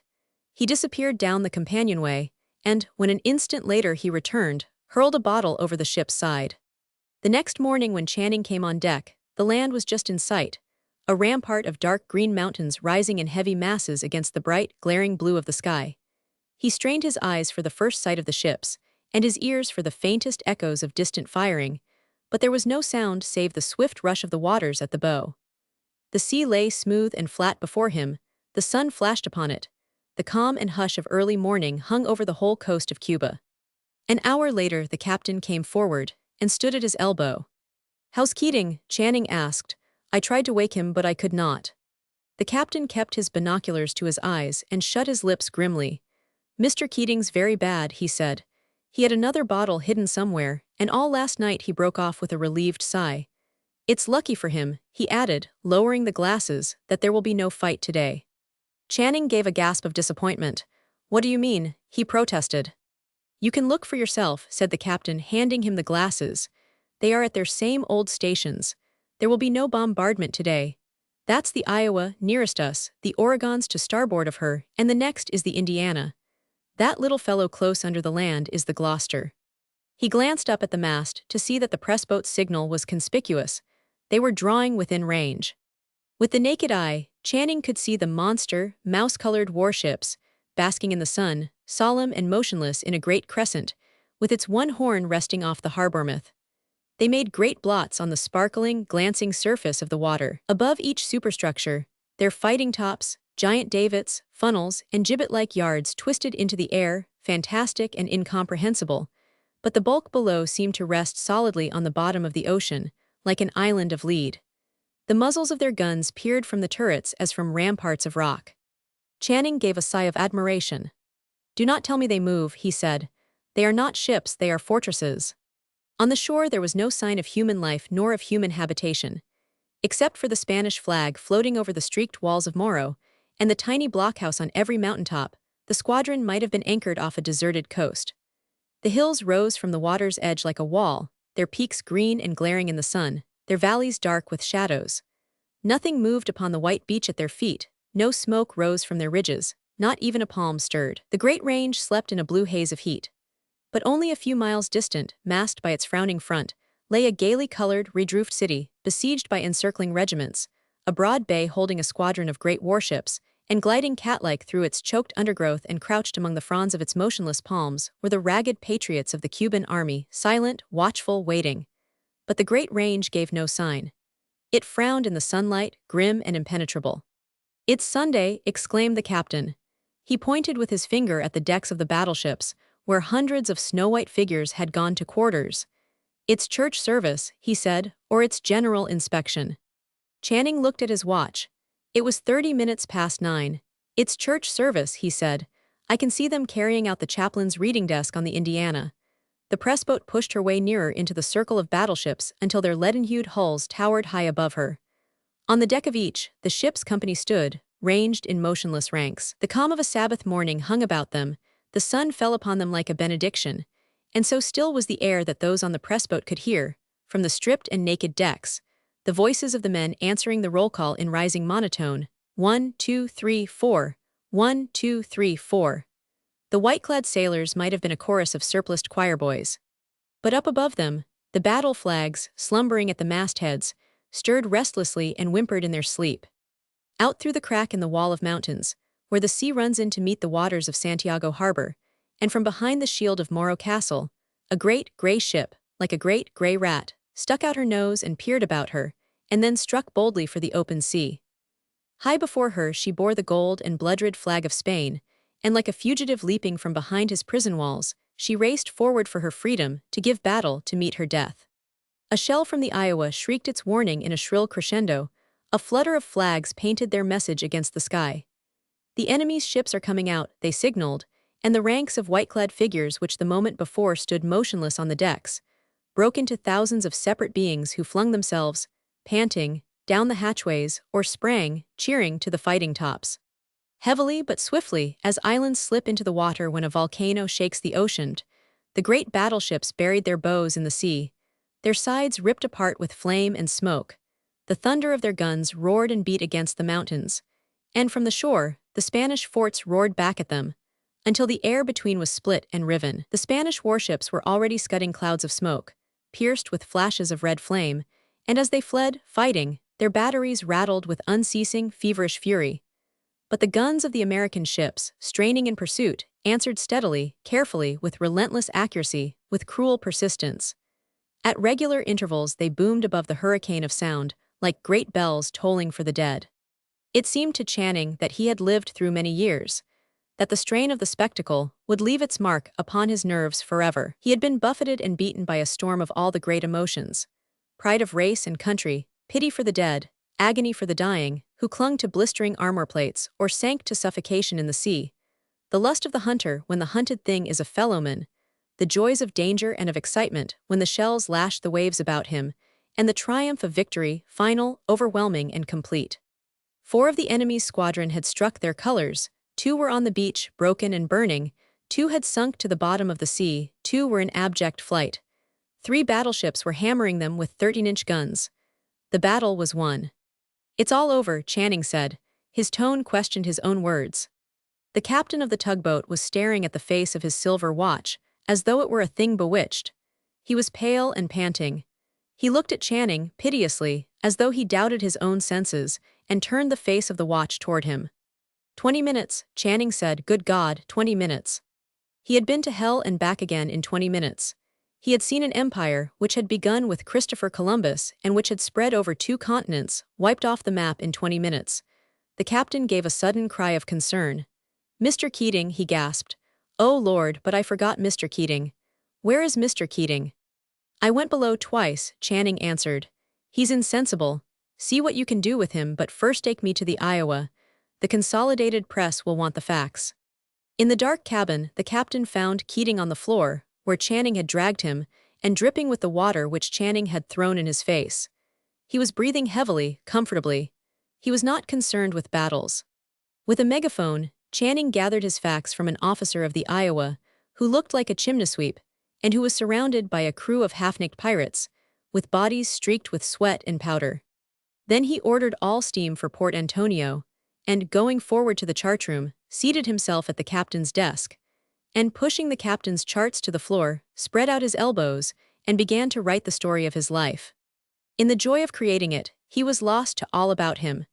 He did not know that the engines, driven to the breaking point, were filling the ship with their groans and protests, that the deck beneath his feet was quivering like the floor of a planing mill, nor that his fever was rising again and feeding on his veins. The turmoil of leaping engines and of throbbing pulses was confused with the story he was writing, and while his mind was inflamed with pictures of warring battleships, his body was swept by the fever, which overran him like an army of tiny mice, touching his hot skin with cold, tingling taps of their scampering feet. From time to time, the captain stopped at the door of the chartroom and observed him in silent admiration. To the man who with difficulty composed a letter to his family, the fact that Channing was writing something to be read by millions of people, and more rapidly than he could have spoken the same words, seemed a superhuman effort. He even hesitated to interrupt it by an offer of food.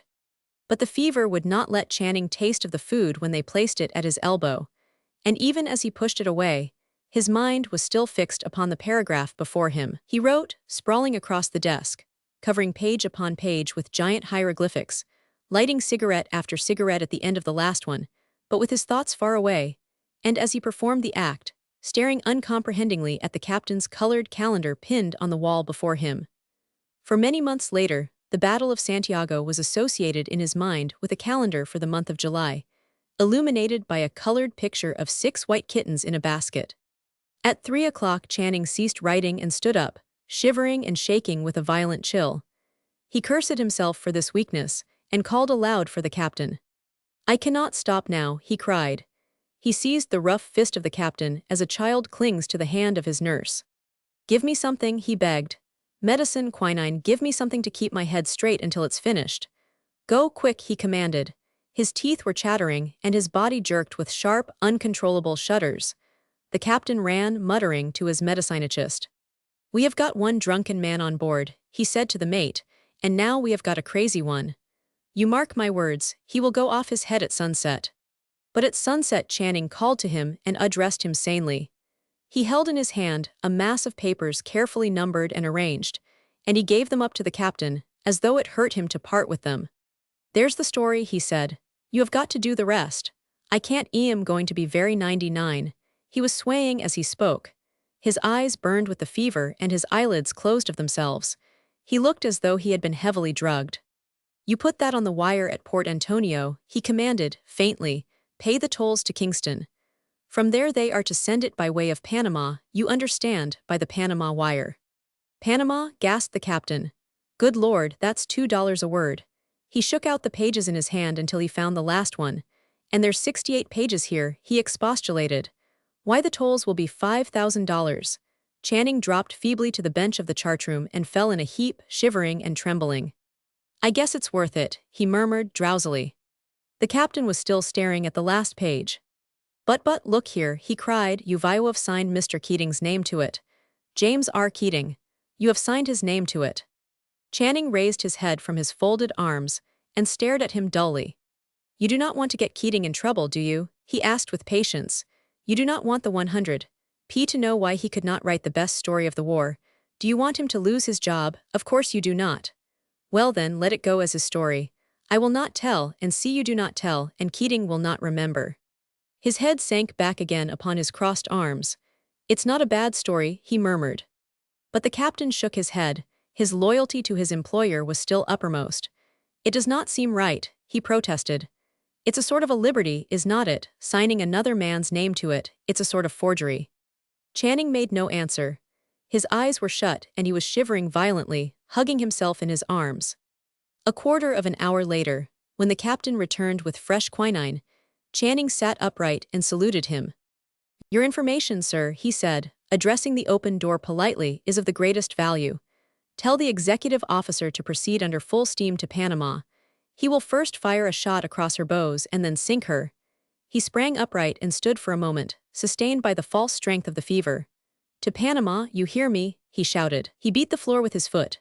"Faster, faster, faster," he cried. "We have got a great story. We want a clear wire. We want the wire clear from Panama to City Hall. It's the greatest story ever written, full of facts, facts, facts, facts for the Consolidated Press, and Keating wrote it. I tell you, Keating wrote it. I saw him write it. I was a stoker on the same ship." The mate and crew came running forward and stood gaping stupidly through the doors and windows of the chartroom. Channing welcomed them joyously, and then crumpled up in a heap and pitched forward into the arms of the captain. His head swung weakly from shoulder to shoulder. "I beg your pardon," he muttered. "I beg your pardon, Captain, but your engine room is too hot. I am only a stoker and I know my place, sir, but I tell you, your engine room is too hot. It's a burning hell, sir, it's a hell." The captain nodded to the crew and they closed in on him and bore him, struggling feebly, to a bunk in the cabin below. In the berth opposite, Keating was snoring peacefully. After the 6 weeks' siege, the fruit company's doctor told Channing he was cured, and that he might walk abroad. In this first walk he found that, during his illness, Port Antonio had reverted to her original condition of complete isolation from the world. The pressboats had left her wharves. The correspondents had departed from the veranda of her only hotel.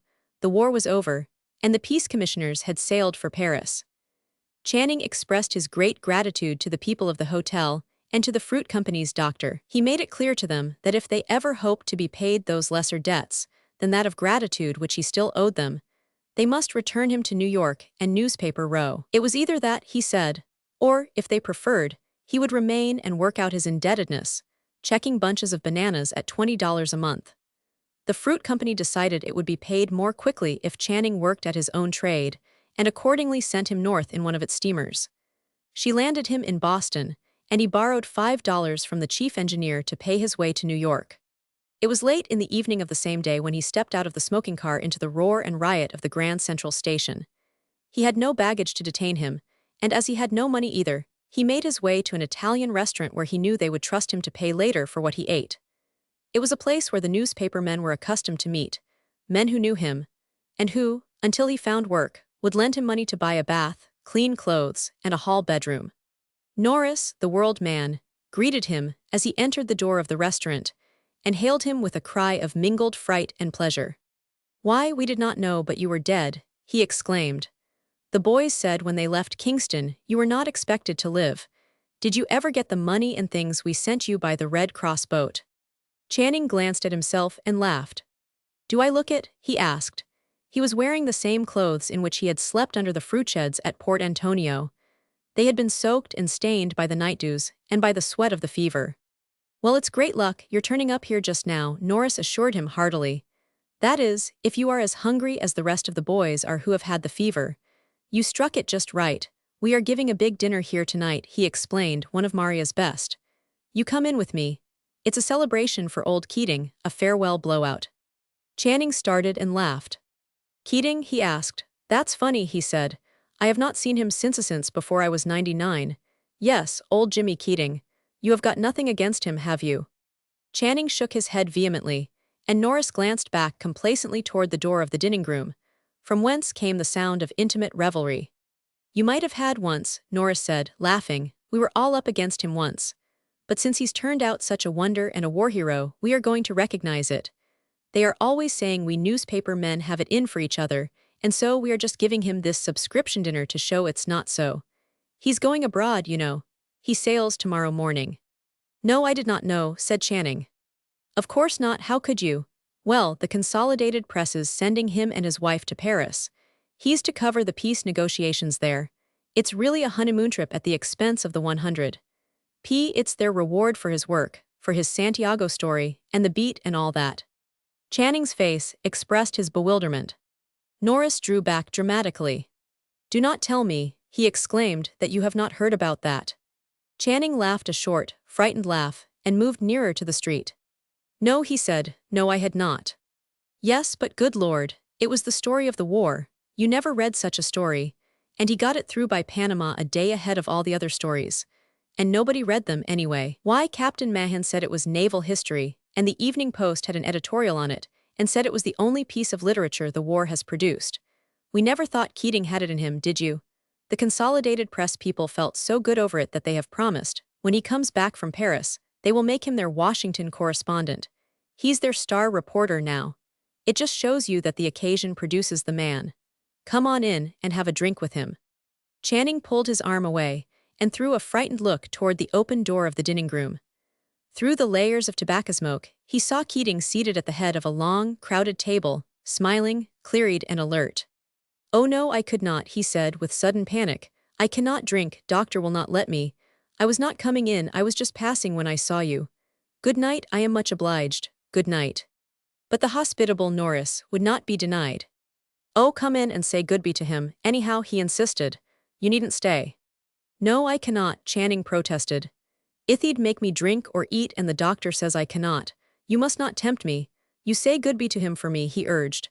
And Norris tell him that I asked you to say to him, it's all right, that's all, just that, it's all right. He will understand. There was the sound of men's feet scraping on the floor, and of chairs being moved from their places. Norris started away eagerly. I guess they are drinking his health, he said. I must go. I will tell him what you said, it's all right. That's enough, is it? There's nothing more.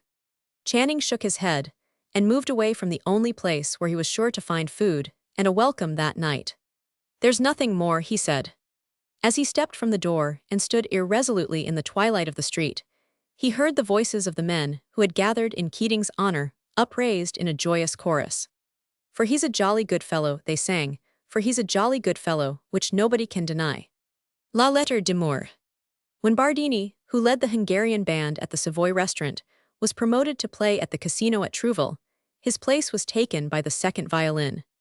The second violin was a boy, and when he greeted his brother Tzigans and the habitués of the restaurant with an apologetic and deprecatory bow, he showed that he was fully conscious of the inadequacy of his years.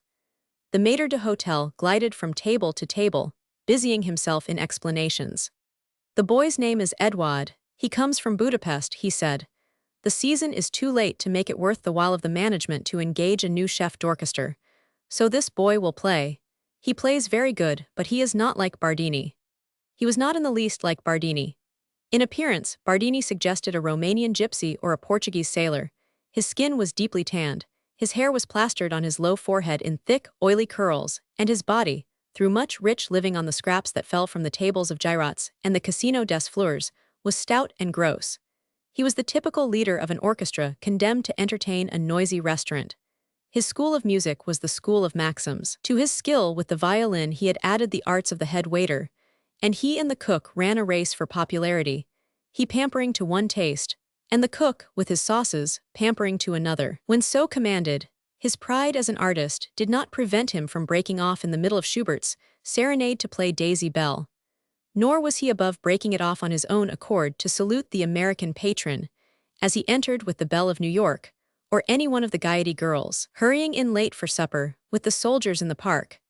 When he walked slowly through the restaurant, pausing at each table, his eyes, even while they ogled the women to whom he played, followed the brother Tzigin who was passing the platine noted which of the patrons gave silver and which gave gold.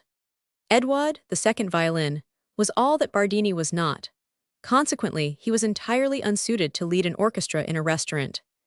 Indeed, so little did he understand of what was required of him that on the only occasion when Bardini sent him to pass the plate he was so unsophisticated as not to hide the sixpences and shillings under the napkin, and so leave only the half-crowns and gold pieces exposed. And instead of smiling mockingly at those who gave the sixpences, and waiting for them to give more, he even looked grateful, and at the same time deeply ashamed.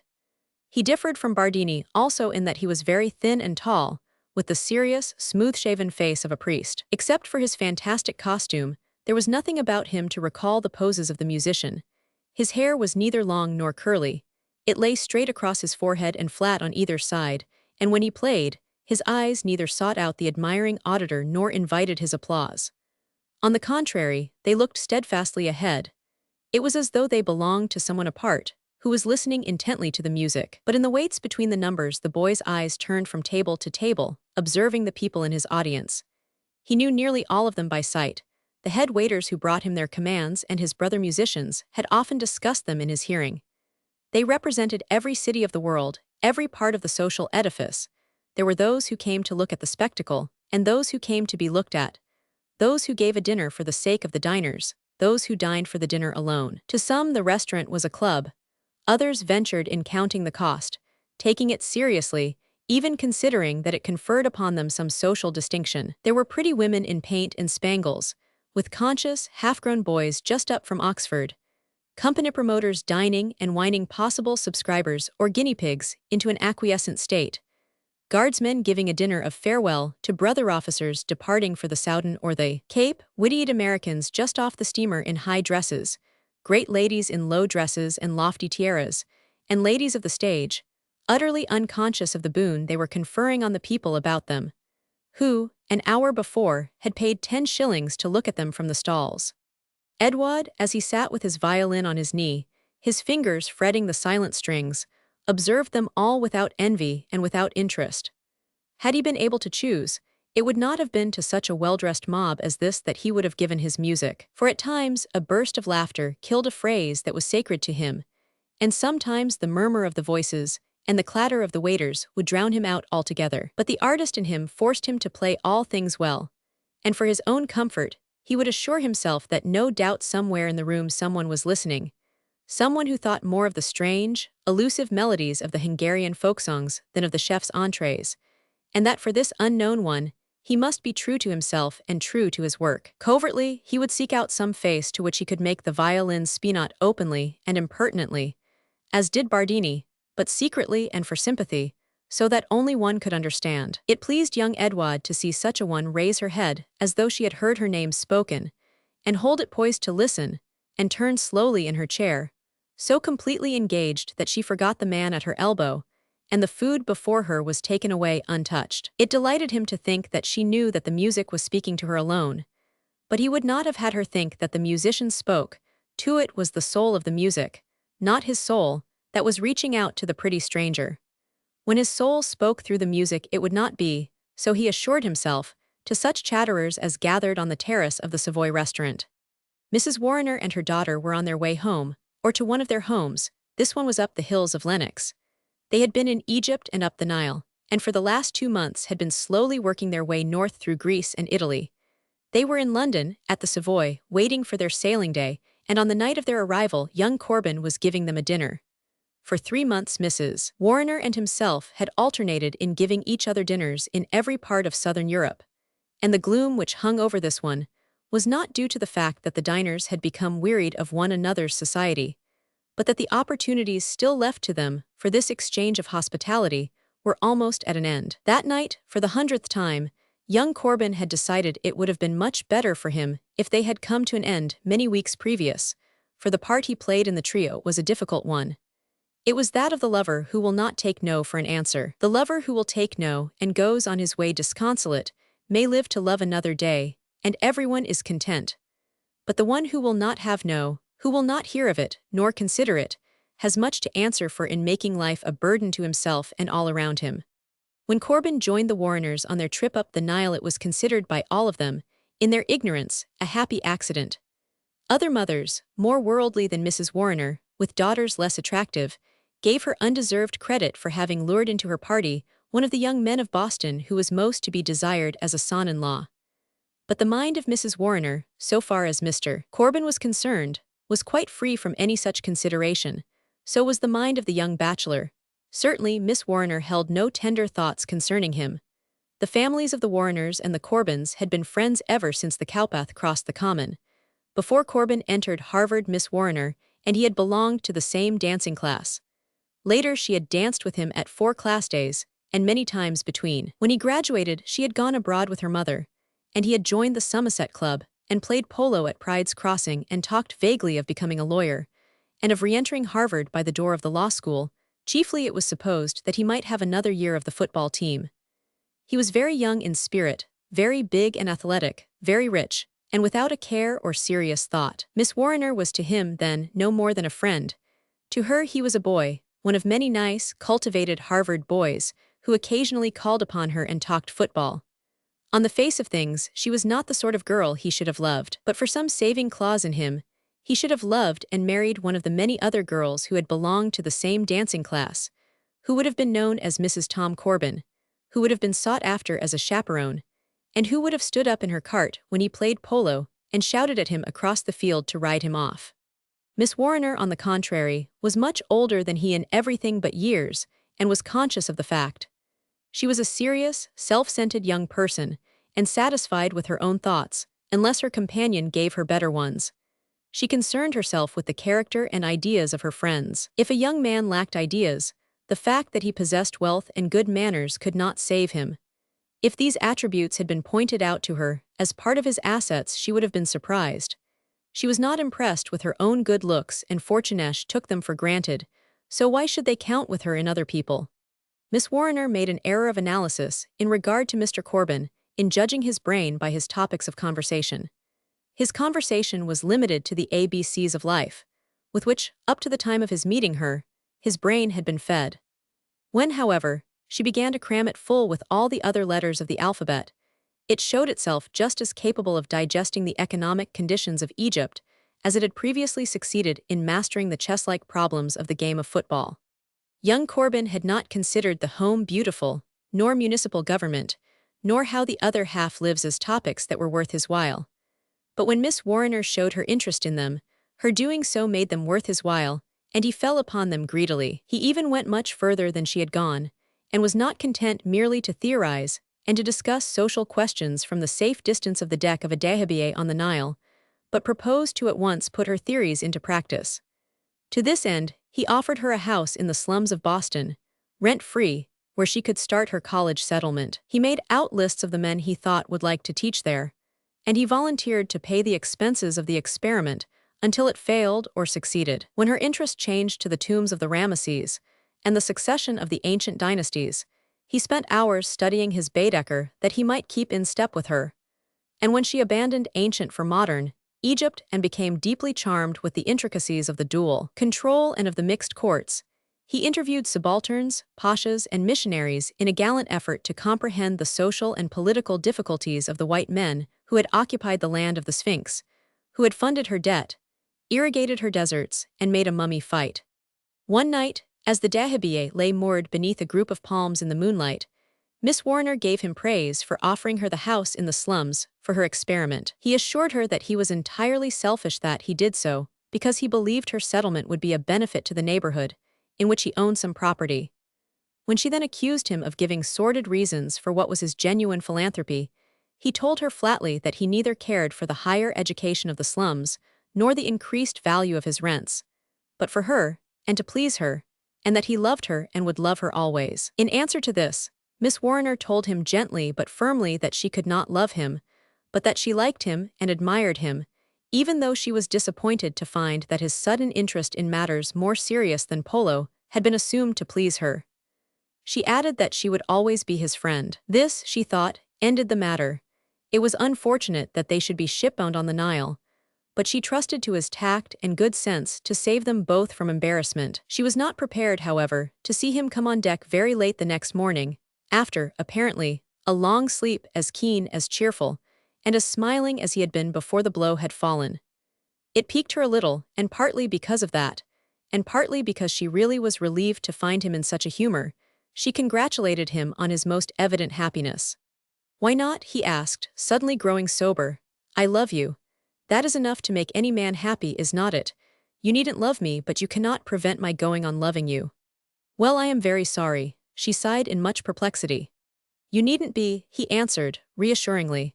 "I am more sorry for you than I am for myself. You are going to have a terrible time until you marry me." They were at Thebes, and he went off that afternoon to the temple of Luxor with her mother, and made violent use of the sacred altars, the beauty of Cleopatra, the eternity of the scarabea, and the indestructibility of the pyramids to suggest faintly to Mrs. Warriner how much he loved her daughter. He shook his hand at the crouching sphinxes and said, "Mrs. Warriner, in 40 centuries they have never looked down upon a man as proud as I am, and I am told they have seen Napoleon, but I need help. She will not help me, so you must. It's no use arguing against me. When this Nile dries up, I shall have ceased loving your daughter." "Did you tell Helen what you have told me? Did you talk to her so?" asked Mrs. Warriner. "No, not last night," said Corbin. "But I will in time, after she gets more used to the idea." Unfortunately for the peace of Mr. Corbin and all concerned, Miss Warriner did not become reconciled to the idea. On the contrary, she resented it greatly. She had looked at the possibility of something to be carried out much later, perhaps not at all. It did not seem possible that before she had really begun to enjoy life, it should be subjected to such a change. She saw that it was obviously the thing that should happen. If the match had been arranged by the entire city of Boston, it could not have been more obvious. But she argued with him that marriage was a mutual self-sacrifice, and that, until she felt ready to make her share of the sacrifice, it was impossible for her to consent. He combated her arguments, which he refused to consider as arguments, and demolished them one by one. But the objection which he destroyed before he went to sleep at night was replaced the next day by another, and his cause never advanced. Each day he found the citadel he was besieging girt in by new and intricate defenses. The reason was simple enough. The girl was not in love with him. Her objections, her arguments, her reasons were as absurd as he proved them to be. But they were insurmountable, because they were really various disguises of the fact that she did not care for him. They were disguises to herself as well as to him. He was so altogether a good fellow, so earnest, honest, and desperate a lover that the primary fact that she did not want his love did not present itself, and she kept casting about in her mind for excuses and reasons to explain her lack of feeling. He wooed her in every obvious way that would present itself to a boy of deep feeling, of quick mind, and an unlimited letter of credit. He created wants in order to gratify them later. He suggested her need of things which he had already ordered, which, before she had been enticed into expressing a wish for them, were then speeding across the continent toward her. Every hour brought her some fresh and ingenuous sign of his thought and of his devotion.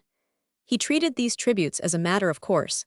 If she failed to observe them, and to see his handiwork in them, he let them fall to the ground unnoticed. His love itself was his argument in chief.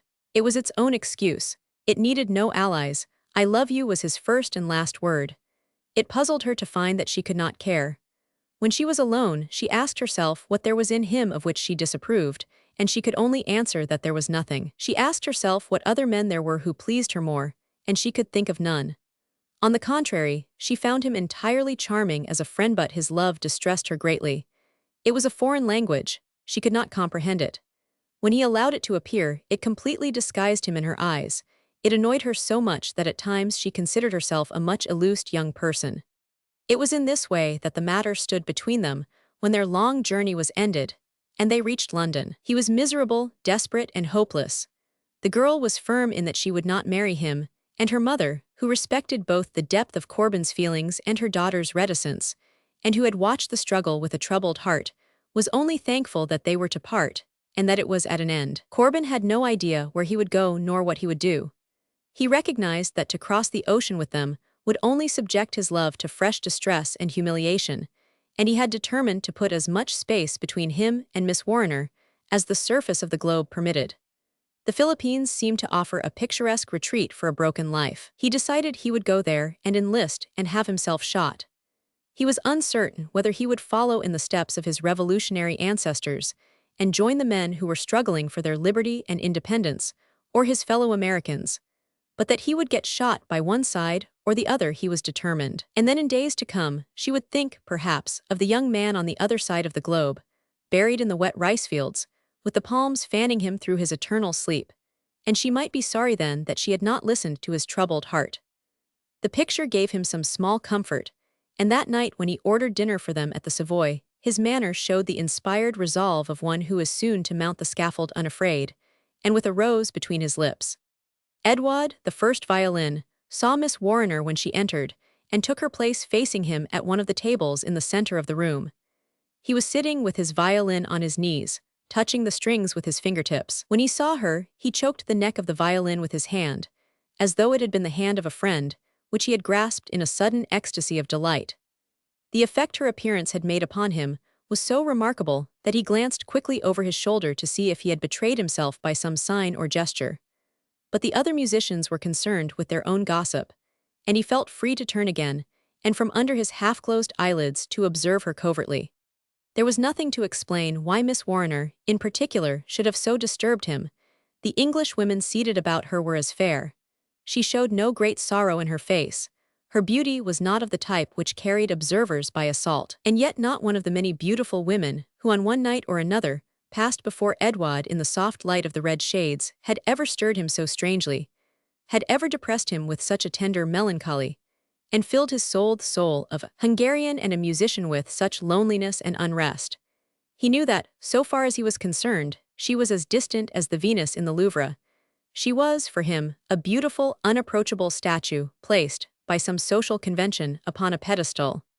As he looked at her, he felt hotly the degradation of his silly uniform, of the striped sash around his waist, the tawdry braids, and the tasseled boots. He felt as he had often felt before, but now more keenly than ever, the prostitution of his art in this temple of the senses, this home of epicures, where people met to feast their eyes and charm their palates.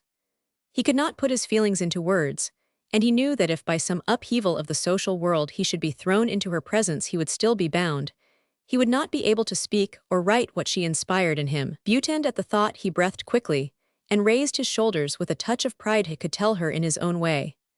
After his own fashion, he could express what he felt better even than those other men could tell what they felt, these men for whose amusement he performed nightly, to whom it was granted to sit at her side, who spoke the language of her class and of her own people. Edward was not given to analyzing his emotions. Like the music of his Tsigan ancestors, they came to him sweeping every chord in his nature, beating rapidly to the time of the Shardash, or with the fitfulness of the gypsy folk songs sinking his spirits into melancholy.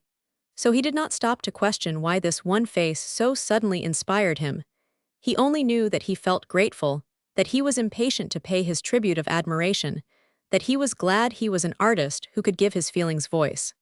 In the long program of selected airs, he remembered that there was one which would give him this chance to speak, in the playing of which he could put all his skill and all his soul, an air which carried with it infinite sadness and the touch of a caress. The other numbers on the program had been chosen to please the patrons of a restaurant.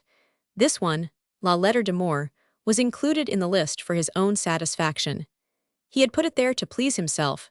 Tonight he would play it to please her too, this unknown girl who had so suddenly awakened and inspired him. As he waited for this chance to come, he watched her, noting her every movement, her troubled smile, her air of being apart and above her surroundings. He noticed, too, the set face of the young man at her side, and with the discernment of one whose own interest is captive, saw the half-concealed longing in his eyes. He felt a quick antipathy to this young man. His assured position at the girl's side accentuated how far he himself was removed from her.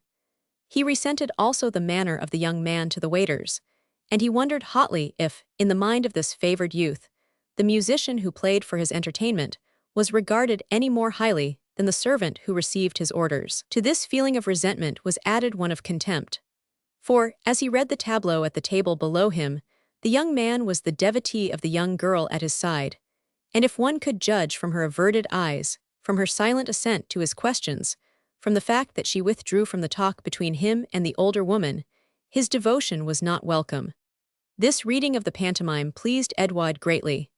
Nothing could have so crowned the feeling which the beauty of the stranger stirred in him as the thought that another loved her as well as himself, and that the other, who started with all things in his favor, met with none from her. Edouard assured himself that this was so because he had often heard his people boast that men not of their country could not feel as they could feel. If he had ever considered them at all, it was as cold and conscious creatures who taught themselves to cover up what they felt, so that when their emotions strove to assert themselves, they were found, through long disuse, to be dumb and inarticulate. Edouard rejoiced that to the men of his race it was given to feel and suffer much. He was sure that beneath the calmness of her beauty, this woman before him could feel deeply. He read in her eyes the sympathy of a great soul. She made him think of a Madonna in the church of St. Sophia at Budapest.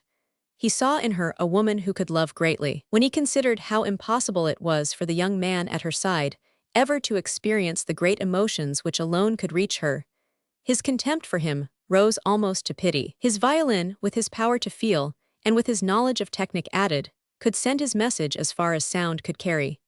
He could afford to be generous, and when he rose to play La Lettre d'Amour, was with the elation of a knight entering the lists, with the ardor of a lover singing beneath his lady's window. La Lettre d'Amour is a composition written to a slow measure and filled with chords of exquisite pathos. It comes hesitatingly, like the confession of a lover who loves so deeply that he halts to find words with which to express his feelings. It moves in broken phrases, each note rising in intensity and growing in beauty. It is not a burst of passionate appeal, but a plea, tender, beseeching, and throbbing with melancholy. As he played, Edouard stepped down from the dais on which the musicians sat and advanced slowly between the tables. It was late, and the majority of those who had been dining had departed to the theaters. Those who remained were lingering over their coffee and were smoking. Their voices were lowered to a polite monotone, the rush of the waiters had ceased, and the previous chatter had sunk to a subdued murmur. Into this, the quivering sigh of Edouard's violin penetrated like a sunbeam feeling its way into a darkened room, and at the sound, the voices, one by one, detached themselves from the general chorus, until, lacking support, it ceased altogether. Some were silent, that they might hear the better. Others, who preferred their own talk, were silent out of regard for those who desired to listen, and a waiter who was so indiscreet as to clatter a tray of glasses was hushed on the instant. The tribute of attention lent to Edouard an added power. His head lifted on his shoulders with pride, his bow cut deeper and firmer, and with more delicate shading. The notes rose in thrilling, plaintive sadness, and flooded the hot air with melody. Edouard made his way to within a short distance of the table at which Miss Warriner was seated, and halted there as though he had found his audience. He did not look at her, although she sat directly facing him, but it was evident to all that she was the one to whom his effort was directed, and Corbin, who was seated with his back to Edouard, recognized this and turned in his chair. The body of the young musician was trembling with the feeling which found its outlet through the violin. He was in ecstasy over his power and its accomplishment. The strings of the violin pulsated to the beating of his heart, and he felt that surely by now the emotion which shook him must have reached the girl who had given it life and, for one swift second, his eyes sought hers. What he saw was the same beautiful face which had inspired him, but unmoved, cold, and unresponsive. As his eyes followed hers, she raised her head and looked, listlessly, around the room, and then turned and glanced up at him with a careless and critical scrutiny. If his music had been the music of an organ in the street, and he the man who raised his hat for coppers, she could not have been less moved. The discovery struck Edouard like a cold blast from an open door. His fingers faltered on the neck of his violin, his bow wavered, drunkenly, across the strings, and he turned away his eyes to shut out the vision of his failure, seeking relief and sympathy. And in their swift passage, they encountered those of Corbin looking up at him, his eyes aglow with wonder, feeling, and sorrow. They seemed to hold him to account. They begged, they demanded of him not to break the spell, and in response, the hot blood in the veins of the musician surged back. His pride flared up again, his eyes turned on Corbin's like those of a dog to his master's. Under their spell the music soared, trembling, paused and soared again, thrilling those who heard it with its grief and tenderness. Edward's heart leaped with triumph. The man knows, he whispered to the violin, he understands us. He knows. The people, leaning with their elbows on the tables before them, the waiters listening with tolerant smiles, the musicians following Edward with anxious pride, saw only a young man with his arm thrown heavily across the back of his chair, who was looking up at Edward with a steady, searching gaze. But Edward saw in him both a disciple and a master. He saw that this man was lifted up and carried with him, that he understood the message of the music. The notes of the violin sank lower and lower, until they melted into the silence of the room, and the people, freed of the spell the music had put upon them, applauded generously. Edward placed his violin under his arm, and with his eyes, which had never left Corbin's face, still fastened upon his, bowed low to him, and Corbin raised his head and nodded gravely. It was as though they were the only people in the room. As Edward retreated, his face was shining with triumph, for he knew that the other had understood him, and that the other knew that he knew. That night until he fell asleep, and all of the day following, the beautiful face of Miss Warriner troubled Edward, and the thought of her alternately thrilled and depressed him. One moment he mocked at himself for presuming to think that his simple art could reach the depths of such a nature, and the next he stirred himself to hope that he should see her once again, and that he should succeed where he had failed. The music had moved Corbin so deeply that when he awoke the day following, the effect of it still hung upon him. It seemed to him as though all he had been trying to tell Miss Warriner of his love for her, and which he had failed to make her understand in the last 3 months, had been expressed in the one moment of the song. It was that in it which had so enchanted him. It was as though he had listened to his own deepest and most sacred thoughts, uttered for the first time convincingly and by a stranger. Why was it, he asked himself, that this unknown youth could translate another's feelings into music, when he himself could not put them into words? He was walking in Piccadilly, deep in this thought, when a question came to him which caused him to turn rapidly into Green Park, where he could consider it undisturbed.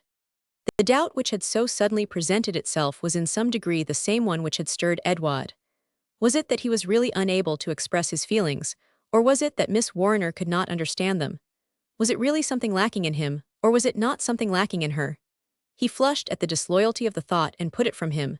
But as his memory reached back over the past 3 months, the question returned again and again with fresh force, and would not be denied. He called himself a fatuous, conceited fool, because he could not make a woman love him. Other men could do so.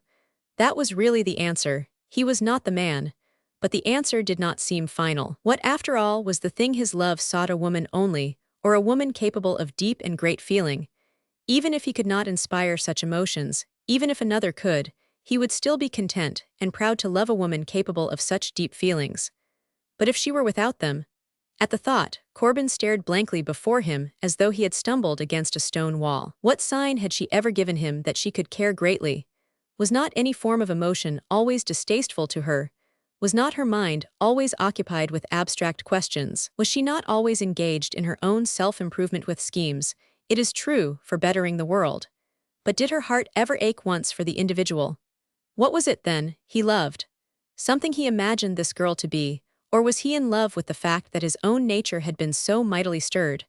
Was it not the joy of caring greatly which had carried him along? And if this was so, was he now to continue to proffer this devotion to one who could not feel, to a statue, to an idol? Were not the very things which rendered her beautiful the offerings which he himself had hung upon her altar? Did the qualities he really loved in her exist? Was he not on the brink of casting his love before one who could neither feel it for him nor for any other man? He stood up, trembling and frightened. Even though the girl had rejected him again and again, he felt a hateful sense of disloyalty. He was ashamed to confess it to himself, and he vowed hotly that he must be wrong, that he would not believe. He would still worship her, fight for her, and force her to care for him. Mrs. Warriner and her daughter were to sail on the morrow, and that night they met Corbin at dinner for the last time. After many days, although self-accused, felt deeply conscious of his recent lack of faith, and in the few hours still left him, he determined to atone for the temporary halt in his allegiance. They had never found him more eager, tactful, and considerate than he was that evening. The eyes of Mrs. Warriner softened as she watched him. As one day had succeeded another, her admiration and liking for him had increased, Until now she felt as though his cause was hers, though she was not parting from a friend, but from a son. But the calmness of her daughter was impenetrable. From her manner, it was impossible to learn whether the approaching separation was a relief or a regret. To Edouard, the return of the beautiful girl to the restaurant appeared not as an accident, but as a marked favor vouchsafed to him by fate. He had been given a second chance. He read it as a sign that he should take heart and hope. He felt that fortune was indeed kind. He determined that he would play to her again, and that this time he would not fail. As the first notes of La Lettre d'Amour brought a pause of silence in the restaurant, Corbin, who was talking at the moment, interrupted himself abruptly and turned in his chair. All through the evening, he had been conscious of the near presence of the young musician. He had not forgotten how, on the night before, his own feelings had been interpreted in La Lettre d'Amour, and for some time he had been debating in his mind as to whether he would request Edouard to play the air again, or let the evening pass without again submitting himself to so supreme an assault upon his feelings. Now the question had been settled for him, and he found that it had been decided as he secretly desired. It was impossible to believe that Edouard was the same young man who had played the same air on the night previous, for Edouard no longer considered that he was present on sufferance, invited, and challenged the attention of the room. His music commanded it to silence. It dominated all who heard it. As he again slowly approached the table where Miss Warriner was seated, the eyes of everyone were turned upon him. The pathos, the tenderness of his message seemed to speak to each. The fact that he dared to offer such a wealth of deep feeling to such an audience was in itself enough to engage the attention of all. A group of guardsmen, their faces flushed with burgundy and pulling heavily on black cigars, stared at him sleepily, and then sat up, erect and alert, watching him with intent, witty open eyes. And at tables which had been marked by the laughter of those seated about them, there fell a sudden silence. Those who fully understood the value of the music withdrew into themselves, submitting, thankfully, to its spell. Others, less susceptible, gathered from the bearing of those about them that something of moment was going forward. But it was recognized by each, from the most severe English matron present down to the youngest omnibus boy among the waiters, that it was a love story which was being told to them, and that in this public place the deepest, most sacred, and most beautiful of emotions were finding noble utterance. The music filled Corbin with desperate longing and regret. It was so truly the translation of his own feelings that he was alternately touched with self-pity and inspired to fresh resolve. It seemed to assure him that love such as his could not endure without some return. It emboldened him to make still another and a final appeal. Mrs. Warriner, with all the other people in the room, was watching Edouard, and so, unobserved and hidden by the flowers upon the table, Corbin leaned toward Miss Warriner and bent his head close to hers. His eyes were burning with feeling, his voice thrilled in unison to the plaint of the violin. He gave a toss of his head in the direction from whence the music came. "That is what I have been trying to tell you," he whispered. His voice was hoarse and shaken. "That is how I care, but that man's genius is telling you for me. At last, you must understand." In his eagerness, his words followed each other brokenly and impetuously. "That is love," he whispered. "That is the real voice of love in all its tenderness and might, and it is love itself. Do not you understand it now?" he demanded. Miss Warriner raised her head and frowned. She stared at Edouard with a pained expression of perplexity and doubt. "He shows no lack of feeling," she said critically, "but his technique is not equal to Usse's." "Good God!" Corbin gasped. He sank away from Miss Warriner and stared at her with incredulous eyes. "His technique," he repeated, "is not equal to Usse's." He gave a laugh which might have been a sob, and sat up, suddenly, with his head erect and his shoulders squared. He had the shaken look of one who has recovered from a dangerous illness. But when he spoke again, it was in the accents of everyday politeness. At an early hour the following morning, Mrs. Warriner and her daughter left Waterloo Station on the steamer train for Southampton, and Corbin attended them up to the moment of the train's departure. He concerned himself for their comfort as conscientiously as he had always done throughout the last 3 months, when he had been their traveling companion. Nothing could have been more friendly, more sympathetic than his manner. This effort, which Mrs. Warriner was sure cost him much, touched her deeply. But when he shook Miss Warriner's hand and she said, "Goodby, and write to us before you go to the Philippines," Corbin for the first time stammered in some embarrassment. "Goodby," he said, I am not sure that I shall go." He dined at the Savoy again that night, in company with some Englishmen. They sat at a table in the corner where they could observe the whole extent of the room, and their talk was eager and their laughter constant and hearty. It was only when the boy who led the orchestra began to walk among the tables, playing an air of peculiar sadness, that Corbin's manner lost its vivacity, and he sank into a sudden silence, with his eyes fixed on the table before him. "That's odd," said one of his companions. "I say, Corbin, look at that chap, what's he doing?" Corbin raised his eyes. He saw Edward standing at the same table at which for the last 2 nights Miss Warner had been seated. "What is it?" he asked. "Why, that violin chap," said the Englishman. "Do not you see? He's been playing to the only vacant table in the room, and to an empty chair. In the fog. The grill is the club most difficult of access in the world. To be placed on its rolls distinguishes the new member as greatly as though he had received a vacant garter, or had been caricatured in Vanity Fair. Men who belong to the grill club never mention that fact. If you were to ask one of them which clubs he frequents, he will name all save that particular one. He is afraid if he told you he belonged to the grill, that it would sound like boasting. The Grill Club dates back to the days when Shakespeare's theatre stood on the present site of the Times office. It has a golden grill which Charles II presented to the club, and the original manuscript of Tom and Jerry in London, which was bequeathed to it by Pierce Egan himself. The members, when they write letters at the club, still use sand to blot the ink. The grill enjoys the distinction of having blackballed, without political prejudice, a prime minister of each party. At the same sitting at which one of these fell, it elected, on account of his brogue and his bulls, Quiller Q100, who was then a penniless barrister.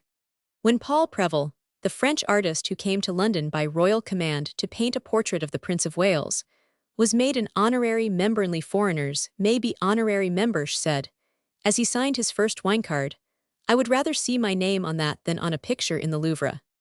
At which Quiller remarked, "That is a devil of a compliment, because the only men who can read their names in the Louvre today have been dead 50 years. On the night after the Great Fog of 1897 there were 5 members in the club, 4 of them busy with supper and 1 reading in front of the fireplace. There is only 1 room to the club and 1 long table.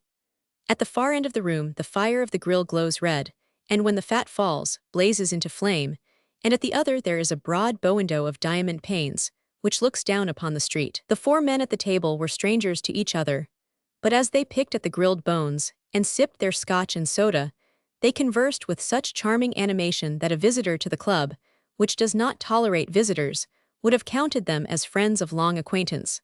Certainly not as Englishmen who had met for the first time and without the form of an introduction. But it is the etiquette and tradition of the grill that whoever enters it must speak with whomever he finds there. It is to enforce this rule that there is but 1 long table, and whether there are 20 men at it or 2, the waiters, supporting the rule, will place them side by side. For this reason, the 4 strangers at supper were seated together, with the candles grouped about them, and the long length of the table cutting a white path through the outer gloom. "I repeat," said the gentleman with the black pearl stud, "that the days for romantic adventure and deeds of foolish daring have passed, and that the fault lies with ourselves. Voyages to the pole I do not catalogue as adventures. That African explorer, young Chetney, who turned up yesterday after he was supposed to have died in Uganda, did nothing adventurous. He made maps and explored the sources of rivers. He was in constant danger, but the presence of danger does not constitute adventure. Were that so, the chemist who studies high explosives, or who investigates deadly poisons, passes through adventures daily. No, adventures are for the adventurous, but one no longer ventures. The spirit of it has died of inertia. We are grown too practical, too just, above all, too sensible. In this room, for instance, members of this club have, at the sword's point, disputed the proper scanning of one of Pope's couplets. Over so weighty a matter as spilled burgundy on a gentleman's cuff, 10 men fought across this table, each with his rapier in one hand and a candle in the other. All 10 were wounded. The question of the spilled burgundy concerned but 2 of them. The 8 others engaged because they were men of spirit. They were indeed the first gentlemen of the day. Tonight, were you to spill burgundy on my cuff, were you even to insult me grossly, these gentlemen would not consider it incumbent upon them to kill each other. They would separate us, and tomorrow morning appear as witnesses against us at Bow Street. We have here tonight, in the persons of Sir Andrew and myself, an illustration of how the ways have changed." The men around the table turned and glanced toward the gentleman in front of the fireplace. He was an elderly and somewhat portly person, with a kindly, wrinkled countenance, which wore continually a smile of almost childish confidence and good nature. It was a face which the illustrated prints had made intimately familiar. He held a book from him at arm's length, as if to adjust his eyesight, and his brows were knit with interest. Now, were this the 18th century, continued the gentleman with the black pearl, when Sir Andrew left the club tonight, I would have him bound and gagged and thrown into a sedan chair. The watch would not interfere, the passers-by would take to their heels. My hired bullies and ruffians would convey him to some lonely spot where we would guard him until morning. Nothing would come of it, except added reputation to myself as a gentleman of adventurous spirit, and possibly an essay in the Tatler with stars for names, entitled, let us say, The Budget and the Baronet. But to what end, sir? Inquired the youngest of the members. And why, Sir Andrew, of all persons should you select him for this adventure? The gentleman with the black pearl shrugged his shoulders. It would prevent him speaking in the House tonight. The Navy Increase Bill, he added gloomily. It is a government measure, and Sir Andrew speaks for it. And so great is his influence, and so large his following, that if he does, gentlemen laughed ruefully if he does, it will go through. Now, had I the spirit of our ancestors, he exclaimed, I would bring chloroform from the nearest chemist's and drug him in that chair. I would tumble his unconscious form into a hansom cab and hold him prisoner until daylight. If I did, I would save the British taxpayer the cost of 5 more battleships, many millions of pounds. The gentleman again turned and surveyed the baronet with freshened interest. The honorary member of the grill, whose accent already had betrayed him as an American, laughed softly. To look at him now, he said, one would not guess he was deeply concerned with the affairs of state. The others nodded silently. He has not lifted his eyes from that book since we first entered, added the youngest member. He surely cannot mean to speak tonight. Oh yes, he will speak, muttered the one with the black pearl, moodily. During these last hours of the session, the House sits late, but when the Navy Bill comes up on its third reading, he will be in his place and he will pass it. The fourth member, a stout and florid gentleman of a somewhat sporting appearance, in a short smoking jacket and black tie, sighed enviously. Fancy one of us being as cool as that, if he knew he had to stand up within an hour and rattle off a speech in Parliament. I would be in a devil of a funk myself. And yet he is as keen over that book he's reading as though he had nothing before him until bedtime. Yes, see how eager he is, whispered the youngest member. He does not lift his eyes even now when he cuts the pages. It is probably an Admiralty report or some other weighty work of statistics which bears upon his speech. The gentleman with the black pearl laughed morosely. The weighty work in which the eminent statesman is so deeply engrossed, he said, is called The Great Rand Robbery. It is a detective novel for sale at all bookstalls. The American raised his eyebrows in disbelief. The Great Rand Robbery, he repeated incredulously, what an odd taste. It is not a taste, it is his vice, returned the gentleman with the pearl stud. It is his one dissipation. He is noted for it. You, as a stranger, could hardly be expected to know of this idiosyncrasy. Mr. Gladstone sought relaxation in the Greek poets. Sir Andrew finds his in Gaboriau. Since I have been a member of Parliament, I have never seen him in the library without a shilling shocker in his hands. He brings them even into the sacred precincts of the House, and from the government benches reads them concealed inside his hat. Once started on a tale of murder, robbery, and sudden death, nothing can tear him from it, not even the call of the division bell, nor of hunger, nor the prayers of the party whip. He gave up his country house because when he journeyed to it in the train, he would become so absorbed in his detective estuaries that he was invariably carried past his station. The Member of Parliament twisted his pearl stud nervously and bit at the edge of his mustache. If it only were the first pages of the Rand Robbery that he were reading, he murmured bitterly, instead of the last. With such another book as that, I swear I could hold him here until morning. There would be no need of chloroform to keep him from the House. The eyes of all were fastened upon Sir Andrew, and each saw, with fascination, that, with his forefinger, he was now separating the last 2 pages of the book. The Member of Parliament struck the table softly with his open palm. I would give £100, he whispered, if I could place in his hands at this moment a new story of Sherlock Holmes. £1,000. He added, wildly £5,000. The American observed the speaker sharply, as though the words bore to him some special application, and then, at an idea which apparently had but just come to him, smiled, in great embarrassment. Sir Andrew ceased reading, but as though still under the influence of the book, sat looking blankly into the open fire. For a brief space, no one moved until the baronet withdrew his eyes, and with a sudden start of recollection, felt anxiously for his watch. He scanned its face eagerly and scrambled to his feet. The voice of the American instantly broke the silence in a high, nervous accent. "And yet Sherlock Holmes himself," he cried, "could not decipher the mystery which tonight baffles the police of London." At these unexpected words, which carried in them something of the tone of a challenge, the gentlemen about the table started as suddenly as though the American had fired a pistol in the air, and Sir Andrew halted, abruptly, and stood observing him with grave surprise.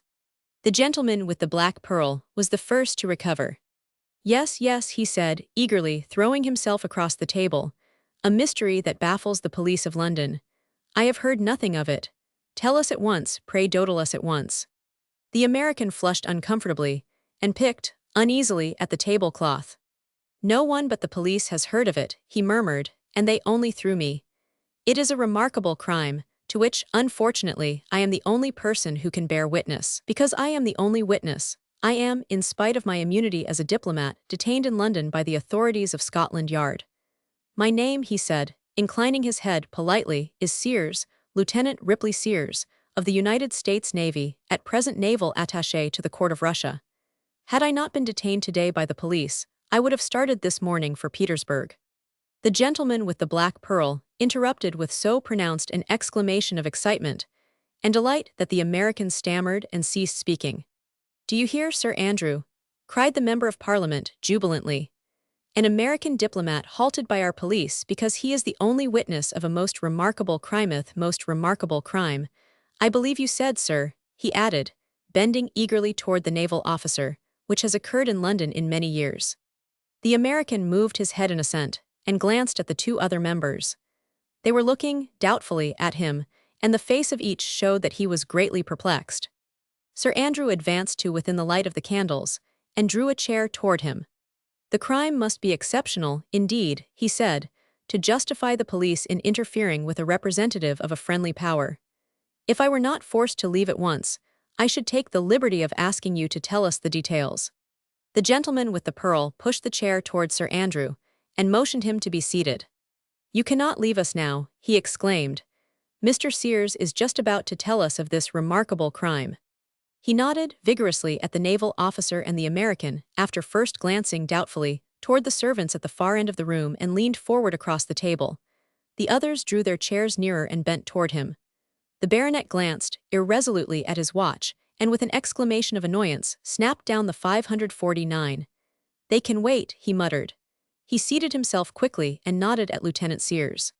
"If you will be so kind as to begin, sir," he said, impatiently. "Of course," said the American, "you understand that I am speaking to gentlemen. The confidences of this club are inviolate. Until the police give the facts to the public press, I must consider you my confederates. You have heard nothing, you know no one connected with this mystery. Even I must remain anonymous." The gentlemen seated around him nodded gravely. "Of course," the baronet assented, with eagerness. "Of course. We will refer to it," said the gentleman with the black pearl, "as the story of the naval attaché." "I arrived in London 2 days ago," said the American, "and I engaged a room at the Bath Hotel. I know very few people in London, and even the members of our embassy were strangers to me.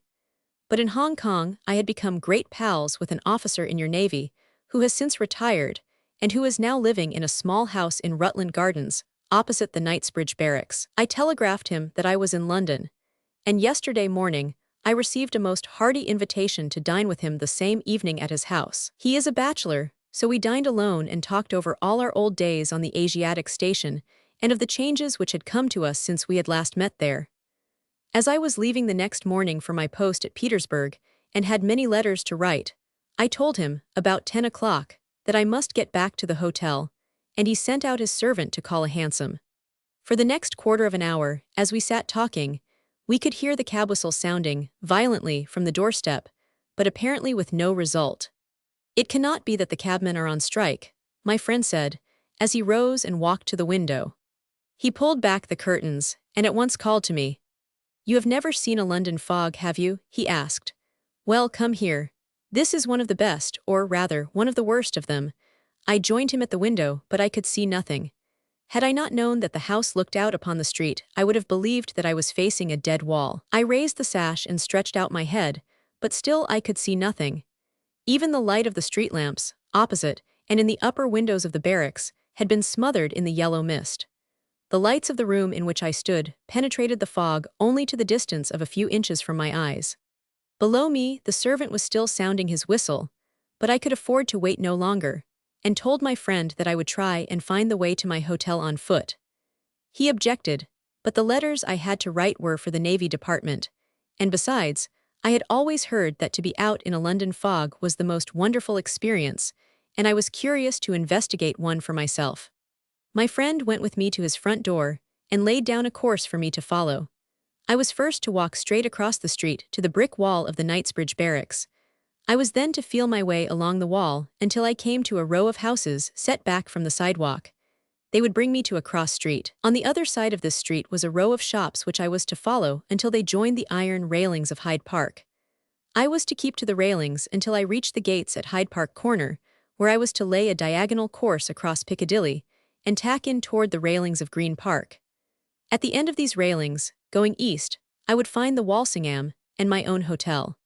To a sailor the course did not seem difficult, so I bade my friend good night and walked forward until my feet touched the paving. I continued upon it until I reached the curbing of the sidewalk. A few steps further, and my hands struck the wall of the barracks. I turned in the direction from which I had just come, and saw a square of faint light cut in the yellow fog. I shouted, "All right," and the voice of my friend answered, "Good luck to you." The light from his open door disappeared with a bang, and I was left alone in a dripping, yellow darkness. I have been in the Navy for 10 years, but I have never known such a fog as that of last night, not even among the icebergs of Bering Sea. There one at least could see the light of the binnacle, but last night I could not even distinguish the hand by which I guided myself along the barrack wall. At sea a fog is a natural phenomenon. It is as familiar as the rainbow which follows a storm. It is as proper that a fog should spread upon the waters as that steam shall rise from a kettle. But a fog which springs from the paved streets, that rolls between solid house fronts, that forces cabs to move at half speed, that drowns policemen and extinguishes the electric lights of the music hall, that to me is incomprehensible. It is as out of place as a tidal wave on Broadway. As I felt my way along the wall, I encountered other men who were coming from the opposite direction, and each time when we hailed each other, I stepped away from the wall to make room for them to pass. But the third time I did this, when I reached out my hand, the wall had disappeared, and the further I moved to find it, the further I seemed to be sinking into space. I had the unpleasant conviction that at any moment I might step over a precipice. Since I had set out, I had heard no traffic in the street, and now, although I listened some minutes, I could only distinguish the occasional footfalls of pedestrians. Several times I called aloud, and once a jocular gentleman answered me, but only to ask me where I thought he was, and then even he was swallowed up in the silence. Just above me I could make out a jet of gas which I guessed came from a street lamp, and I moved over to that, and while I tried to recover my bearings, kept my hand on the iron post. Except for this nicker of gas, no larger than the tip of my finger, I could distinguish nothing about me. For the rest, the mist hung between me and the world like a damp and heavy blanket. I could hear voices, but I could not tell from whence they came, and the scrape of a foot, moving cautiously, or a muffled cry as someone stumbled, were the only sounds that reached me. I decided that, until someone took me in, I had best remain where I was, and it must have been for 10 minutes that I waited by the lamp, straining my ears and hailing distant footfalls. In a house near me, some people were dancing to the music of a Hungarian band. I even fancied I could hear the windows shake to the rhythm of their feet, but I could not make out from which part of the compass the sounds came. And sometimes, as the music rose, it seemed close at my hand, and again, to be floating high in the air above my head. Although I was surrounded by thousands of householders, I was as completely lost as though I had been set down by night in the Sahara Desert. There seemed to be no reason in waiting longer for an escort, so I again set out, and at once bumped against a low, iron fence. At first I believed this to be an area railing, but on following it, I found that it stretched for a long distance, and that it was pierced at regular intervals with gates. I was standing uncertainly with my hand on one of these, when a square of light suddenly opened in the night, and in it I saw, as you see a picture thrown by a biograph in a darkened theater, a young gentleman in evening dress, and back of him the lights of a hall. I guessed, from its elevation and distance from the sidewalk, that this light must come from the door of a house set back from the street, and I determined to approach it and ask the young man to tell me where I was. But in fumbling with the lock of the gate, I instinctively bent my head, and when I raised it again the door had partly closed, leaving only a narrow shaft of light. Whether the young man had re-entered the house, or had left it I could not tell, but I hastened to open the gate, and as I stepped forward I found myself upon an asphalt walk.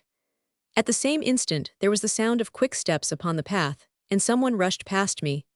I called to him, but he made no reply, and I heard the gate click and the footsteps hurrying away upon the sidewalk. Under other circumstances the young man's rudeness, and his recklessness in dashing so hurriedly through the mist, would have struck me as peculiar, but everything was so distorted by the fog that at the moment I did not consider it. The door was still as he had left it, partly open. I went up the path, and after much fumbling, found the knob of the doorbell and gave it a sharp pull. The bell answered me from a great depth and distance, but no movement followed from inside the house, and although I pulled the bell again and again, I could hear nothing save the dripping of the mist about me.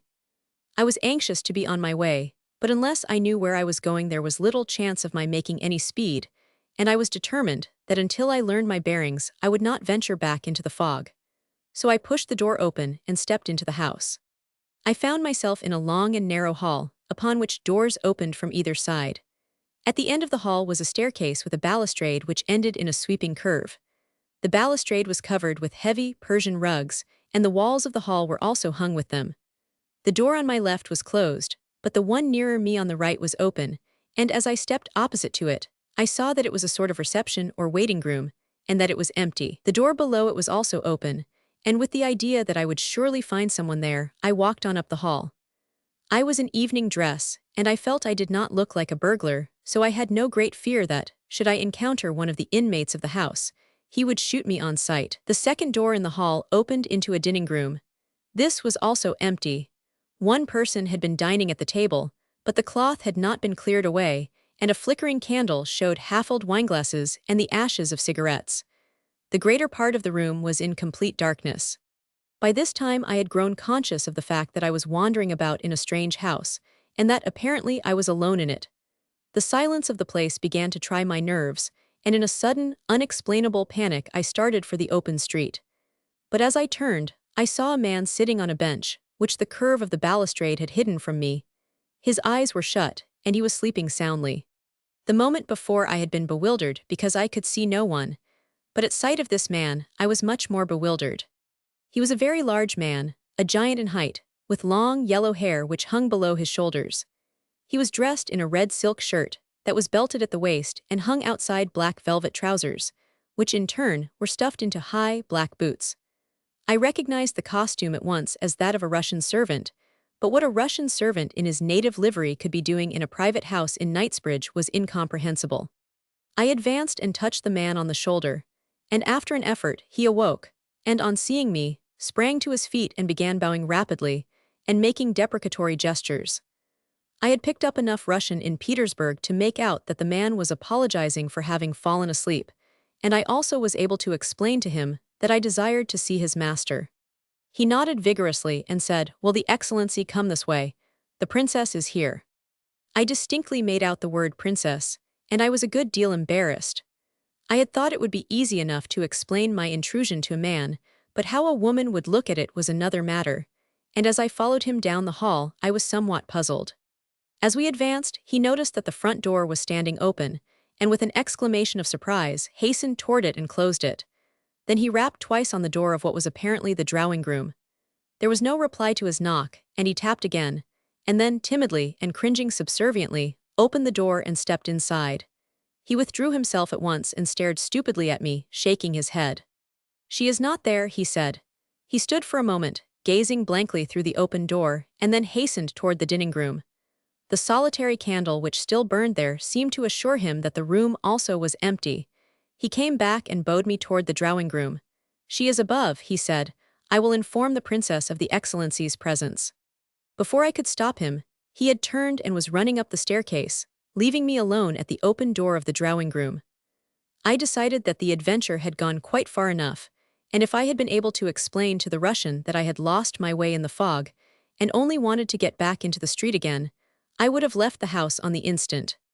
Of course, when I first rang the bell of the house, I had no other expectation than that it would be answered by a parlour-maid who would direct me on my way. I certainly could not then foresee that I would disturb a Russian princess in her boudoir, or that I might be thrown out by her athletic bodyguard. Still, I thought I ought not now to leave the house without making some apology, and, if the worst should come, I could show my card. They could hardly believe that a member of an embassy had any designs upon the hat-rack. The room in which I stood was dimly lighted, but I could see that, like the hall, it was hung with heavy Persian rugs.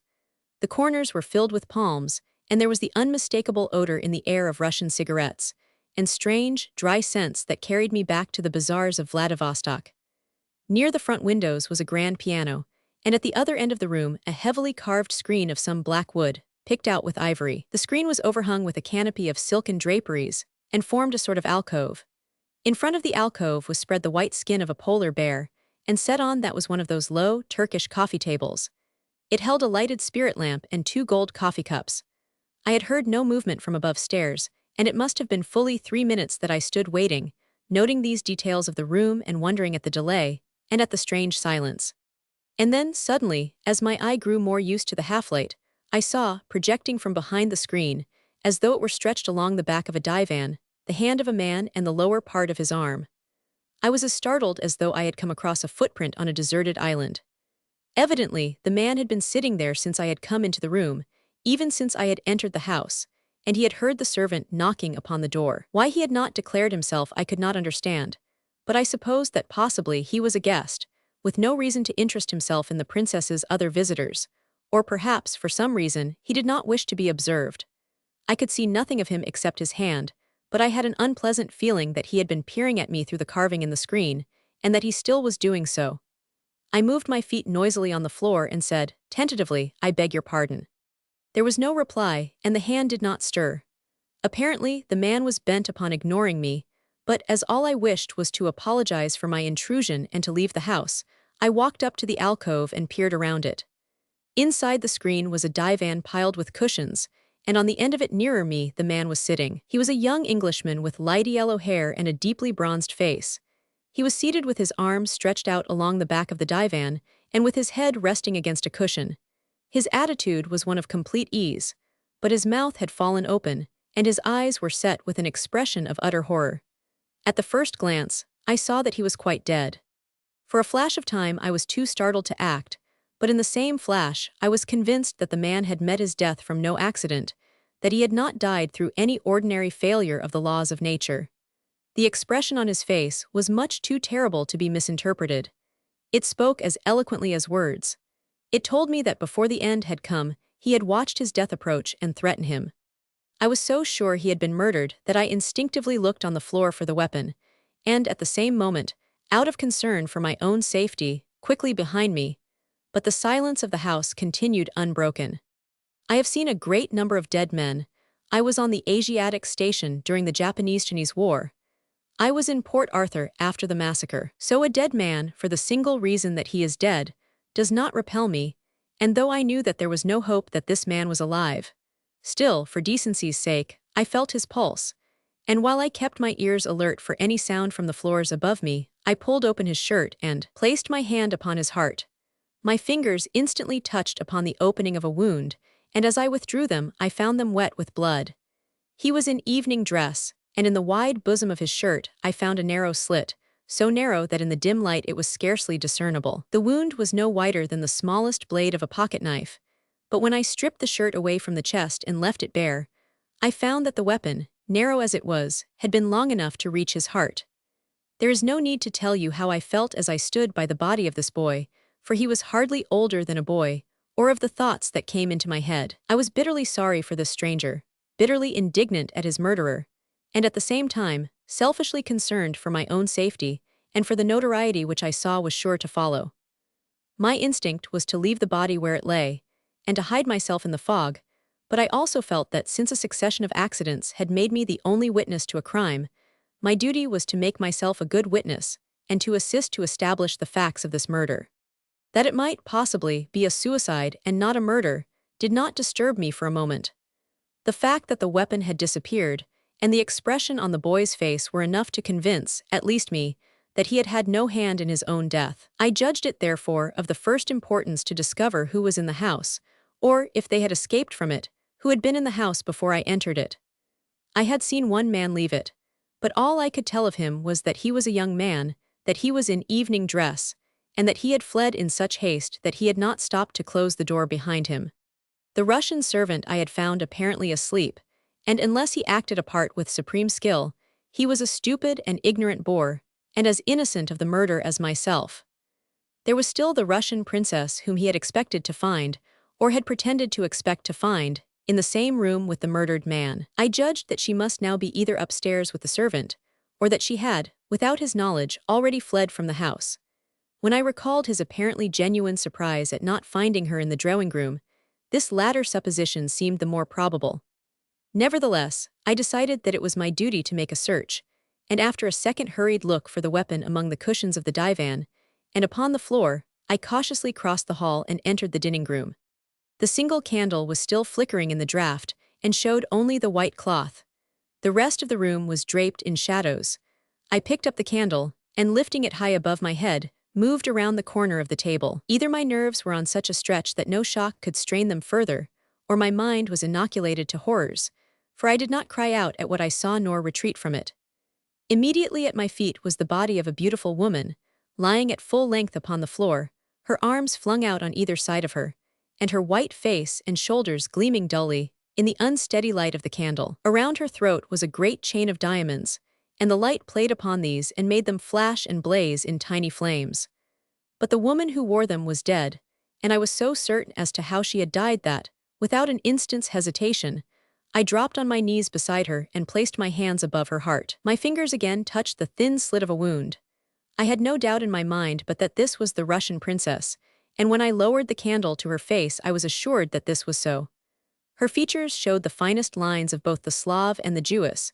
The eyes were black, the hair blue-black and wonderfully heavy, and her skin, even in death, was rich in color. She was a surpassingly beautiful woman. I rose and tried to light another candle with the one I held, but I found that my hand was so unsteady that I could not keep the wicks together.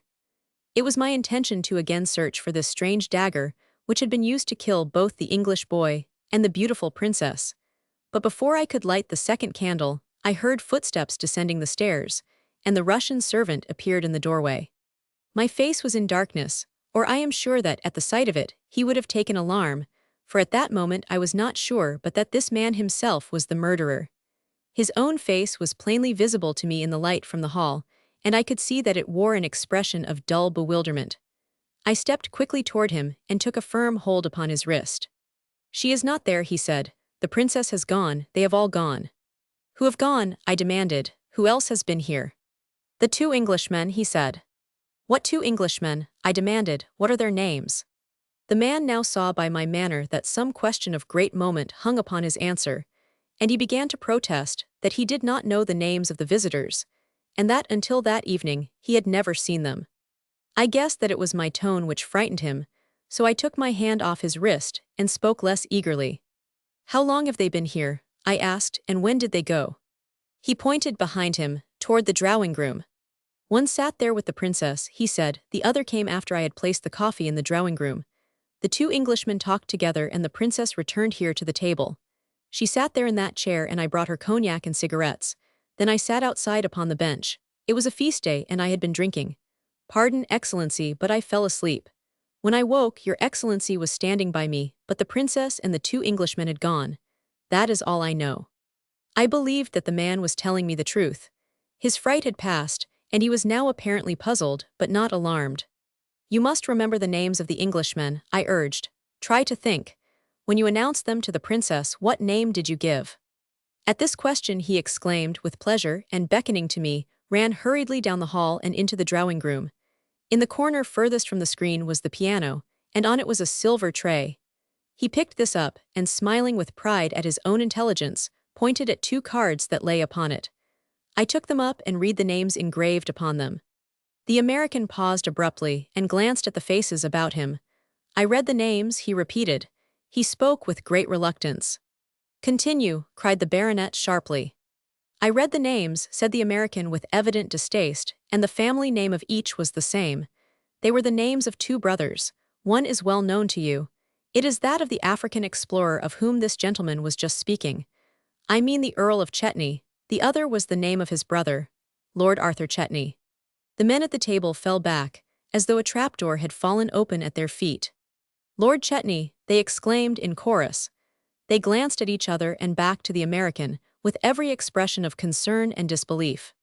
"It is impossible," cried the baronet. "Why, my dear sir, young Chetney only arrived from Africa yesterday. It was so stated in the evening papers." The jaw of the American set in a resolute square, and he pressed his lips together. "You are perfectly right, sir," he said. "Lord Chetney did arrive in London yesterday morning, and yesterday night I found his dead body." The youngest member present was the first to recover. He seemed much less concerned over the identity of the murdered man than at the interruption of the narrative. "Oh, please let him go on," he cried. "What happened then? You say you found two visiting cards. How do you know which card was that of the murdered man?" The American, before he answered, waited until the chorus of exclamations had ceased. Then he continued as though he had not been interrupted.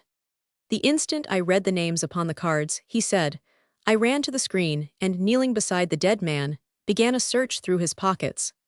My hand at once fell upon a card case, and I found on all the cards it contained the title of the Earl of Chetney. His watch and cigarette case also bore his name.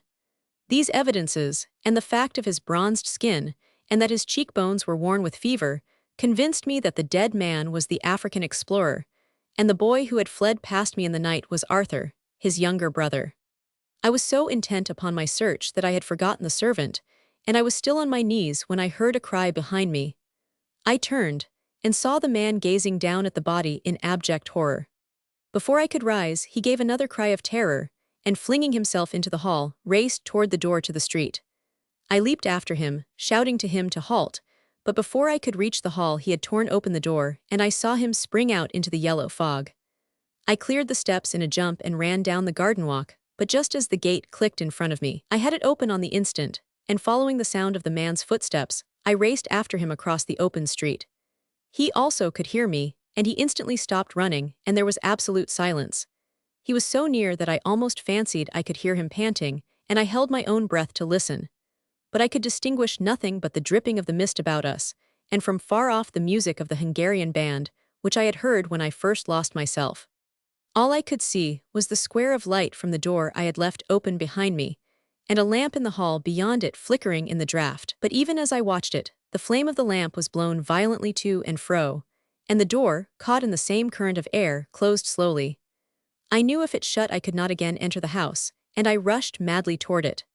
I believe I even shouted out, as though it were something human which I could compel to obey me, and then I caught my foot against the curb and smashed into the sidewalk. When I rose to my feet I was dizzy and half-stunned, and though I thought then that I was moving toward the door, I know now that I probably turned directly from it. For, as I groped about in the night, calling frantically for the police, my fingers touched nothing but the dripping fog, and the iron railings for which I sought seemed to have melted away. For many minutes I beat the mist with my arms like one at blind man's buff, turning sharply in circles, cursing aloud at my stupidity, and crying continually for help. At last a voice answered me from the fog, and I found myself held in the circle of a policeman's lantern. That is the end of my adventure. What I have to tell you now is what I learned from the police.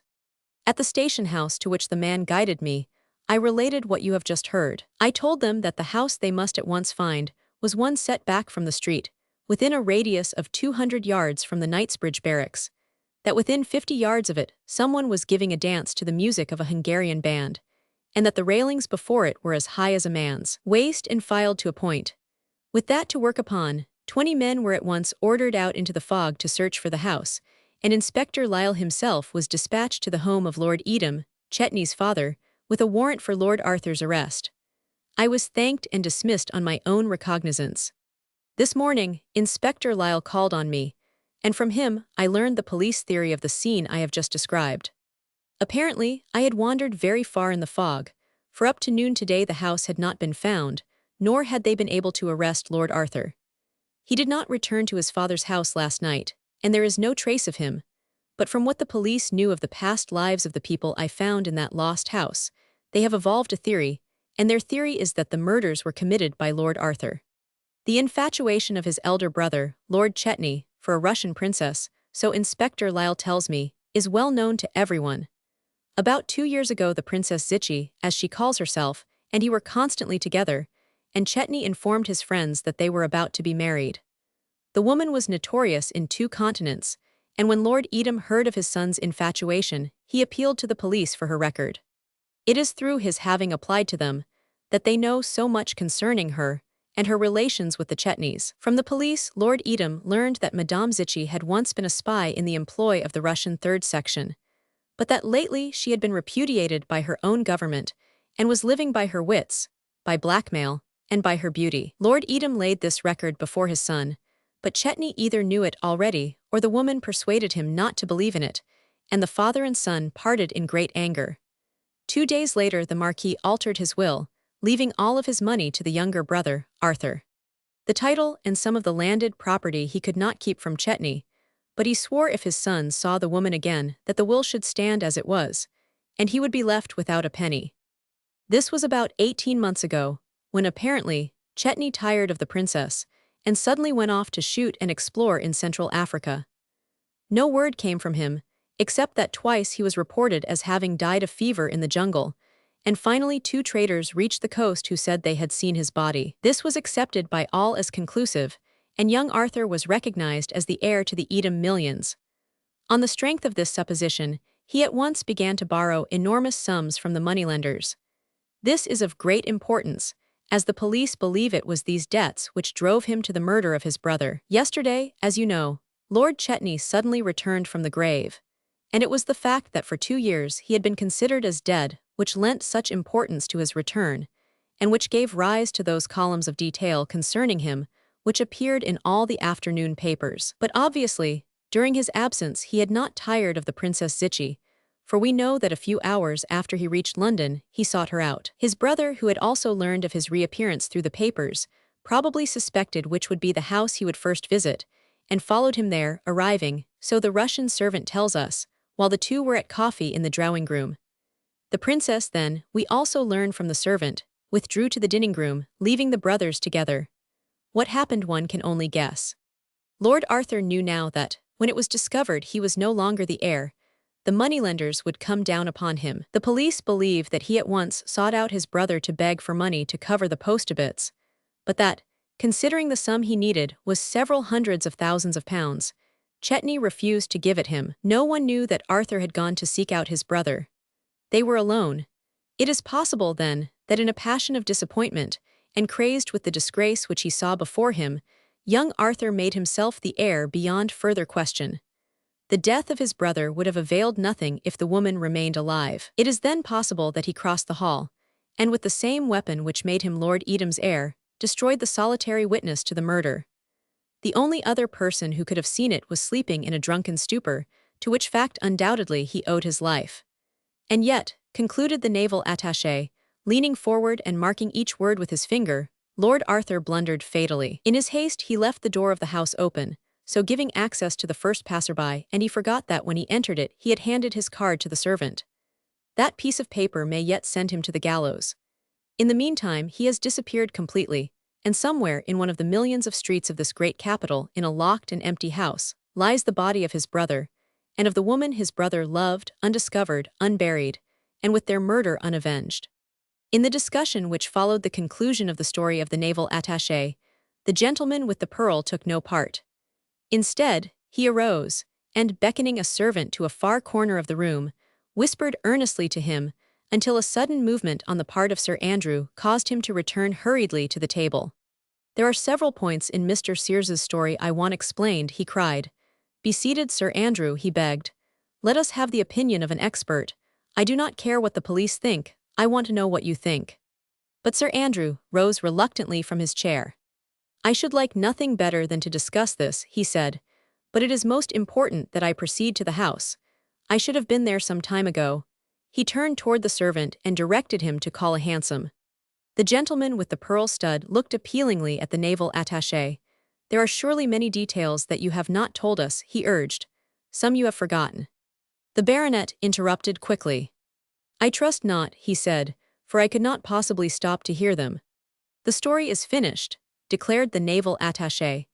Until Lord Arthur is arrested, or the bodies are found, there is nothing more to tell of either Chetney or the Princess Zichy. Of Lord Chetney, perhaps not, interrupted the sporting-looking gentleman with the black tie, but there will always be something to tell of the Princess Zichy. I know enough stories about her to fill a book. She was a most remarkable woman. The speaker dropped the end of his cigar into his coffee cup, and taking his case from his pocket, selected a fresh one.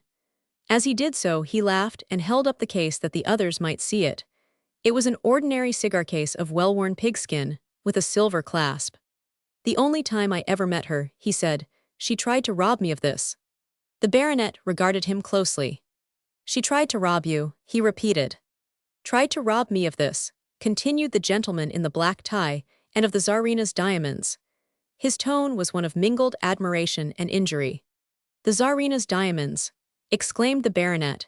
He glanced quickly and suspiciously at the speaker, and then at the others about the table. But their faces gave evidence of no other emotion than that of ordinary interest. Yes, the Tsarina's diamonds, repeated the man with the black tie. It was a necklace of diamonds. I was told to take them to the Russian ambassador in Paris, who was to deliver them at Moscow. I am a queen's messenger, he added. Oh, I see, exclaimed Sir Andrew in a tone of relief. And you say that this same Princess Zichy, one of the victims of this double murder, endeavored to rob you off that cigar case. And the Tsarina's diamonds, answered the queen's messenger, imperturbably. It's not much of a story, but it gives you an idea of the woman's character. The robbery took place between Paris and Marseille. The baronet interrupted him with an abrupt movement. No, no, he cried, shaking his head in protest. Do not tempt me. I really cannot listen. I must be at the house in 10 minutes. I am sorry, said the queen's messenger. He turned to those seated about him. I wonder if the other gentleman, he inquired, tentatively. There was a chorus of polite murmurs, and the queen's messenger, bowing his head in acknowledgement, took a preparatory sip from his glass. At the same moment, the servant to whom the man with the black pearl had spoken slipped a piece of paper into his hand. He glanced at it, frowned, and threw it under the table. The servant bowed to the baronet. Your hansom is waiting, Sir Andrew, he said. The necklace was worth £20,000, began the queen's messenger. It was a present from the Queen of England. To celebrate, the baronet gave an exclamation of angry annoyance. Upon my word, this is most provoking, he interrupted. I really ought not to stay, but I certainly mean to hear this. He turned irritably to the servant. Tell the hansom to wait, he commanded, and with an air of a boy who is playing truant, slipped guiltily into his chair. The gentleman with the black pearl smiled blandly, and rapped upon the table. Order, gentlemen, he said. Order for the story of the Queen's messenger and the Tsarina's diamonds. Roman II. The necklace was a present from the Queen of England to the Tsarina of Russia, began the Queen's messenger. It was to celebrate the occasion of the Tsar's coronation. Our Foreign Office knew that the Russian ambassador in Paris was to proceed to Moscow for that ceremony, and I was directed to go to Paris and turn over the necklace to him. But when I reached Paris, I found he had not expected me for a week later, and was taking a few days' vacation at Nice. His people asked me to leave the necklace with them at the embassy, but I had been charged to get a receipt for it from the ambassador himself, so I started at once for Nice. The fact that Monte Carlo is not 2,000 miles from Nice may have had something to do with making me carry out my instructions so carefully. Now, how the Princess Zichy came to find out about the necklace I do not know, but I can guess. As you have just heard, she was at one time a spy in the service of the Russian government, and after they dismissed her, she kept up her acquaintance with many of the Russian agents in London. It is probable that through one of them, she learned that the necklace was to be sent to Moscow, and which one of the Queen's messengers had been detailed to take it there. Still, I doubt if even that knowledge would have helped her if she had not also known something which I supposed no one else in the world knew but myself and one other man. And curiously enough, the other man was a Queen's messenger, too, and a friend of mine. You must know that up to the time of this robbery, I had always concealed my dispatches in a manner peculiarly my own. I got the idea from that play called A Scrap of Paper. In it, a man wants to hide a certain compromising document. He knows that all his rooms will be secretly searched for it, so he puts it in a torn envelope and sticks it up where anyone can see it on his mantel shelf. The result is that the woman who is ransacking the house to find it looks in all the unlikely places, but passes over the scrap of paper that is just under her nose. Sometimes the papers and packages they give us to carry about Europe are of very great value, and sometimes they are special makes of cigarettes and orders to court dressmakers. Sometimes we know what we are carrying and sometimes we do not. If it is a large sum of money or a treaty, they generally tell us. But as a rule, we have no knowledge of what the package contains. So to be on the safe side, we naturally take just as great care of it as though we knew it held the terms of an ultimatum or the crown jewels. As a rule, my conferrs carry the official packages in a dispatch box, which is just as obvious as a lady's jewel bag in the hands of her maid. Everyone knows they are carrying something of value. They put a premium on dishonesty. Well, after I saw the scrap-off paper play, I determined to put the government valuables in the most unlikely place that anyone would look for them. So I used to hide the documents they gave me inside my riding boots, and small articles, such as money or jewels, I carried in an old cigar case. After I took to using my case for that purpose, I bought a new one exactly like it for my cigars. But to avoid mistakes, I had my initials placed on both sides of the new one, and the moment I touched the case, even in the dark, I could tell which it was by the raised initials. No one knew of this except the Queen's messenger of whom I spoke. We once left Paris together on the Orient Express. I was going to Constantinople, and he was to stop off at Vienna. On the journey, I told him of my peculiar way of hiding things and showed him my cigar case. If I recollect rightly, on that trip, it held the Grand Cross of St. Michael and St. George, which the Queen was sending to our ambassador. The messenger was very much entertained at my scheme, and some months later when he met the princess, he told her about it as an amusing story.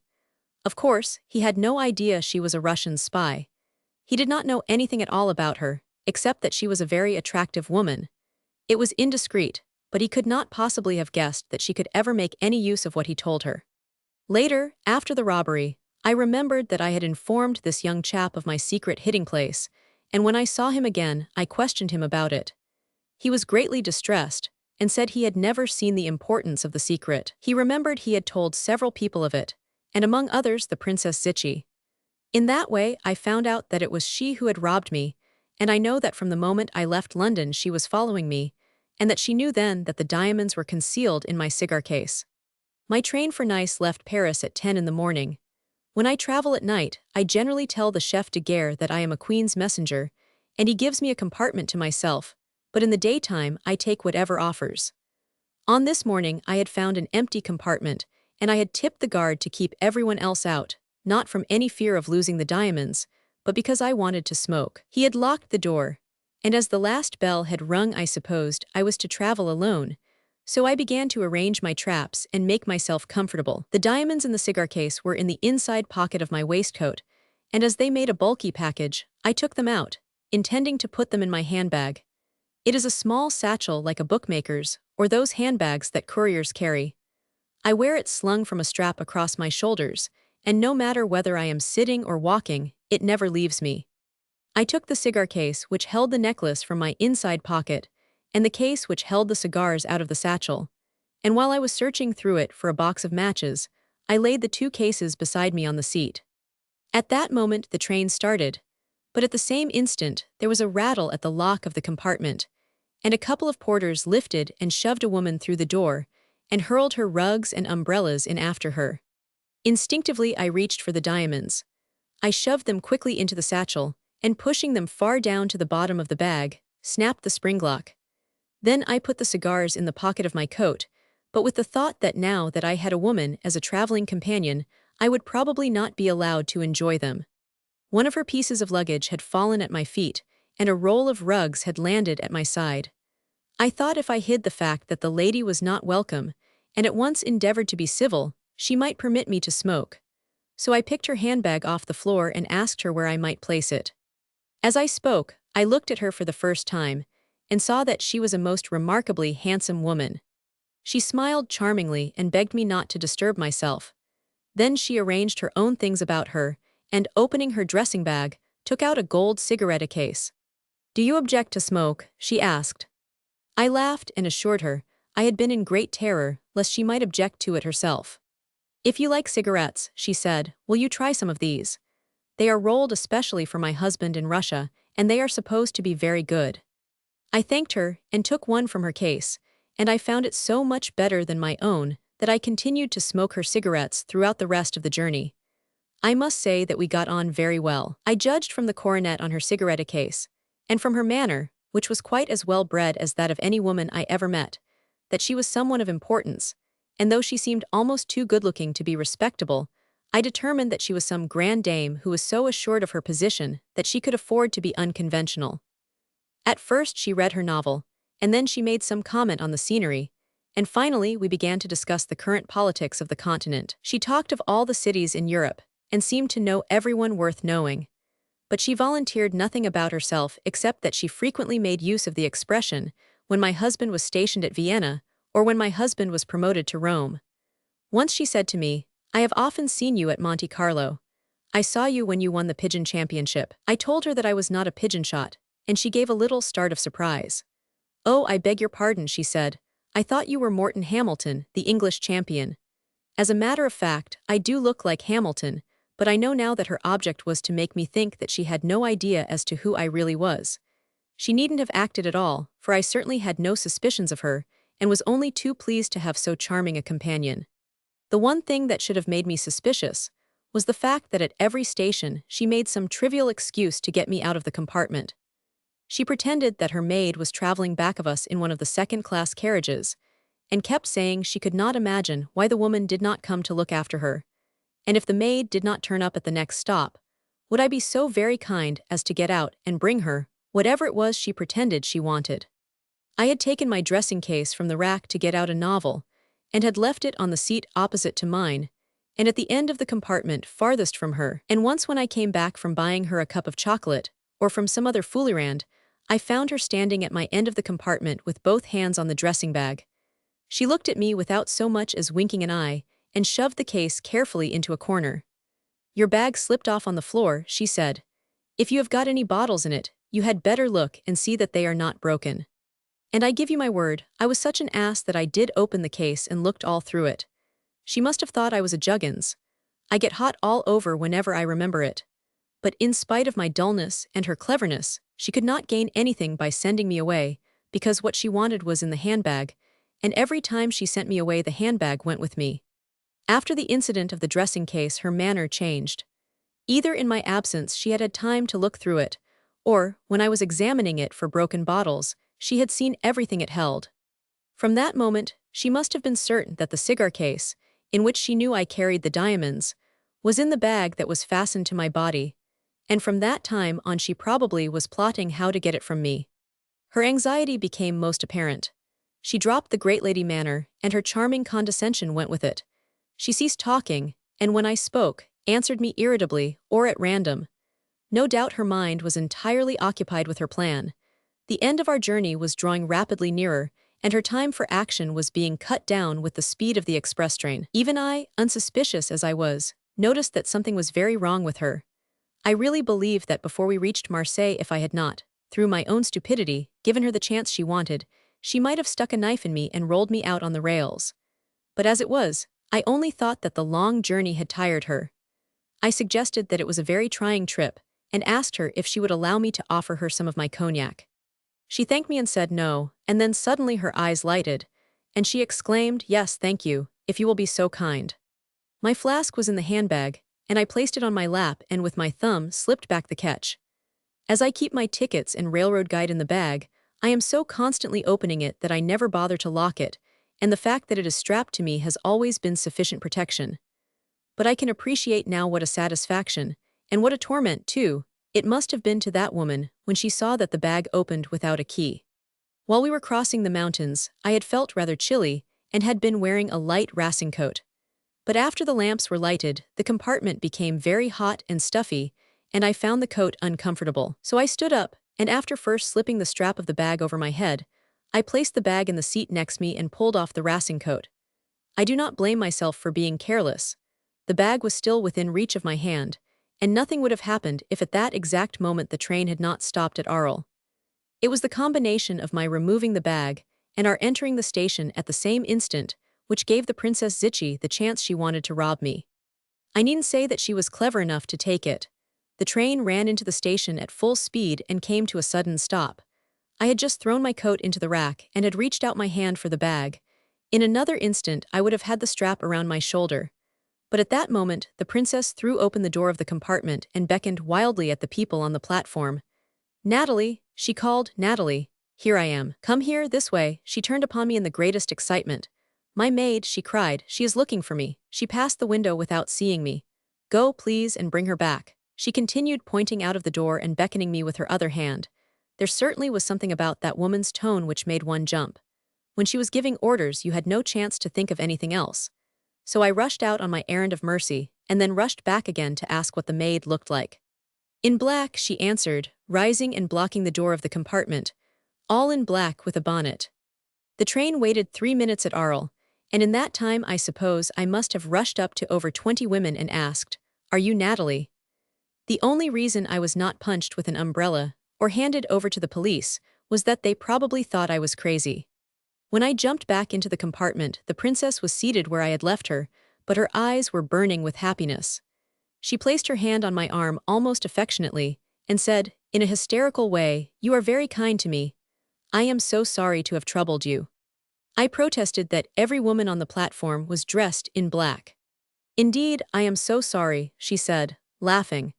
And she continued to laugh until she began to breathe so quickly that I thought she was going to faint. I can see now that the last part of that journey must have been a terrible half-hour for her. She had the cigar case safe enough, but she knew that she herself was not safe. She understood if I were to open my bag, even at the last minute, and miss the case, I would know positively that she had taken it. I had placed the diamonds in the bag at the very moment she entered the compartment, and no one but our two selves had occupied it since. She knew that when we reached Marseille, she would either be £20,000 richer than when she left Paris, or that she would go to jail. That was the situation as she must have read it, and I do not envy her state of mind during that last half-hour. It must have been hell. I saw that something was wrong, and in my innocence, I even wondered if possibly my cognac had not been a little too strong. For she suddenly developed into a most brilliant conversationalist, and applauded and laughed at everything I said, and fired off questions at me like a machine gun, so that I had no time to think of anything but of what she was saying. Whenever I stirred, she stopped her chattering and leaned toward me, and watched me like a cat over a mouse hole. I wondered how I could have considered her an agreeable traveling companion. I thought I would have preferred to be locked in with a lunatic. I do not like to think how she would have acted if I had made a move to examine the bag, but as I had it safely strapped around me again, I did not open it, and I reached Marseille alive. As we drew into the station, she shook hands with me and grinned at me like a Cheshire cat. "I cannot tell you," she said, "how much I have to thank you for. What do you think of that for impudence?" I offered to put her in a carriage, but she said she must find Natalie, and that she hoped we would meet again at the hotel. So I drove off by myself, wondering who she was, and whether Natalie was not her keeper. I had to wait several hours for the train to Nice, and as I wanted to stroll around the city, I thought I had better put the diamonds in the safe of the hotel. As soon as I reached my room, I locked the door, placed the handbag on the table, and opened it. I felt among the things at the top of it, but failed to touch the cigar case. I shoved my hand in deeper and stirred the things about, but still I did not reach it. A cold wave swept down my spine, and a sort of emptiness came to the pit of my stomach. Then I turned red-hot, and the sweat sprung out all over me. I wet my lips with my tongue and said to myself, "Do not be an ass. Pull yourself together, pull yourself together. Take the things out, one at a time. It's there, of course it's there. Do not be an ass." So I put a brake on my nerves and began very carefully to pick out the things, one by one. But after another second, I could not stand it, and I rushed across the room and threw out everything on the bed. But the diamonds were not among them. I pulled the things about and tore them open and shuffled and rearranged and sorted them, but it was no use. The cigar case was gone. I threw everything in the dressing case out on the floor, although I knew it was useless to look for it there. I knew that I had put it in the bag. I sat down and tried to think. I remembered I had put it in the satchel at Paris just as that woman had entered the compartment, and I had been alone with her ever since, so it was she who had robbed me. But how? It had never left my shoulder. And then, I remembered that I had taken it off when I had changed my coat, and for the few moments that I was searching for Natalie. I remembered that the woman had sent me on that goose chase, and that at every other station, she had tried to get rid of me on some foolyrand. I gave a roar like a mad bull, and I jumped down the stairs, 6 steps at a time. I demanded at the office if a distinguished lady of title, possibly a Russian, had just entered the hotel. As I expected, she had not. I sprang into a cab and inquired at 2 other hotels, and then I saw the folly of trying to catch her without outside help, and I ordered the fellow to gallop to the office of the chief of police. I told my story, and the ass in charge asked me to calm myself and wanted to take notes. I told him this was no time for taking notes, but for doing something. He got wrathy at that, and I demanded to be taken at once to his chief. The chief, he said, was very busy and could not see me, so I showed him my silver greyhound. In 11 years I had never used it but once before. I stated, in pretty vigorous language, that I was a queen's messenger, and that if the chief of police did not see me instantly, he would lose his official head. At that the fellow jumped off his high horse and ran with me to his chief, a smart young chap, a colonel in the army, and a very intelligent man. I explained that I had been robbed, in a French railway carriage, of a diamond necklace belonging to the Queen of England, which Her Majesty was sending as a present to the Tsarina of Russia. I pointed out to him that if he succeeded in capturing the thief he would be made for life, and would receive the gratitude of 3 great powers. He was not the sort that thinks second thoughts are best. He saw Russian and French decorations sprouting all over his chest, and he hit a bell, and pressed buttons, and yelled out orders like the captain of a penny steamer in a fog. He sent her description to all the city gates, and ordered all cabmen and railway porters to search all trains leaving Marseille. He ordered all passengers on outgoing vessels to be examined, and telegraphed the proprietors of every hotel and pension to send him a complete list of their guests within the hour. While I was standing there, he must have given at least 100 orders, and sent out enough commissaires, sergeants de ville, gendarmes, bicycle police, and plainclothes Johnnies to have captured the entire German army. When they had gone, he assured me that the woman was as good as arrested already.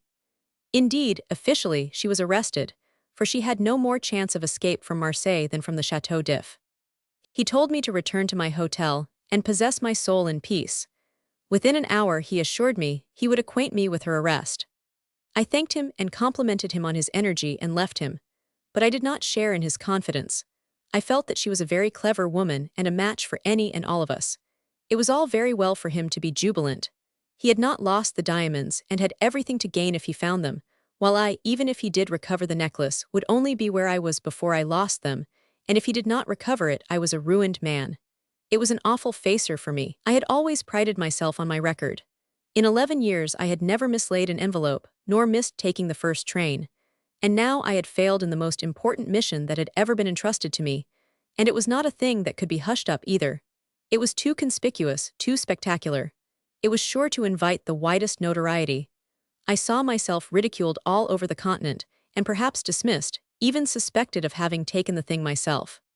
I was walking in front of a lighted café, and I felt so sick and miserable that I stopped for a pick-me-up. Then I considered that if I took one drink I would probably, in my present state of mind, not want to stop under 20, and I decided I had better leave it alone.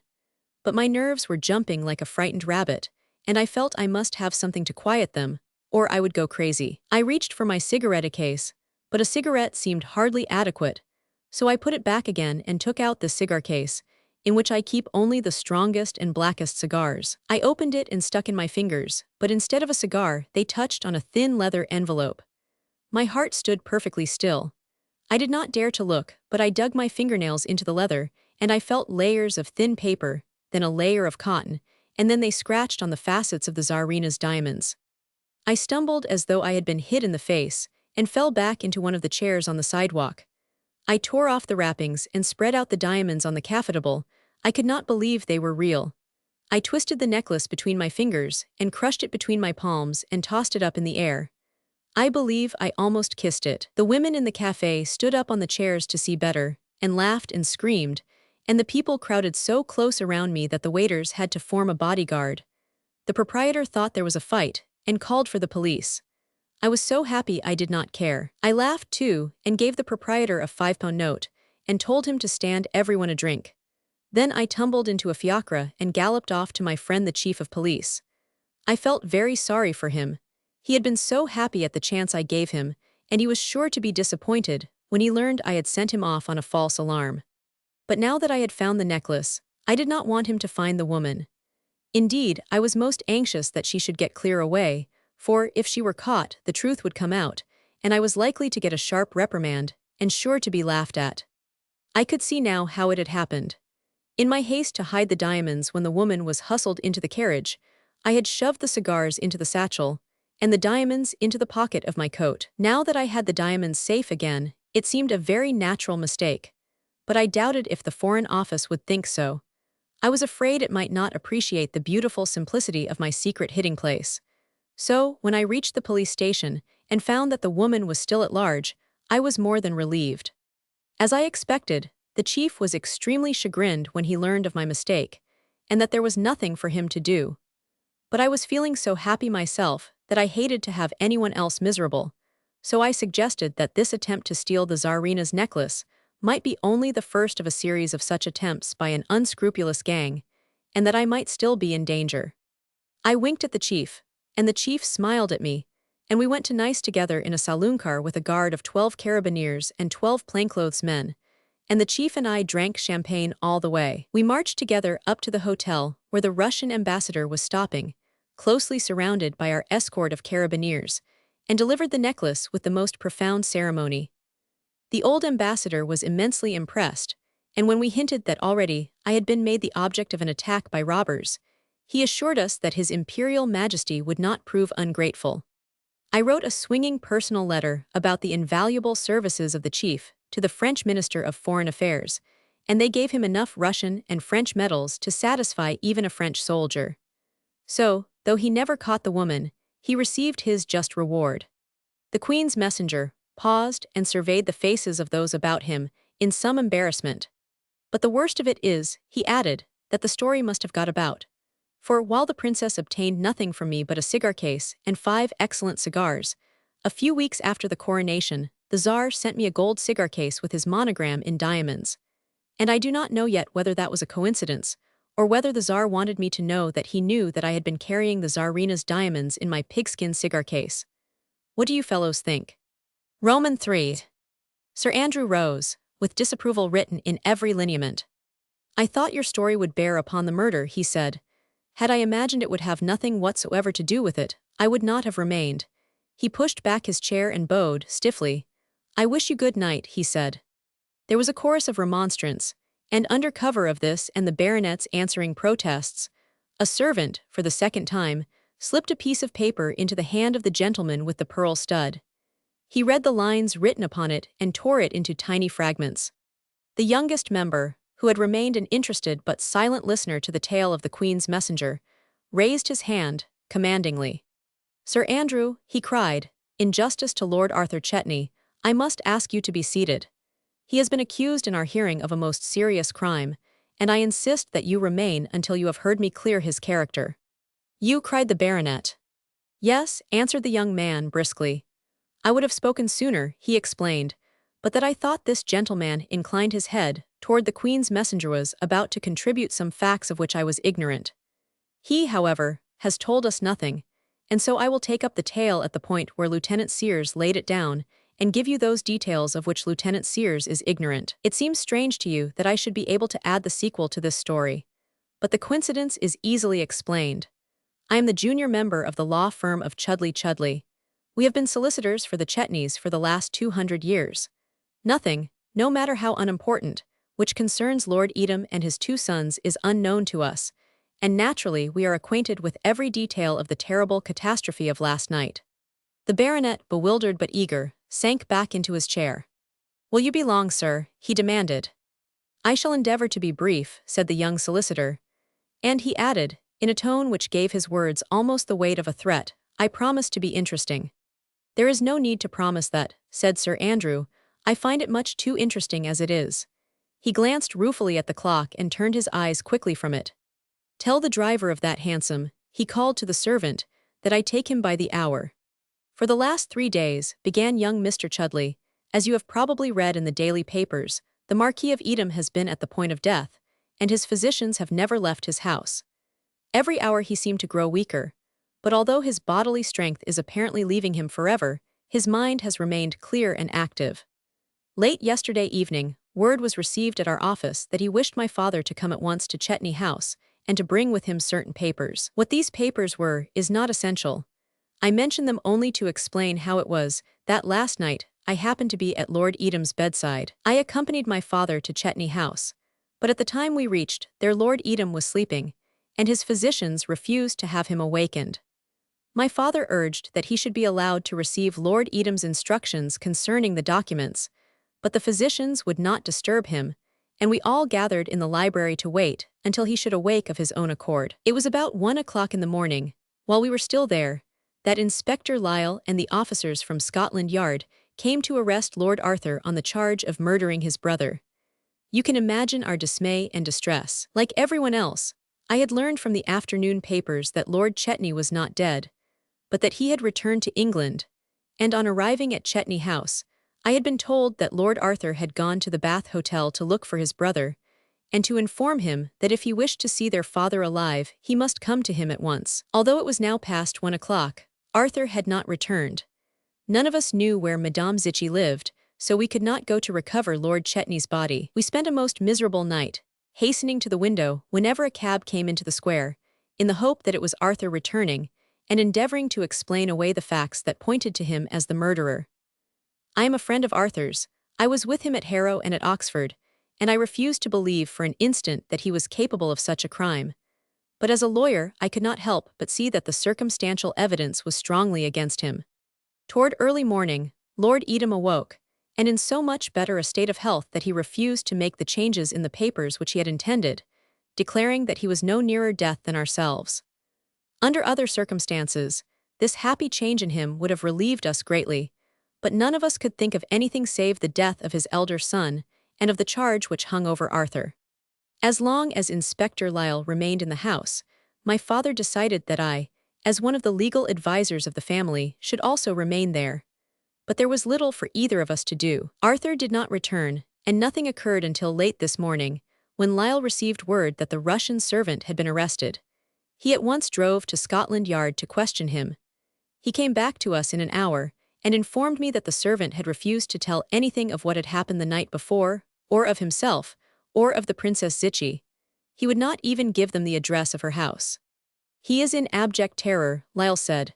I assured him that he was not suspected of the crime, but he would tell me nothing. There were no other developments until 2 o'clock this afternoon, when word was brought to us that Arthur had been found, and that he was lying in the accident ward of St. George's Hospital. Lyle and I drove there together, and found him propped up in bed with his head bound in a bandage. He had been brought to the hospital the night before by the driver of a hansom that had run over him in the fog. The cab horse had kicked him on the head, and he had been carried in unconscious. There was nothing on him to tell who he was, and it was not until he came to his senses this afternoon that the hospital authorities had been able to send word to his people. Lyle at once informed him that he was under arrest, and with what he was charged, and though the inspector warned him to say nothing which might be used against him, I, as his solicitor, instructed him to speak freely and to tell us all he knew of the occurrences of last night. It was evident to anyone that the fact of his brother's death was of much greater concern to him than that he was accused of his murder. That, Arthur said contemptuously, that is damned nonsense. It is monstrous and cruel. We parted better friends than we have been in years. I will tell you all that happened not to clear myself, but to help you to find out the truth. His story is as follows. Yesterday afternoon, owing to his constant attendance on his father, he did not look at the evening papers, and it was not until after dinner, when the butler brought him one and told him of its contents, that he learned that his brother was alive and at the Bath Hotel. He drove there at once, but was told that about 8 o'clock his brother had gone out, but without giving any clue to his destination.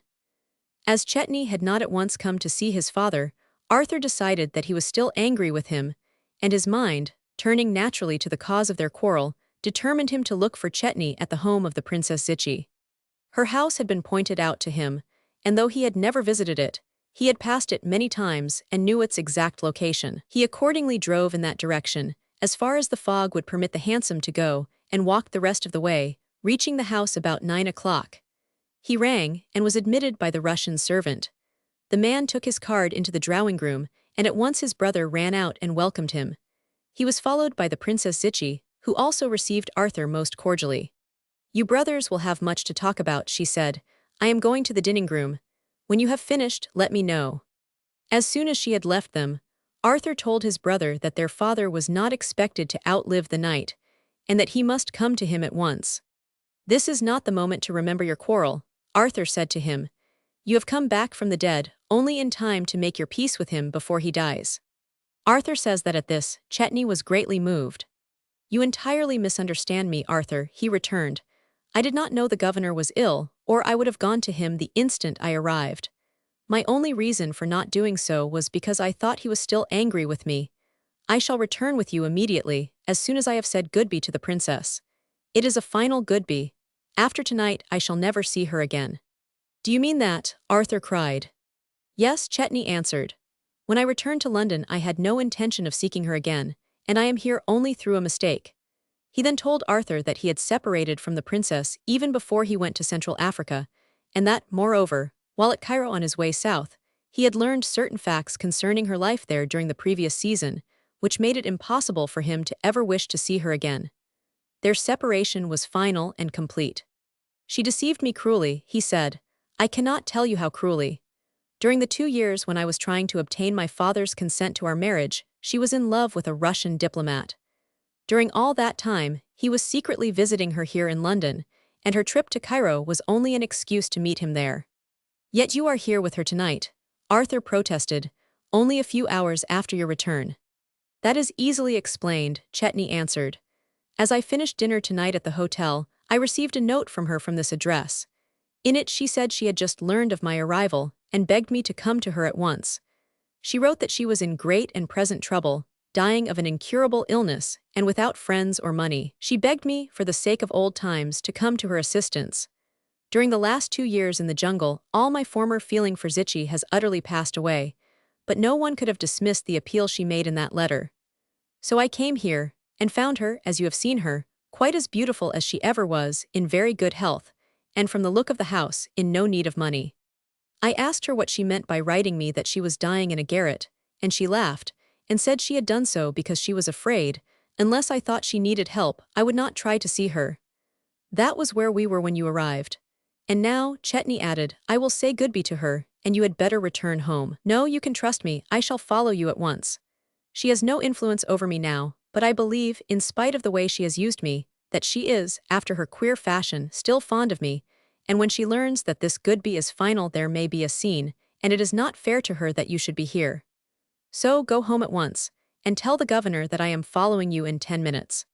That, said Arthur, is the way we parted. I never left him on more friendly terms.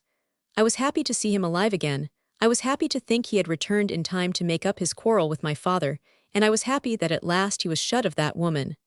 I was never better pleased with him in my life. He turned to Inspector Lyle, who was sitting at the foot of the bed, taking notes of all he told us. Why, in the name of common sense, he cried, should I have chosen that moment, of all others, to send my brother back to the grave? For a moment the inspector did not answer him. I do not know if any of you gentlemen are acquainted with Inspector Lyle, but if you are not, I can assure you that he is a very remarkable man. Our firm often applies to him for aid, and he has never failed us.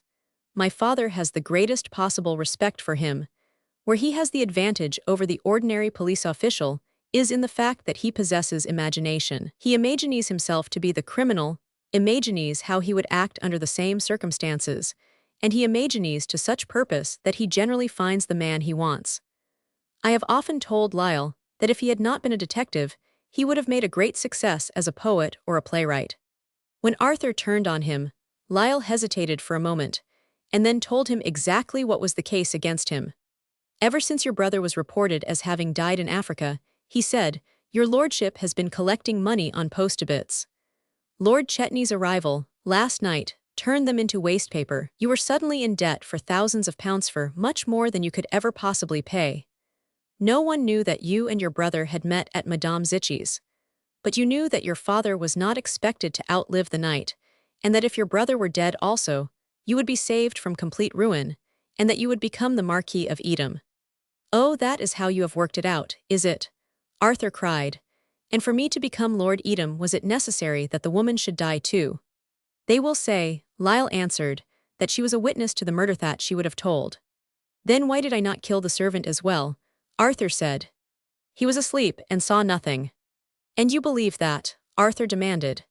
It is not a question of what I believe, Lyle said, gravely. It is a question for your peers. The man is insolent, Arthur cried. The thing is monstrous, horrible. Before we could stop him, he sprang out of his cot and began pulling on his clothes. When the nurses tried to hold him down, he fought with them. Do you think you can keep me here? He shouted. When they are plotting to hang me, I am going with you to that house. He cried at Lyle. When you find those bodies, I shall be beside you.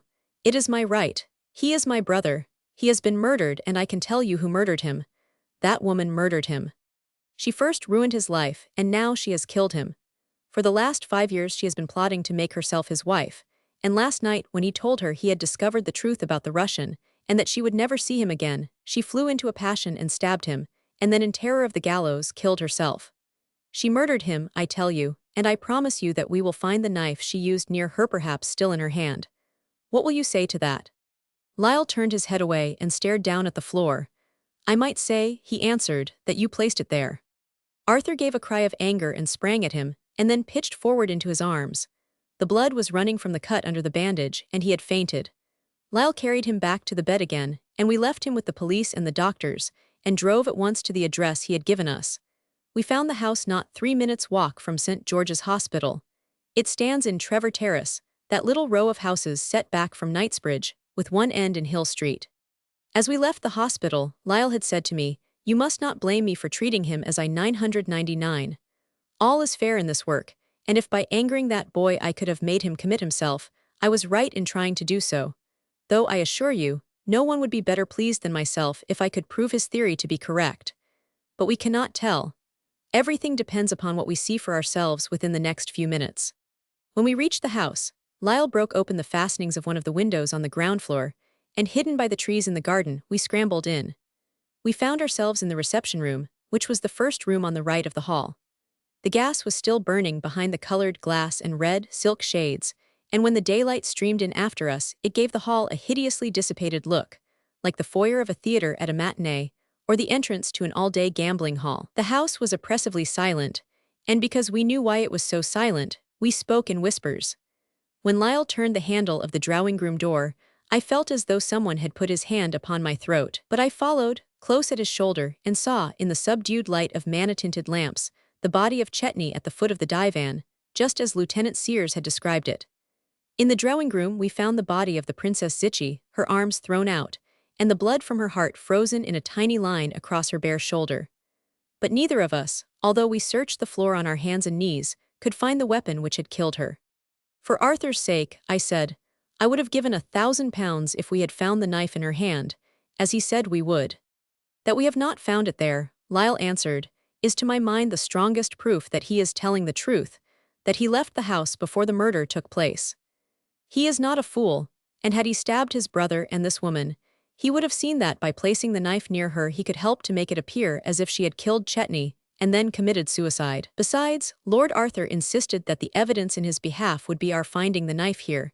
He would not have urged that if he knew we would not find it, if he knew he himself had carried it away. This is no suicide. A suicide does not rise and hide the weapon with which he kills himself, and then lie down again. No, this has been a double murder, and we must look outside of the house for the murderer. While he was speaking, Lyle and I had been searching every corner, studying the details of each room. I was so afraid that, without telling me, he would make some deductions prejudicial to Arthur, that I never left his side. I was determined to see everything that he saw, and if possible, to prevent his interpreting it in the wrong way. He finally finished his examination, and we sat down together in the drawing-room, and he took out his notebook and read aloud all that Mr. Sears had told him of the murder and what we had just learned from Arthur. We compared the two accounts, word for word, and weighed statement with statement, but I could not determine, from anything Lyle said, which of the two versions he had decided to believe.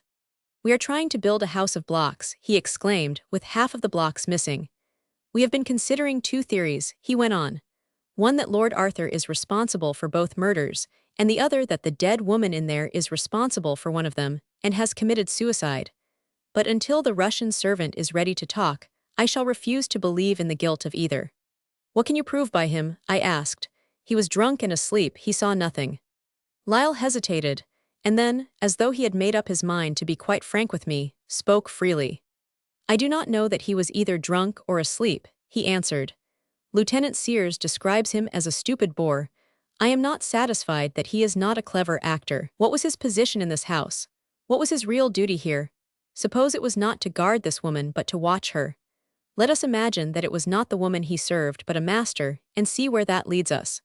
For this house has a master, a mysterious, absentee landlord who lives in St. Petersburg, the unknown Russian who came between Chetny and Zichy, and because of whom Chetny left her. He is the man who bought this house for Madame Zichy, who sent these rugs and curtains from St. Petersburg to furnish it for her after his own tastes. And I believe it was he also who placed the Russian servant here, ostensibly to serve the princess, but in reality to spy upon her. At Scotland Yard we do not know who this gentleman is. The Russian police confess to equal ignorance concerning him. When Lord Chetny went to Africa, Madame Zichy lived in St. Petersburg. But there her receptions and dinners were so crowded with members of the nobility and of the army and diplomats that, among so many visitors, the police could not learn which was the one for whom she most greatly cared. Lyle pointed at the modern French paintings and the heavy, silk rugs which hung upon the walls. "The unknown is a man of taste, and of some fortune," he said, "not the sort of man to send a stupid peasant to guard the woman he loves. So I am not content to believe, with Mr. Sears, that the servant is a bore. I believe him, instead, to be a very clever ruffian. I believe him to be the protector of his master's honor, or, let us say, of his master's property, whether that property be silver plate or the woman his master loves. Last night, after Lord Arthur had gone away, the servant was left alone in this house with Lord Chetny and Madame Zichy. From where he sat in the hall, he could hear Lord Chetny bidding her farewell.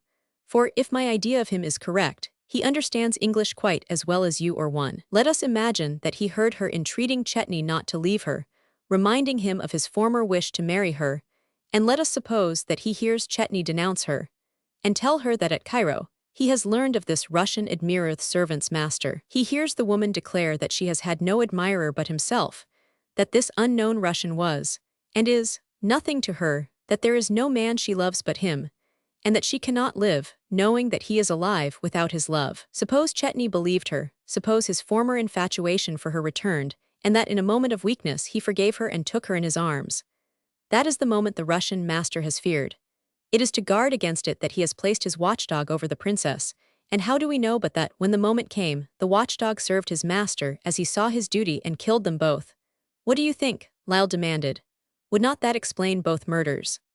I was only too willing to hear any theory which pointed to anyone else as the criminal than Arthur, but Lyle's explanation was too utterly fantastic. I told him that he certainly showed imagination, but that he could not hang a man for what he imagined he had done. "No," Lyle answered, "but I can fright him by telling him what I think he has done, and now when I again question the Russian servant I will make it quite clear to him that I believe he is the murderer. I think that will open his mouth. A man will at least talk to defend himself. Come," he said, "we must return at once to Scotland Yard and see him. There is nothing more to do here." He arose, and I followed him into the hall, and in another minute we would have been on our way to Scotland Yard. But just as he opened the street door, a postman halted at the gate of the garden and began fumbling with the latch. Lyle stopped, with an exclamation of chagrin. "How stupid of me," he exclaimed. He turned quickly and pointed to a narrow slit cut in the brass plate of the front door. "The house has a private letter-box," he said, "and I had not thought to look in it. If we had gone out as we came in, by the window, I would never have seen it. The moment I entered the house I should have thought of securing the letters which came this morning. I have been grossly careless." He stepped back into the hall and pulled at the lid of the letter-box, which hung on the inside of the door, but it was tightly locked. At the same moment the postman came up the steps holding a letter. Without a word, Lyle took it from his hand and began to examine it. It was addressed to the Princess Zichy, and on the back of the envelope was the name of a West End dressmaker. "That is of no use to me," Lyle said. He took out his card and showed it to the postman. "I am Inspector Lyle from Scotland Yard," he said. "The people in this house are under arrest. Everything it contains is now in my keeping. Did you deliver any other letters here this morning?" The man looked frightened, but answered promptly that he was now upon his third round. He had made one postal delivery at 7 that morning and another at 11. "How many letters did you leave here?" Lyle asked. About 6 altogether, the man answered. Did you put them through the door into the letterbox? The postman said, yes, I always slip them into the box and ring and go away. The servants collect them from the inside. Have you noticed if any of the letters you leave here bear a Russian postage stamp? Lyle asked. The man answered, oh yes, sir, a great many. From the same person, would you say? The writing seems to be the same, the man answered. They come regularly about once a week. One of those I delivered this morning had a Russian postmark. That will do, said Lyle eagerly. Thank you very much. He ran back into the hall, and pulling out his penknife, began to pick at the lock of the letterbox. I have been supremely careless, he said, in great excitement. Twice before when people I wanted had flown from a house, I have been able to follow them by putting a guard over their mailbox.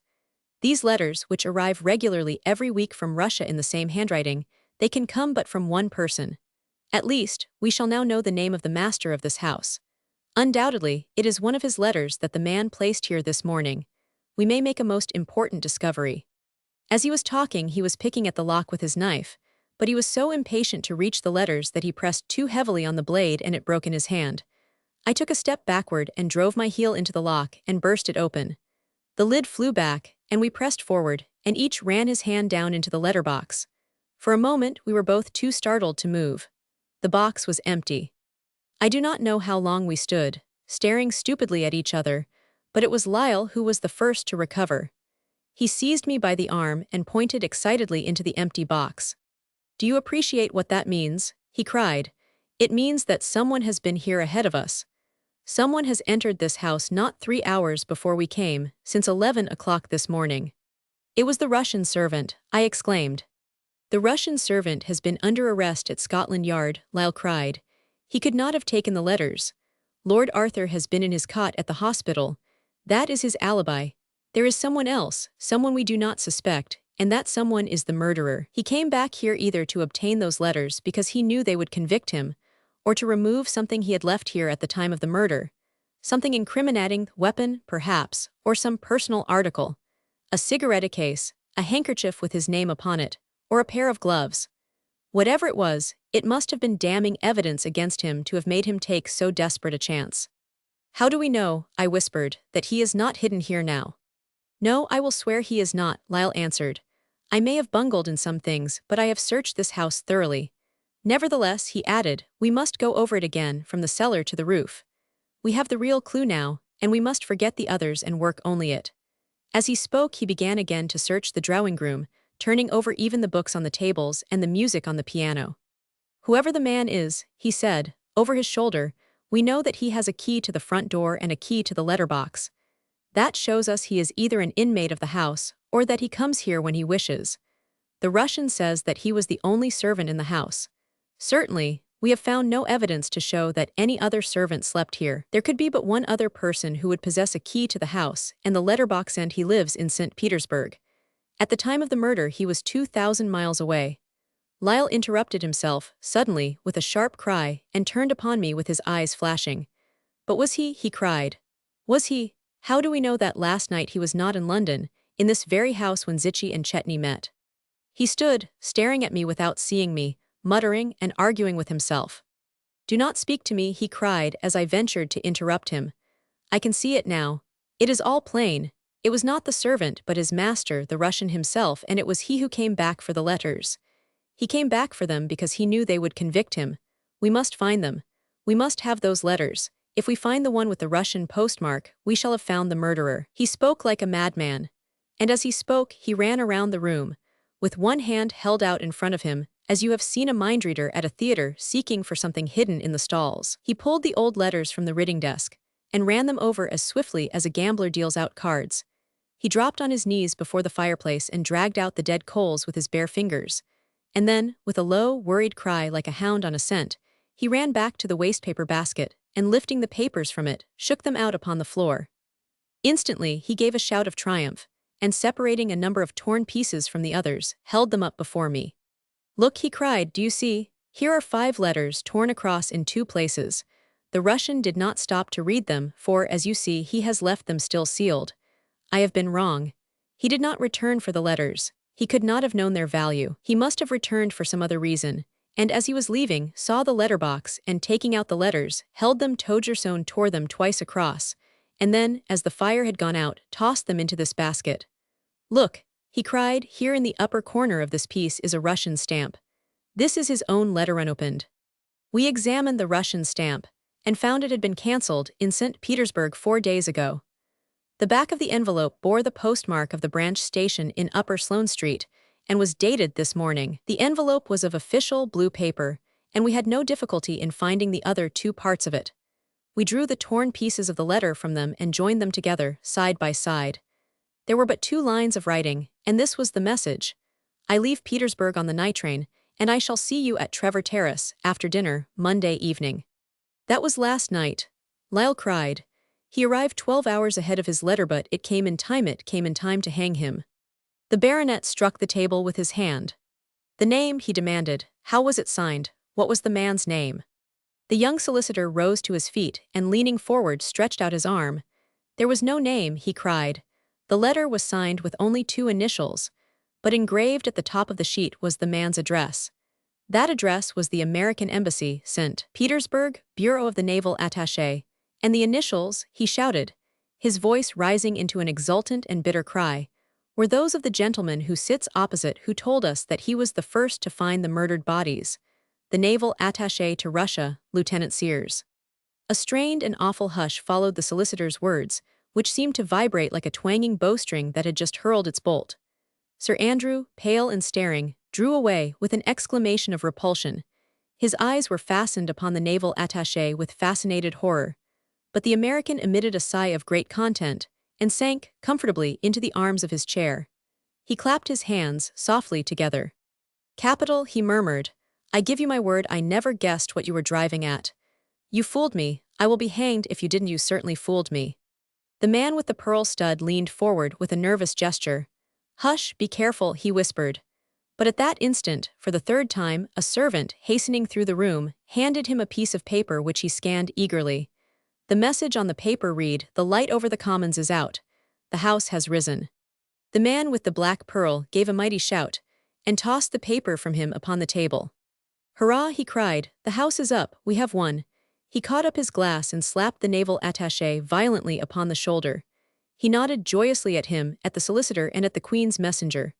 "Gentlemen, to you," he cried, "my thanks and my congratulations."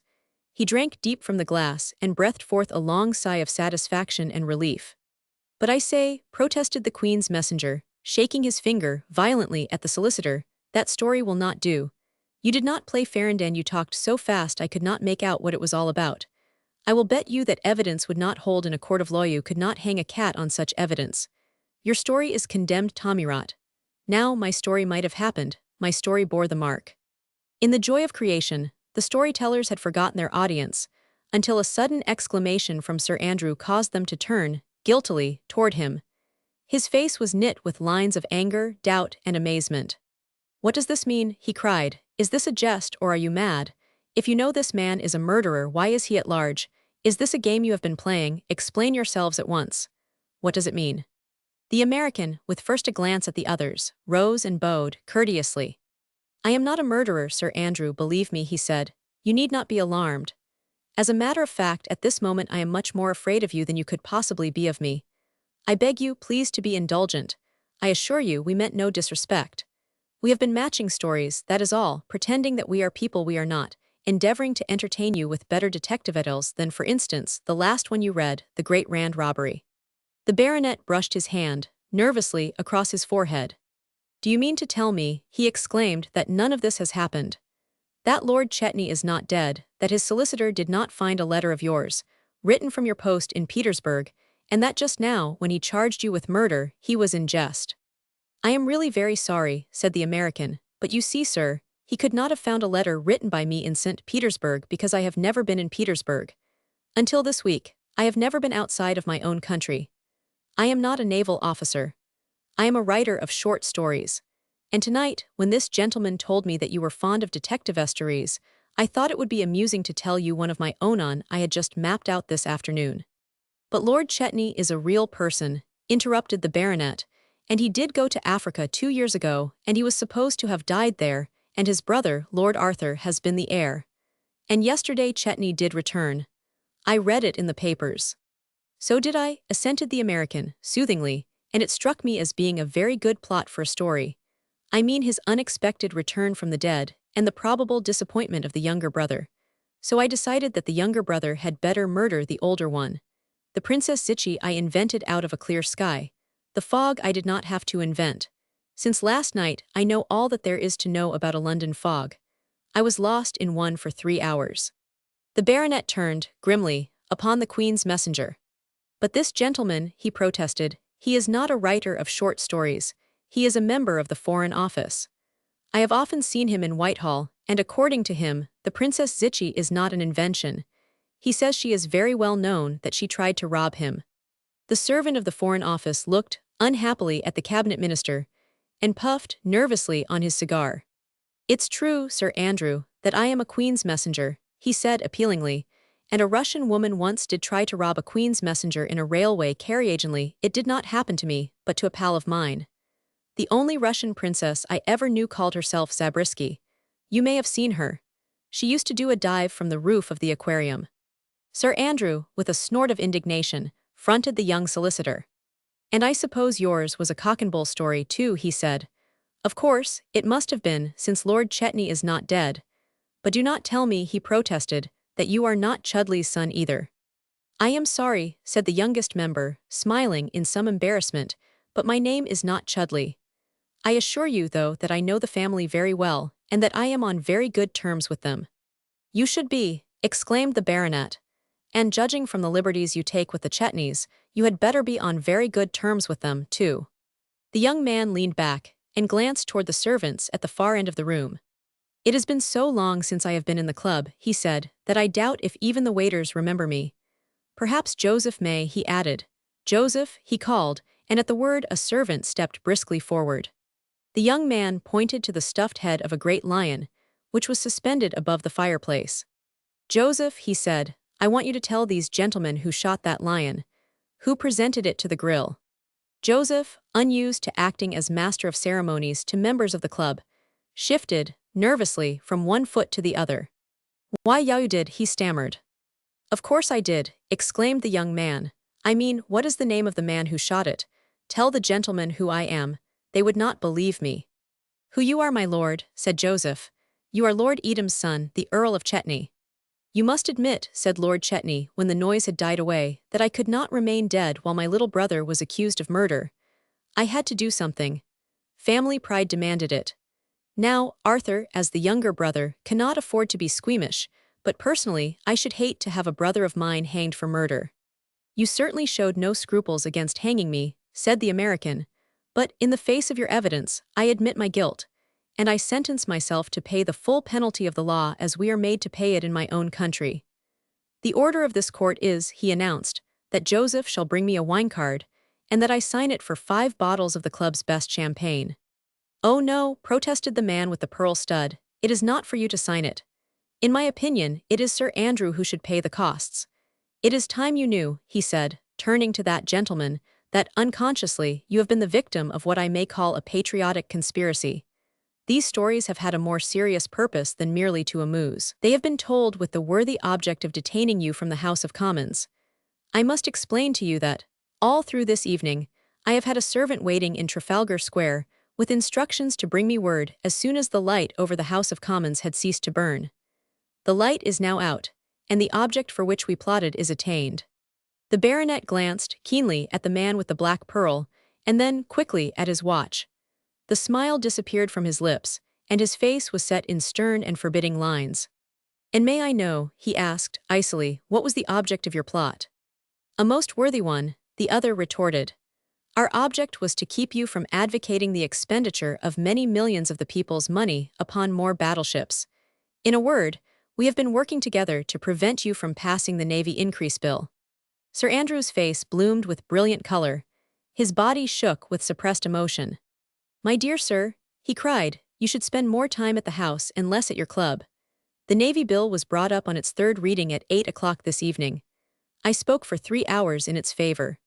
My only reason for wishing to return again to the House tonight was to sup on the terrace with my old friend, Admiral Simons, for my work at the House was completed 5 hours ago, when the Navy increase bill was passed by an overwhelming majority. The baronet rose and bowed. "I have to thank you, sir," he said, "for a most interesting evening." The American shoved the wine card, which Joseph had given him, toward the gentleman with the black pearl. "You sign it," he said.